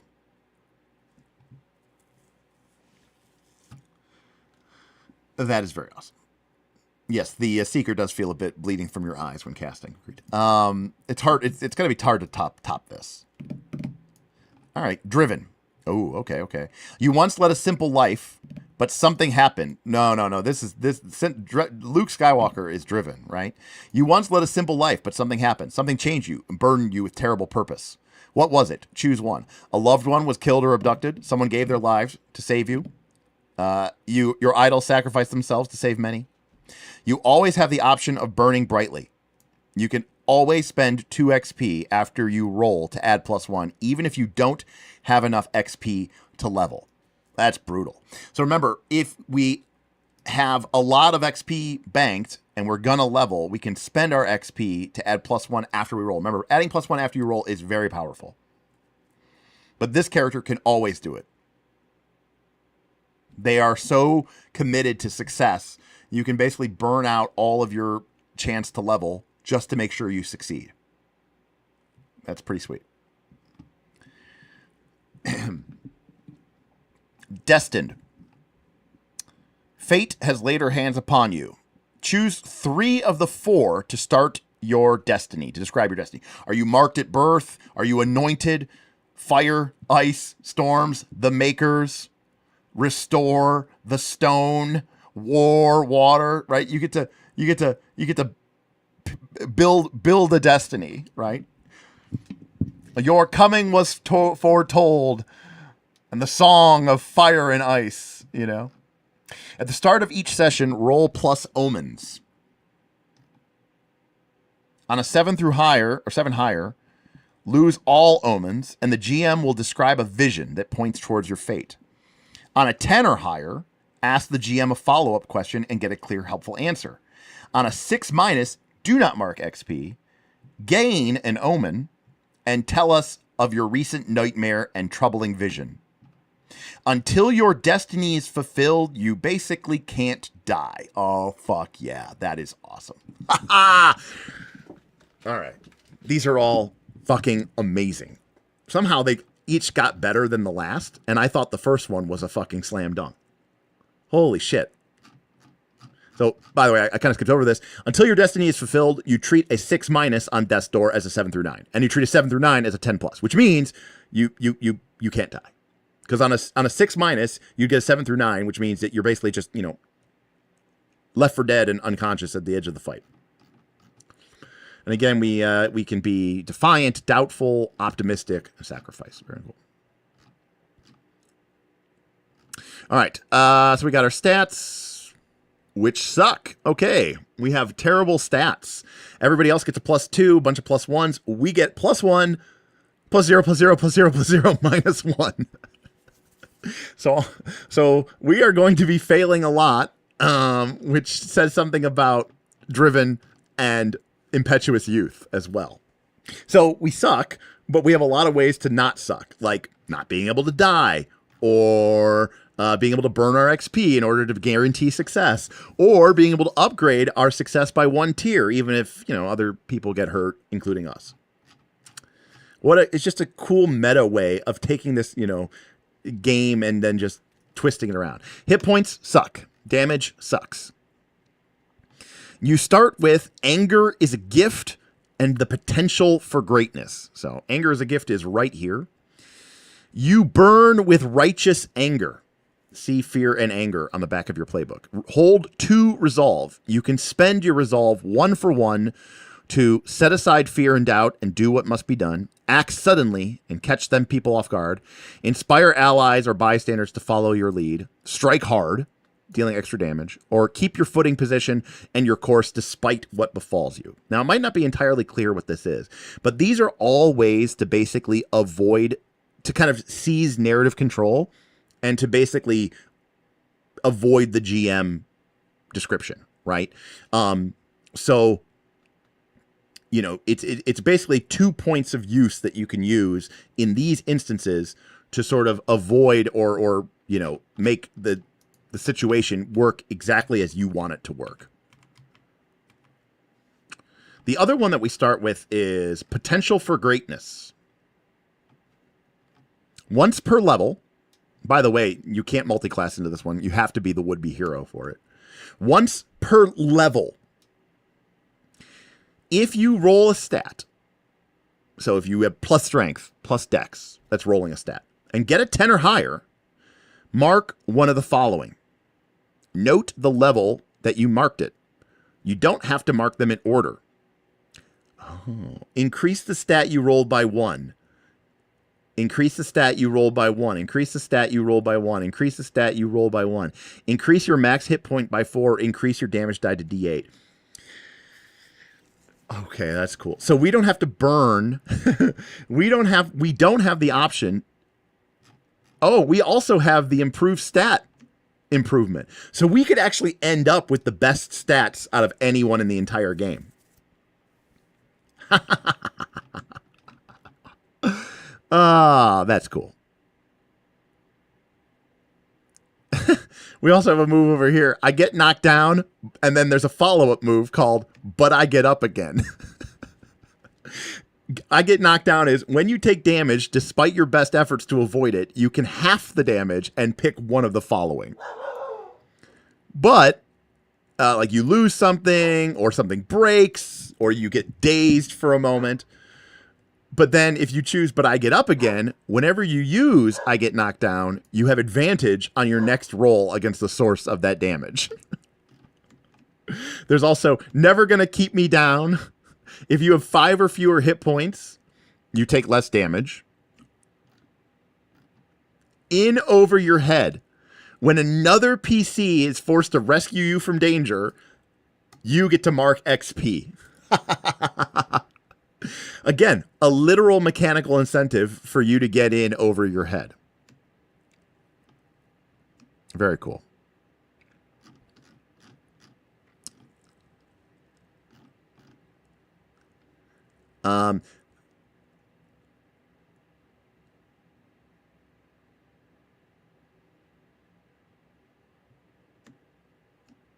Yes, there's no option here. You have to mark them.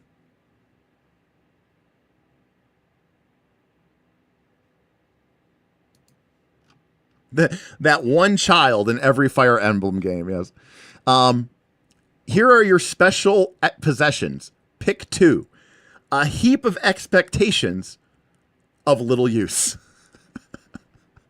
I don't know why that's there. I love it, but I also don't understand it. A personal token fraught with bearing. Now, notice, by the way, too, their special possessions seem like they are much less, quote unquote, powerful than some of the other classes. Remember the judge had the like indestructible glass steel shield and the massive maul of justice. We get a heap of expectations of little use. We get a good dog. We get a personal token fraught with meaning, like a letter splattered with tears and blood. Like, very little. All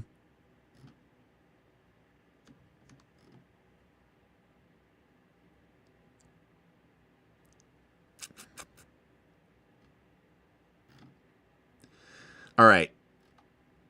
As we get higher level, we get some upgraded moves like a force to be reckoned with.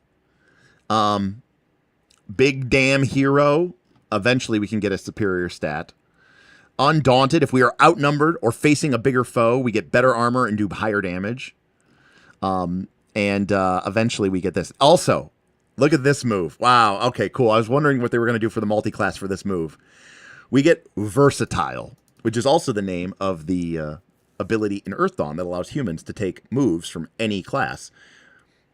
4 boxes for multi-classing, the most we've seen out of any class, and choose a move from any other playbook as long as you can meet its requirements. And obviously you can't take more improved stat moves, that would be broken, but it is fundamentally the uber multi-class move. You can literally pick from anything and from anyone. Someone said Onion Knight up ahead, and now it is exactly makes sense why this is Onion. This is Squire from Final Fantasy Tactics, right? It's the perfect class to level up into other classes. You're the level 1 commoner, but you can multi-class into anything. Wow, what a cool class. How different than the rest of these. All the rest of these felt like real pros, especially the last couple. The Judge, the Blessed, the Lightbearer, the Warrior, the Heavy, the Seeker, they all seemed like just consummate professional. The Marshal, right? With they're the sheriff of the town. Instead, you are just the plucky kid with a destiny, and even like the names, right? Like your choices are still a child, young and beautiful, or all grown up. But even all grown up implies that you're still like a teenager, But look at you, you're all grown up now, That's so great. Wow. Okay. The first time you use any move marked with an asterisk, cross off would be on the front page. Oh, that's cool. So the first time you use Big Damn Hero, you cross off would be hero, and you just become the hero class. All right. You know what? I am strong. Strong. Strong. That's fantastic. Your reward for getting to level 6 and taking one of these, growing up moves, for lack of a better word, is you get to, you're not the would-be hero, you're the hero. And that's your playbook from now on. And then we get the description of, what drives us, right? We're this would-be hero. Something has to drive us, right? So we have our fear and we have our anger. So what do we fear? What makes us burn with righteous anger? And you can see here, violence to children and animals, injustice, cruelty, slavery, bullying, wanton cruelty, But also we have our fear, we have our flaw. We have these problems,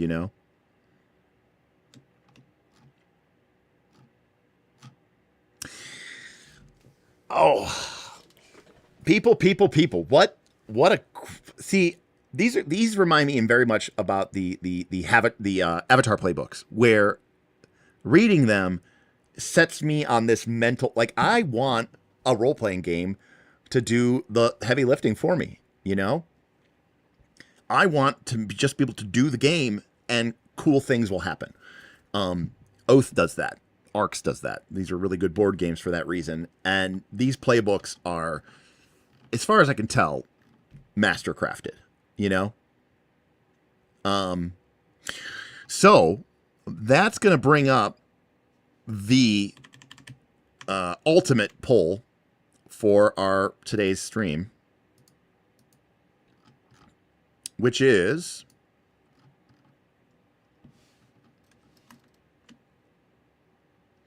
it's still in the old one, sorry. Which playbook are you?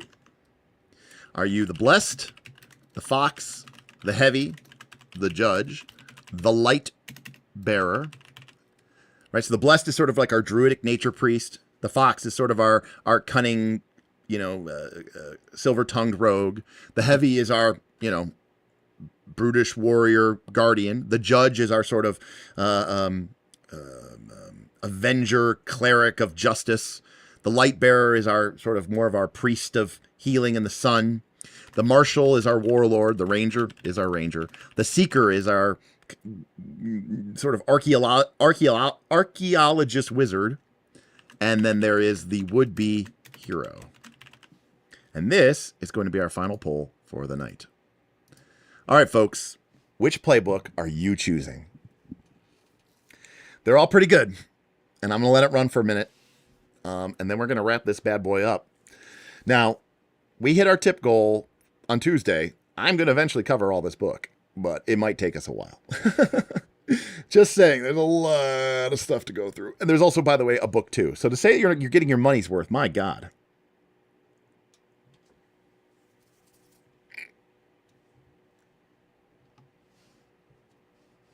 I picked a GM. I am going to pick... Which one am I going to pick? Huh. I gotta pick Seeker. I gotta pick Seeker. I think that's so cool. Somehow, by the way, I knew that nobody was going to pick Fox or Heavy, or at least they were going to get very few votes. I somehow knew that.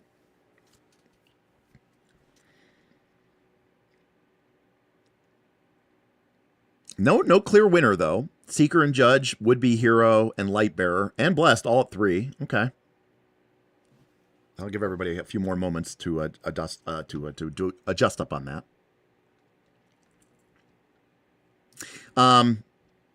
So the poll's still going. I just got to bring it back up. Where you at, poll? There you go. So very neat. Very inspired. Now I'm not gonna lie. These are more complicated playbooks. There's a lot more moves on these things than you would typically see on a playbook. The game does speak to being able to be played for a longer period of time. I'm going to give Jeremy Strandberg the benefit of that. This guy has been living, breathing, eating, sleeping, Dungeon World, basically, and PBTA for the last 10 plus years.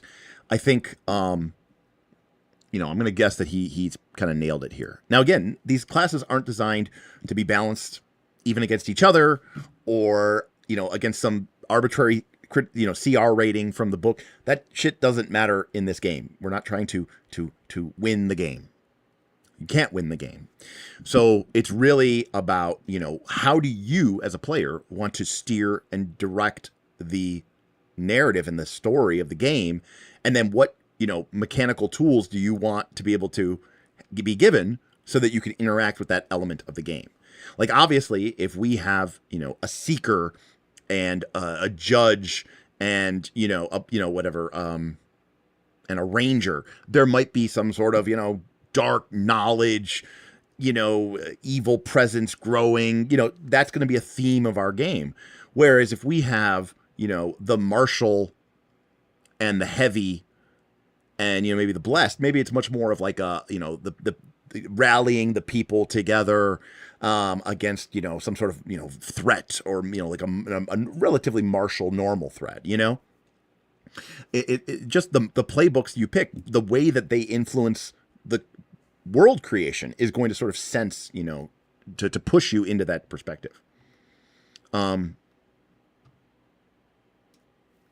Well, to be clear, Casey Roberts, I mean, that's why that's only one person can be the would-be hero. Like, you can't have multiple would-be heroes. Only one person could be would be heroes.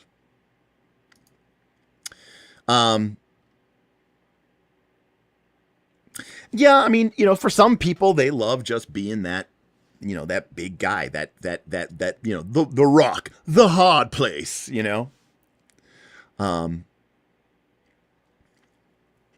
Yeah, so the would-be hero to me is like the inverse of the mentor playbook from Magpie from Avatar, which came out in the second book or the third book. In Avatar, the base assumption is that every playbook is a young adult or older teen, kind of coming into their own, trying to learn and figure out their place in the world and find and strike a balance. And they get advancements by figuring their way in the world and figuring out where they fit in and finding balance. There's one playbook called The Mentor, which is an older adult, sort of an Uncle Iroh figure. And their playbook and their progression system is completely different. They advance. They're sort of already figured out their place in the world. They're there to try to help other people find their place in the world. And they advance by helping other people advance. So it's just really, it's like a complete total shift in the structure and the play style of the game. So it's very much a vibe shift, because everybody else is kind of like this, 17 to 21 year old, and you're this, middle-aged or even older, experienced individual who's there to just help them find their way,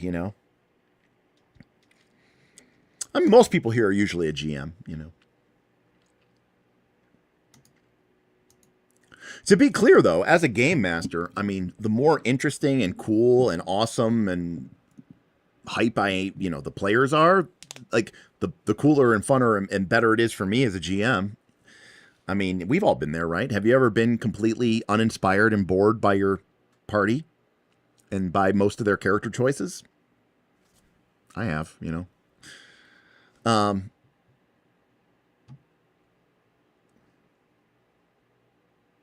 So if I'm excited about a class, even as a GM, I mean, I think that just makes it much easier to run the game. Boothby says yes. Yes, I have.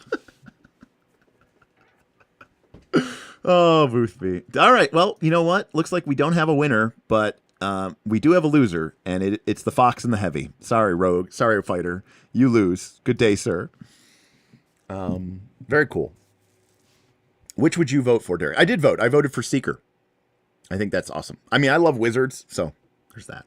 But I love the Arcanum system that we saw from the last time we did this live stream. I love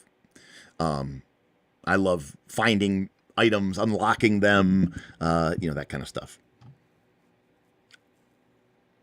So I picked the Seeker. If I had to pick a second class,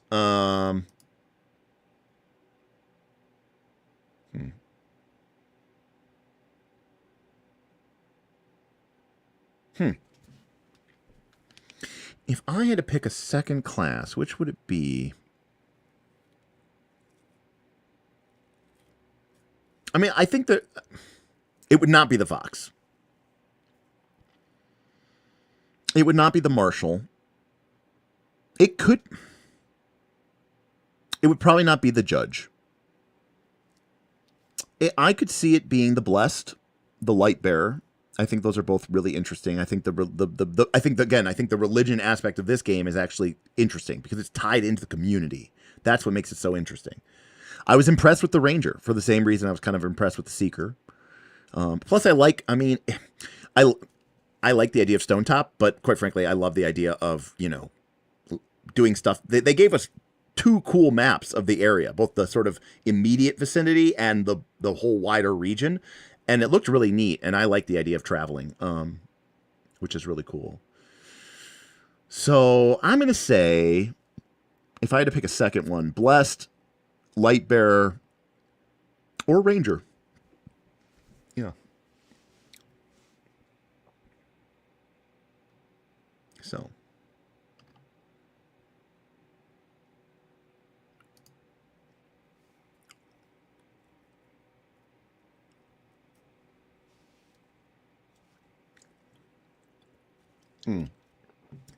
Well, okay, at the risk of sounding reductive, Monocle, Gandalf was definitely more powerful than everyone else in the Fellowship,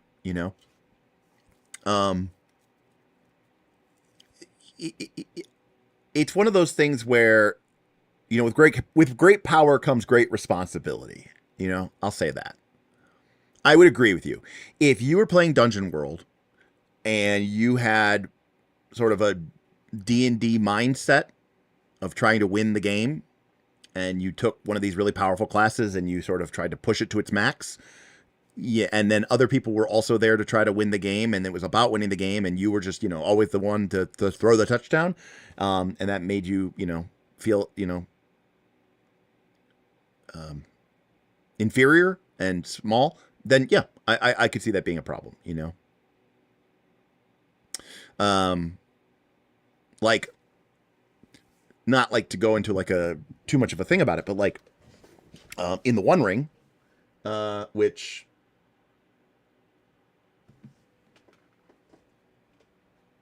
oh, I don't have it. It's all in the thing. Well, in the One Ring, if you roll a 12 on the D12, it's basically a critical success, automatic success.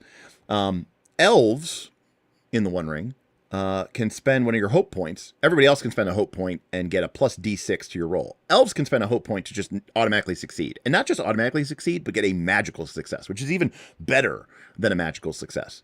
You might say, that sounds really powerful. And you know what? It is. Because you know what elves are in Tolkien's universe? Really powerful. So there's a part of me that's like, okay with that. Oh, okay. The mage, you didn't mean the wizard. Okay. Well, I don't know what the mage is. So, I mean, if you say, okay. Well, if it's a homebrew playbook, then you know what?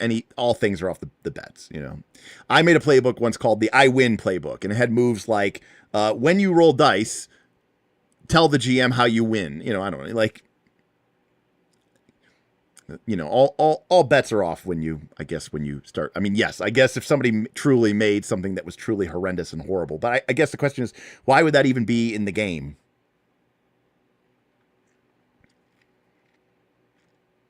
If it's so bad, like, why would you even introduce it to the game? And it's a homebrew, so.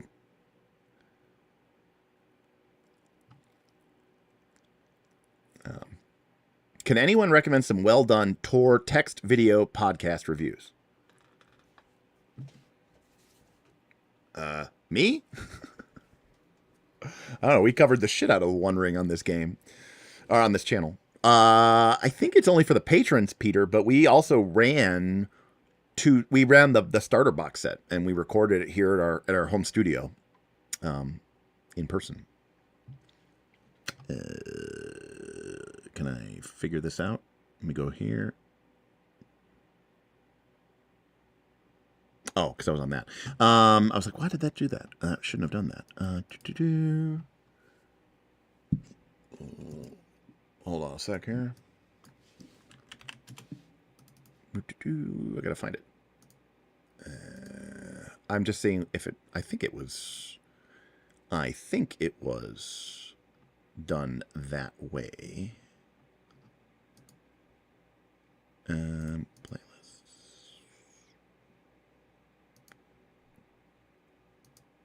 Yes. Yeah. Okay. Checks, you kind of get the idea. Yeah. It's not that complicated Right. at all. It's Well, the couple important things Yeah. is throughout the course of the game, your stats basically never change, more or less. So once you know what your numbers are, you only have 3 of them, Yeah. right? You're Yeah, like, so this- I know my number. Heart, okay, I know it. And Yeah, so once this you get a was feel us for your playing- numbers, when you roll the dice, you kind of look at it and you go, yeah, I know that's a success. I This don't was I us can playing. stop counting. I don't have to add all the numbers up. And then you This was us playing the One Ring, but I think this was only for Patreon. Yeah, it's part of our Patreon bonus things. Interestingly, too, you can see like this is when we were just demoing the tech stuff. That's why we didn't make it wide project. But like I need to dial in the color on those cameras. It's such a flat profile. You can see how flat it is. Needs more contrast. Needs more punch. But we were figuring stuff out. Just love that map. So good. Anyways, so this was part 2, which was available, but part 1 was only for the patrons. So, anyways, I'm learning that to learn color grading is a whole thing. Well, yeah, there's a lot that goes into it. For sure. I mean, there's 3 levels to color grading, right? The first is converting your base signal, right, to like Rec 709. Then the second is adjusting your exposure just to get a good image. And then the third is where you do creative things to your image and actually start, maybe adding some blues into the shadow, or maybe adding a green wash, and that's more of where you're deliberately tweaking the image for a more creative purpose. So, this image, which is coming out of my Canon camera, is a little bit more default punchy, whereas my studio setup uses Blackmagic studio cams, and they are designed to be a very, very neutral, very flat profile. So they don't have a lot of punch and contrast, and they're a very flat image. And the reason it's so flat is so that it gives you, the colorist, a lot of leeway to sort of adjust it, to sort of give it a tone. Anyways, who was playing in that? That was me as a game master, and then Bob, and then Bob's brother Danny, and then Tim. We had 3 players for that. All of whom were original members of the Knights of Last Calls in our Rise of the Rune Lords back in PF2. Well, AI and the auto stuff does. I mean, it does a pretty good job. I mean, these days it does a pretty good job. Unfortunately, it is what it is. But yeah, you can just see that, like, the. Now, also, some of it has to come down to the lighting. My lighting that I have right here is very focused. My light's very close to me, so you get this nice dramatic fall off. Yeah. Anyways, that's going to do it for tonight. Only 4.5 hours to get through 48 pages, so we somehow did worse than we did last time. Well, we'll never finish. It's fine. Almost 10 hours of streams, and we made it through about 150 pages of the 600-page book. So take that for what it's worth, folks. I don't know what else to tell you. Except that I'm excited. Oh, let me answer a question right now. I'm learning this. So you are learning this live right now on the stream as I learn it. All right. I have 5 of 5 anonymous surveys in for my upcoming The One Ring Patreon game I'm going to be running. I'm going to be running a game of The One Ring 2nd edition for 5 patrons. We're going to be running it on Sunday mornings, Eastern time. And one of the anonymous polls I sent to all of my members was, do you mind if we record or live stream the show? And all 5 have said that they are comfortable with it being available to everyone, including the public. So that almost certainly means that we will be doing a actual play. And we call it an actual play because it's not really a show. It's just me recording or live streaming, me running a game for people. So it's not like designed for, for an audience. It's designed for my 5 players. You just happen to get to watch. Which means there's a lot more kibitzing and, shooting the shit and rules questions and awkward pauses and people running to the bathroom. So it's not even professional at all, but it is what it is. But sometimes, especially with patrons, they may not be as comfortable on the camera, and they don't need to be able to play. So if somebody had said, no, we weren't going to do it, but I just looked at the thing, so we're going to be doing it. Alrighty.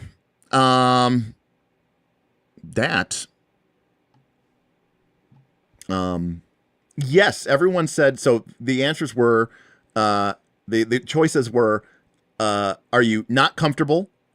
Are you comfortable, but only with the camera off? Or are you comfortable with the camera on? Everyone answered comfortable with the camera on, except for one person who answered, I put camera off simply because I don't have one. So in theory, one person is comfortable. They just don't have a camera. So on their PC or whatever. So they won't have one. So, they won't have a camera, but yeah. So there you go. Well, we're going to be playing on Foundry. So, don't need oversized D12s just yet.